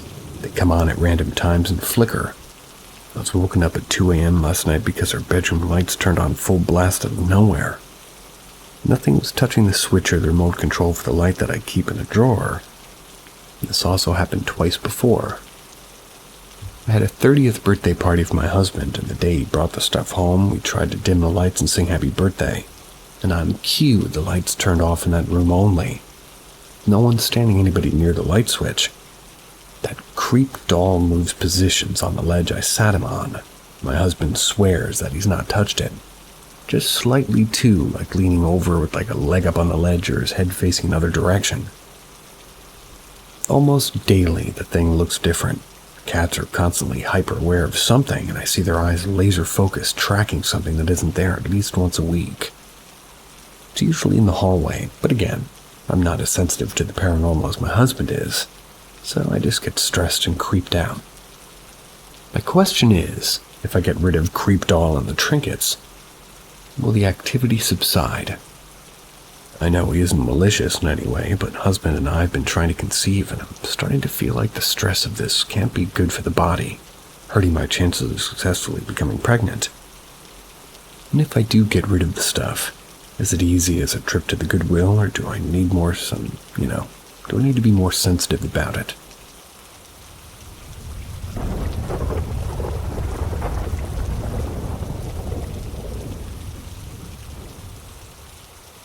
Please help.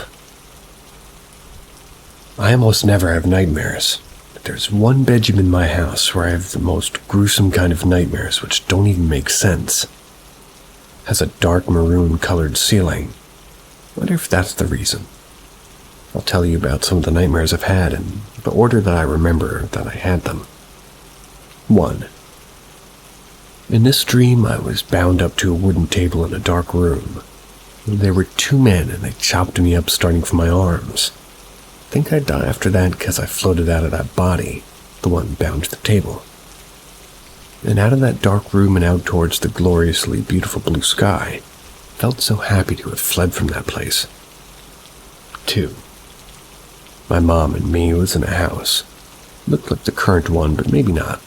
It was really dark and gloomy inside. We were doing something, and then I had to go to a different part of the house to get something, and after I found it, came back to where my mom was. She looked up towards me and then screamed. She was terrified of me.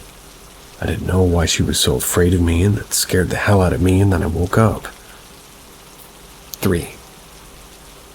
I was floating around. I have a lot of these kinds of dreams.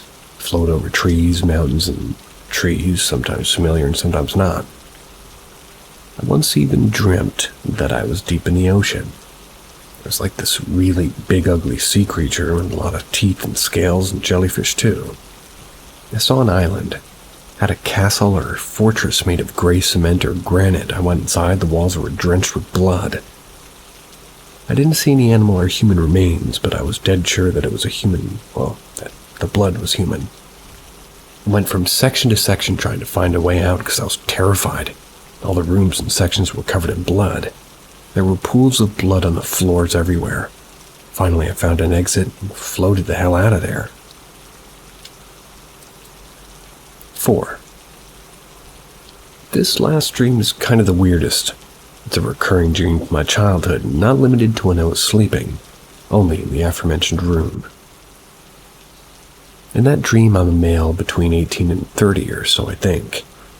I wake up at night to the sound of dogs barking and immediately realize that I'm in danger. So I get out of the house and run towards this low ground area right next to the house, which has a lot of undergrowth. There's people flashing their lights trying to find me, but I stay hidden. After a while, I run further away from the house. When I'm running away, I see a lot of trees, and the house which is half buried in soil, as if it got caught in a landslide. I then come to a lake, stare at the water, and an inexplicable sense of peace washes over me. Pretty sure I'm about to jump into the lake, but I always wake up before that. I'm a skeptic of this kind of thing, and I keep telling myself that I had bad dreams because there's a maroon-colored ceiling in that room where I had nightmares. Because it's blood-colored. But I don't know. I really get scared of some of these dreams, and I have like this paralyzed feeling that my whole body becomes ice cold. Can anybody explain why I keep having these dreams, and how to stop them?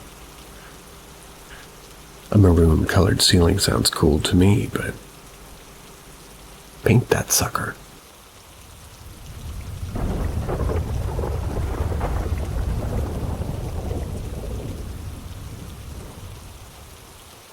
Who was at the top of the stairs? I grew up in an old Victorian terrace house in London.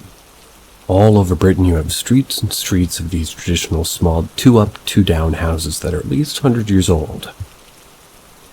I lived here until I was 18. I have quite a few stories, but this one is weird, even by my standards. So just quickly I need to describe the floor plan of my old home. In the old part of the house, there's a large room at the back. We use this as a dining room, and a small room at the front which we used as the living room. There's also a hallway that ran alongside the living room from the front door to the dining room door. To the left of this door were the stairs that led up to the small landing that separated the front bedroom and the back bedroom. At the back of the dining room was a newer extension that created a long, narrow kitchen and a bathroom at the end. The house was in pretty bad condition, really, for cracks between the walls and the ceiling you could fit your hand in, and there's no central heating. On this day, I was hanging out with my neighbor. We were about 8 years old at the time, and she was one of those bossy, no-nonsense, never believed in Santa kind of kids. Old before her time, my mom would say. My aunt and older cousin had come to visit and was taking full advantage of my mom being preoccupied with guests to keep playing with my neighbor. It must have been around 7 in the evening when my mom and my aunt ran out of cigarettes and decided to drive to the petrol station to get more. This was the early 90s. UK stops were pretty strict about closing at 5 p.m. so the garage, which was about a 10-minute drive away, was the only option. I told my mom that I wanted to stay with my neighbor, and after checking that it was okay with her mother, my mom, aunt, a cousin, and older brother left in the car. My friend and I messed around for a bit before deciding to go into my house to get a toy. Mostly we thought that it'd be exciting to play in the house with no adults around. I can still remember the weird sense of foreboding and expectance. I felt this while we were in there, like something was going to enter the room. The neighbor could feel it too, so we decided to wait outside on the wall. As I walked through the dining room door to head out the front door, something moved out of the corner of my eye. I looked up the stairs and watched as my family walked in a single file across the landing from the back bedroom to the front bedroom. This confused me as I hadn't heard the car return and heard them climb the stairs. I didn't know you were back, but nobody answered. So I began running up the stairs calling out to my mom. As I got halfway up, my blood ran cold. I realized then that both doors were shut, and they had been when we walked across and the lights were off. So I jumped up the stairs and ran out of the front door with my neighbor right behind me. Outside, I told her about the doors being closed and how I couldn't understand why my family looked like that. Saw them clear as day. They walked in like an order of height, with my mom first and my brother last. What had creeped me out most was how expressionless their faces were, like sleepwalkers. My neighbor then told me that she didn't see my family, only shadows move across the landing. I'd been too scared to move until I started running. I was terrified that if I'd seen their ghosts, did this mean that something had happened to my family? After an agonizing 5-minute wait until my aunt's car pulled up and they got out, I immediately began demanding to know why they hadn't been answering me. But of course, they didn't know what I was talking about. And I don't know what I saw up there, but I'm glad that it wasn't them.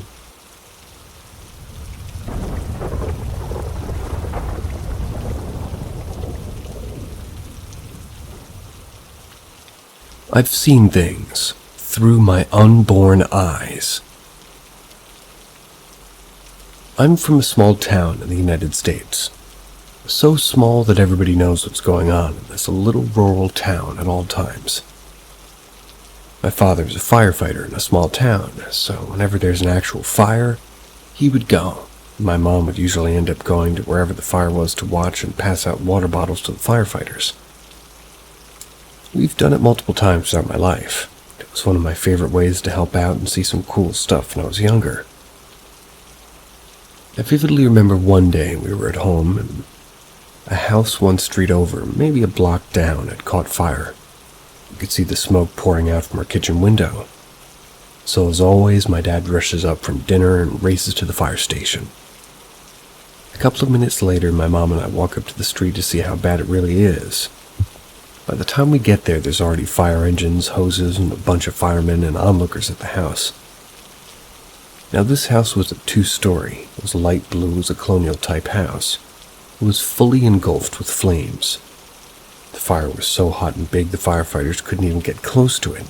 They had to spray water from the cannons at the top of the trucks to try and keep it from spreading to the nearby houses. As this fire was burning, me and my mom were walking down the street more to get a better look. I distinctly remember walking over the fire hoses all over the road, being careful not to step on them. That could cause problems. And furthermore, I can recall vividly watching the firefighters try to put the fire out. Me and my mom didn't stick around as it became too dangerous to be there because of how big and uncontrollable the fire was. Eventually, the house burned down due to the fire being so large. I remember where the house was, and we drive past the empty lot all the time. Now here's the part neither I nor anybody in my family can explain. I was not born when this happened. This house I remember seeing burn, the thing so vividly happening from hearing the fire trucks to seeing the smoke from our house. The walk up the street and over the hoses, the firemen rushing to control the blaze. It all happened a couple of years before I was born. We found out about this weird experience and my family would drive by the empty lot, and I'd point out the place the house used to be and tell my family I still remember it. They would look at me all confused and say, There's no way that was before you were born. Happened multiple times, and every time was the same response. I was even able to give the details. In my family's bewilderment, it was all correct. In addition to that, oddly enough, I constantly experienced severe deja vu. It's been a thing my whole life, ranging from small things to large events. I don't know if this has anything to do with this experience, but it really does feel like I've already experienced it. I can recall it, even though I apparently wasn't alive, if that makes sense. Maybe I have a weird power or gift, but regardless, I can't explain this, and neither can my family. Hopefully you guys can lend me an explanation or share some similar stories. I'd be extremely thankful and maybe get some closure.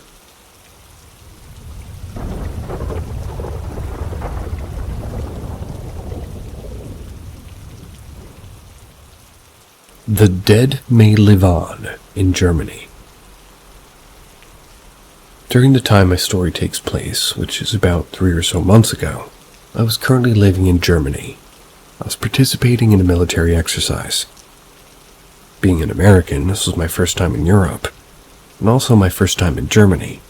I loved being there, as I have a pretty huge fascination with war history, and especially World War II. This is important as I believe that there may be something to do with my unexplainable occurrence. But now on to the story. We had headed out to do some training deep in the German countryside, far from any real civilization other than the other military units preparing there with us, and well, at this particular point, we had been out for maybe 3 or so days. We still had about a week to go. We weren't expecting anything crazy to happen this early in the week. That's when we suddenly got attacked by people who pretend to be the enemy. Luckily for us, though, my squad wasn't attacked directly because we're pretty far away from everybody else. Providing communications to our artillery unit, I would say we were a good couple kilometers away, at least from anyone else. And we're also at the top of a huge hill. That way our radio signal can go farther and be more effective. Regardless, we still needed to pull security just to be safe. I happened to be the first one on guard shift that morning, so I grabbed a machine gun and headed out from our vehicle. Now the hill that we're on is huge. It had only one real way of approach, which was a tank trail that went from the bottom of the hill all the way to the top where we were. At the top of the hill it was mostly flat, but had another smaller hill to the left of the road. So basically if you followed the road to the top then headed left about 30 meters, you'd be at the base of this other small hill. Well, this small hill was the perfect spot to set up a machine gun nest. So that's where I put it. The hill was impossible to come up behind where I was sitting. It was super steep and pretty heavily covered in brush and trees. This brush covered almost the whole part of the little hill, leaving only one possible to get up there, the way I was watching. Fast forward 30 or so minutes and the sun is just starting to rise through the trees. So quiet and peaceful, and I just sat on guard enjoying the beauty of Germany when it happened. I heard a very distinct hushed voice say, "Hey," almost as if it was right next to me. It seemed like somebody was trying to quietly get my attention. No wind blowing, no birds chirping, nothing.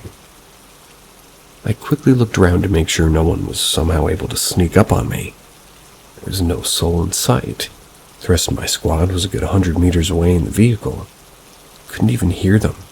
Freaked me out, but obviously I had to stay at my post. Then I was officially unnerved. When my sergeant tried to sneak up on me a couple of hours later, I caught him. He didn't realize how steep the hill was and how covered in brush it was. I could hear him a mile away.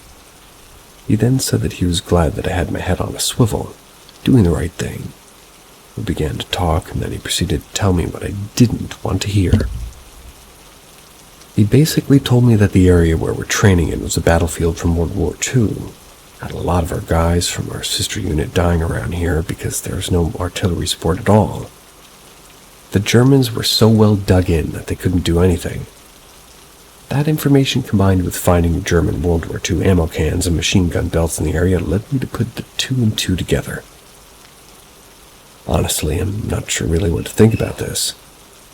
I have no explanation as to why I heard this voice, and I do believe in the supernatural, but I also believe in explaining things. Thing is, nothing adds up. I wasn't tired, there was no one around me, and there was no sounds in the forest.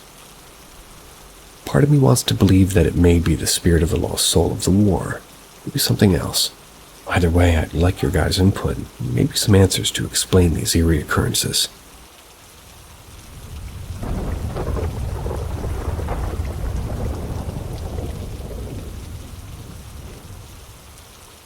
Something awful happened here.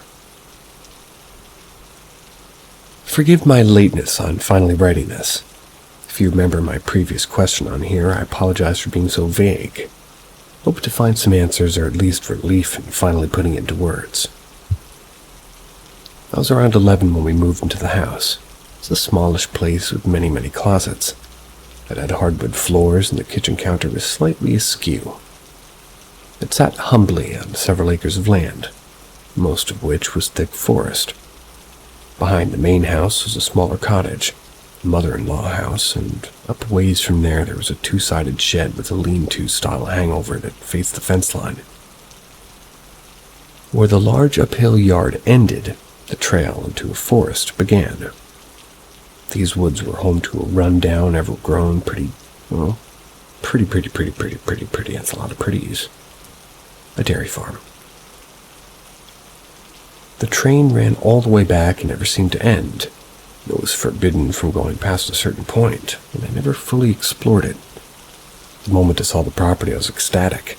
I'd always wanted a horse, and in my young mind, this was the perfect place. However, the moment I stepped into the house, all the happiness and excitement I felt faded. It smelled funny, and I felt wrong. Felt as though I wasn't welcome. Seemed like the house was less than pleased with my presence. I felt nothing but dread. Chalked it up to being the first house I'd ever moved to.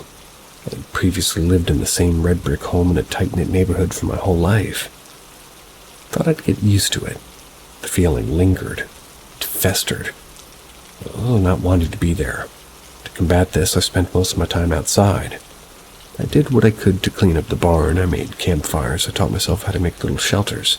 Hunted for squirrels and birds.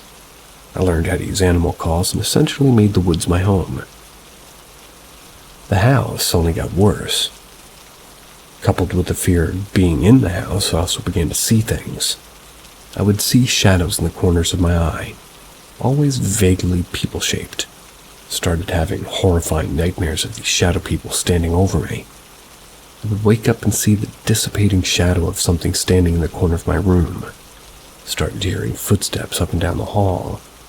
I always felt watched, never felt alone. Started sleeping in my parents' bed because I couldn't stand sleeping by myself. I was terrified. This caused so many problems. I would just start crying because I couldn't handle the feeling of being there. Parents were pretty worried sick. I was losing sleep. My behavior at school was becoming a problem. Therapy wasn't helping. Nor was the medication. I was scared and I had no idea of what. By the end of her 2-year stay in the house, I had become numb, only crying to myself in the bathtub. Felt like a burden. It was causing more headache than I was worth. Tore me to pieces. I felt like nothing. The constant fear became my new normal. The barn in the woods was my only escape, but I'd always have to come back to the house. I was drained. When we finally moved away, it felt like being yanked out of an icy cold water. It was so weird not to feel scared anymore. No more dread, no more suffocating quietly. It sounds so edgy and stupid, but I swear on everything that I'm the only thing, it's the only description that gives it justice. That place took so much from me. It took my first pet, it stole my happiness, and it drained me of life. Something awful happened in that house. Something happened there, and whatever it left behind did not like me one bit. I hated every second I spent in those walls, and it knew.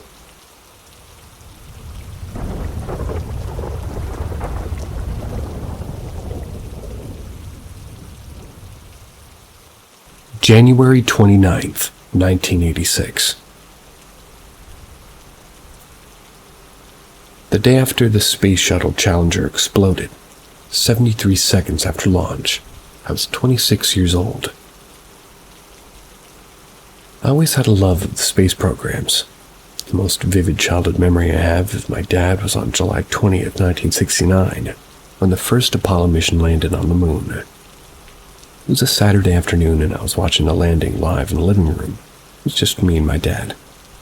I have 2 brothers and a sister, but I don't know why it was just me and my dad watching or where my siblings or my mom were, but to this day, I can literally hear it in my head when Neil Armstrong said, "Houston, Tranquility Base here. The Eagle has landed." I looked from the TV over to my dad, who was seated in the brick fireplace hearth, my mouth certainly agape. Even at 9 years old, I knew this was something really, really big. I'll remember the look on my dad's face until the day I die. It's actually kind of hard to describe. I've never seen him cry, but I'm certain his eyes were welled up. That look, though, shock, amazement, pride, it defies description. Indeed, a moment that has and always will be etched into my memory. From that day forward, I was absolutely hooked on everything to do with space. In spite of my love for it, and contrary to what one might think in reading this, I can't say that I ever wanted to be an astronaut. I don't really know why. I don't think that mission control looked cool as fuck, and I could definitely see myself there, but in any case, I can remember years and years of anticipating launches, splashdowns, and anything else to do with spaceflight. When I first heard of the space shuttle program, I could hardly wait to see what the next area of spaceflight had in store for us all. That anticipation was shared with my dad, and we talked about and anticipated the future together. I even went to Florida to see one of the launches of the Space Shuttle Discovery. I still have the gate pass for the STS-51. Every other shuttle launch I had watched on TV, never missed a single one. So on January 28, 1986, I was home waiting for the Teacher in Space mission of Space Shuttle Challenger to launch. I was fortunate that the job I had at the time had me put out in the field of pretty much in the company vehicle all day, so I was able to go home and watch the launch. There had been several delays and a couple of launch scrubs for various reasons, including the previous day. I remember the political pressure and the public sentiment around the entire program being scrutinized due to the publicity surrounding Krista McAuliffe, arguably the first real civilian in space. Being a mission specialist, in fact, this pressure and scrutiny ultimately played a significant part of the catastrophe that was to come. I was kneeling on the floor in the living room, right in front of the TV in anticipation of the pending launch, hoping without any knowledge of what had been taking place behind the scenes that the Discovery would launch without further delay. I knew the moment it happened, I knew. I had seen enough shuttle launches to know.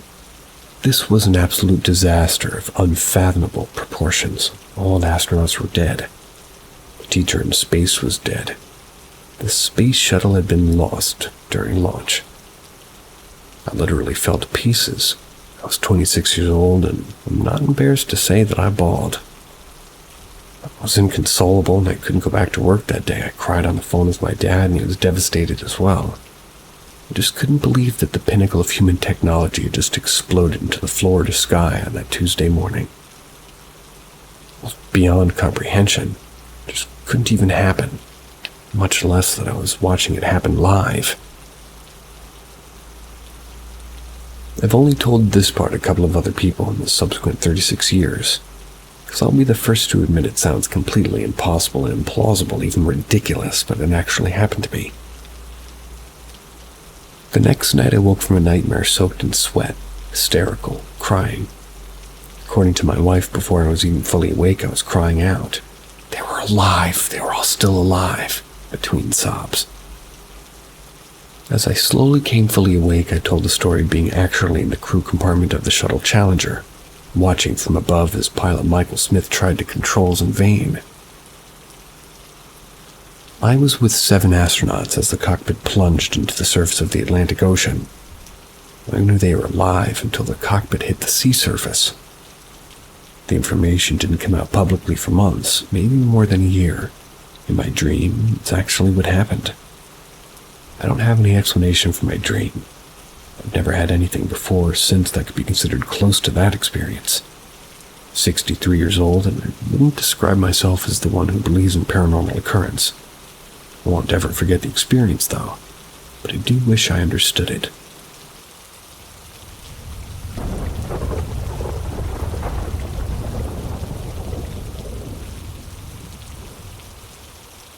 Can anybody try to help me make sense of what happened? Yesterday evening, I was on my sun porch. It's a porch with tons of windows. I was standing by my door with slightly ajar. I was blowing the smoke out of the door, and as I was smoking, I noticed that my 4-month-old kitten had gone outside, down the steps, and watched her go around the corner of my house with my 2 other cats.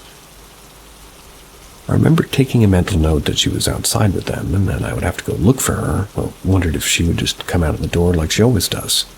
Nobody let her in. I finished up my smoke and then went inside to do some Christmas decor I was working on. About an hour later, I went up to have another smoke.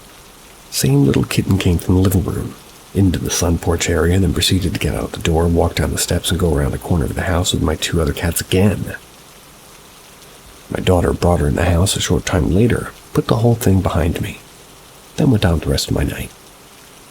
When I went to go to the bathroom a few hours later, I noticed meowing coming from outside. Thought it was my older cat, but when I opened the door, the kitten came inside instead again. No one let her out. What happened? My friend says it sounds like a demon, but I need to get rid of a kitten. But I don't know, it seems like something more. Sounds like a regular cat to me.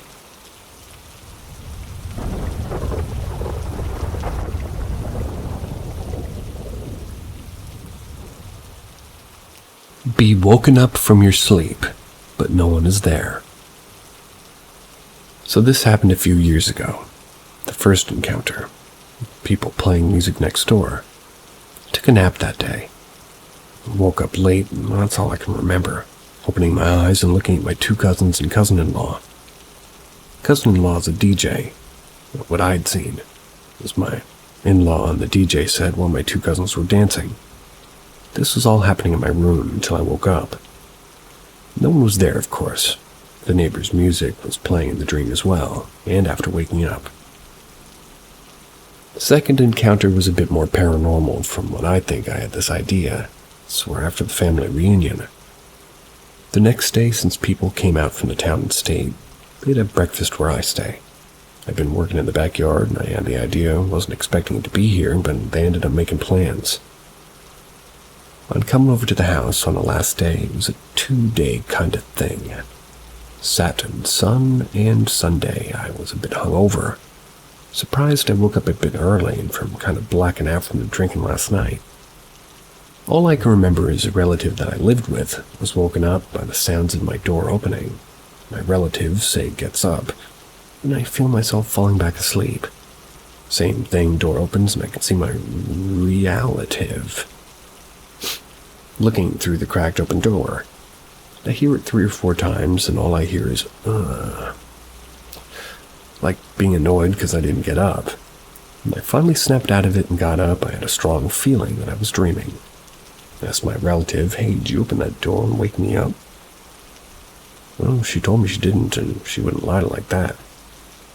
That's when I thought it was her mom who passed away.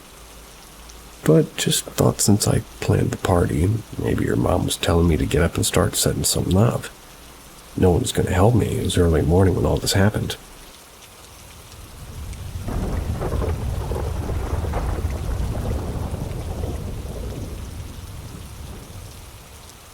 Is the house haunted, or am I? This happened back in 2017. I was 17 years old, turning 18. And like some do when they're a teen, you go to abandoned haunted places with friends. Being young, we thought it was a good idea to go to a church that was known for being haunted and a place where satanic rituals were held. Of course. Walking around, it felt eerie, very heavy and like we were being watched and followed. A few days later, thinking nothing of it, I found my partner at the time's house looking after the dog while he's at work.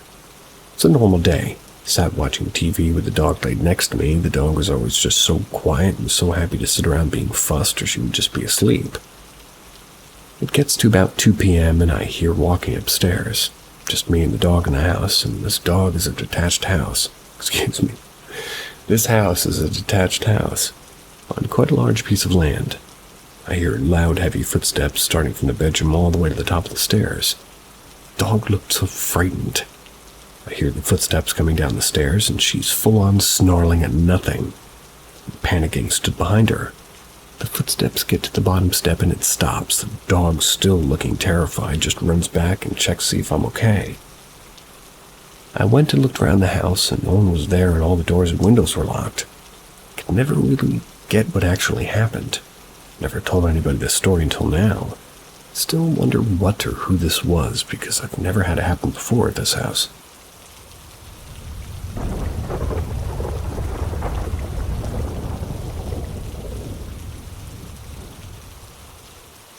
My family is probably haunted.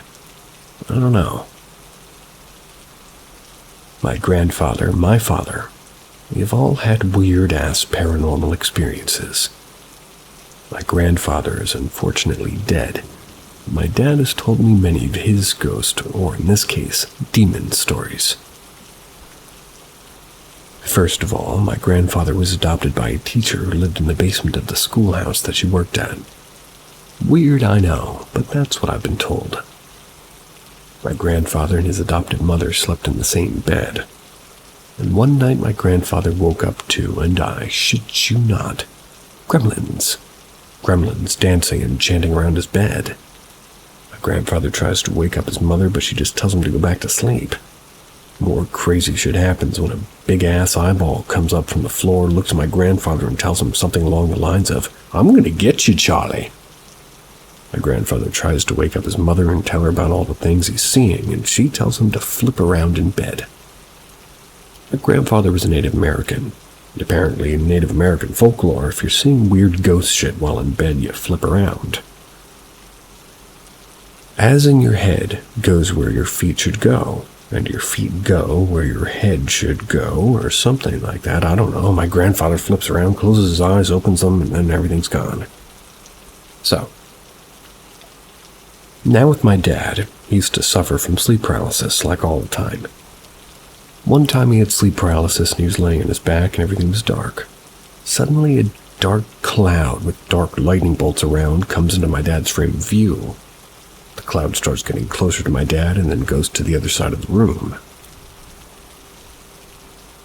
Then my dad is all of a sudden put into a third-person view of himself. Then the third-person view plunges down on my dad when he wakes up. My experiences, on the other hand, have thankfully been more not so bad. Like I'll hear things like whispers, and I'll see shadow figures. Like for example, one time I was getting ready for school, and I was walking down the hallway, and I passed my room, and as clear as day I heard somebody whisper my name. Told my mom about it on the way to school, and she said I was paranoid. Maybe I was, I don't know. I started calling the ghost in my house Ricky, after Ricky Goldworth from BuzzFeed Unsolved. I have a habit of naming things after characters I like. Me too. See ya.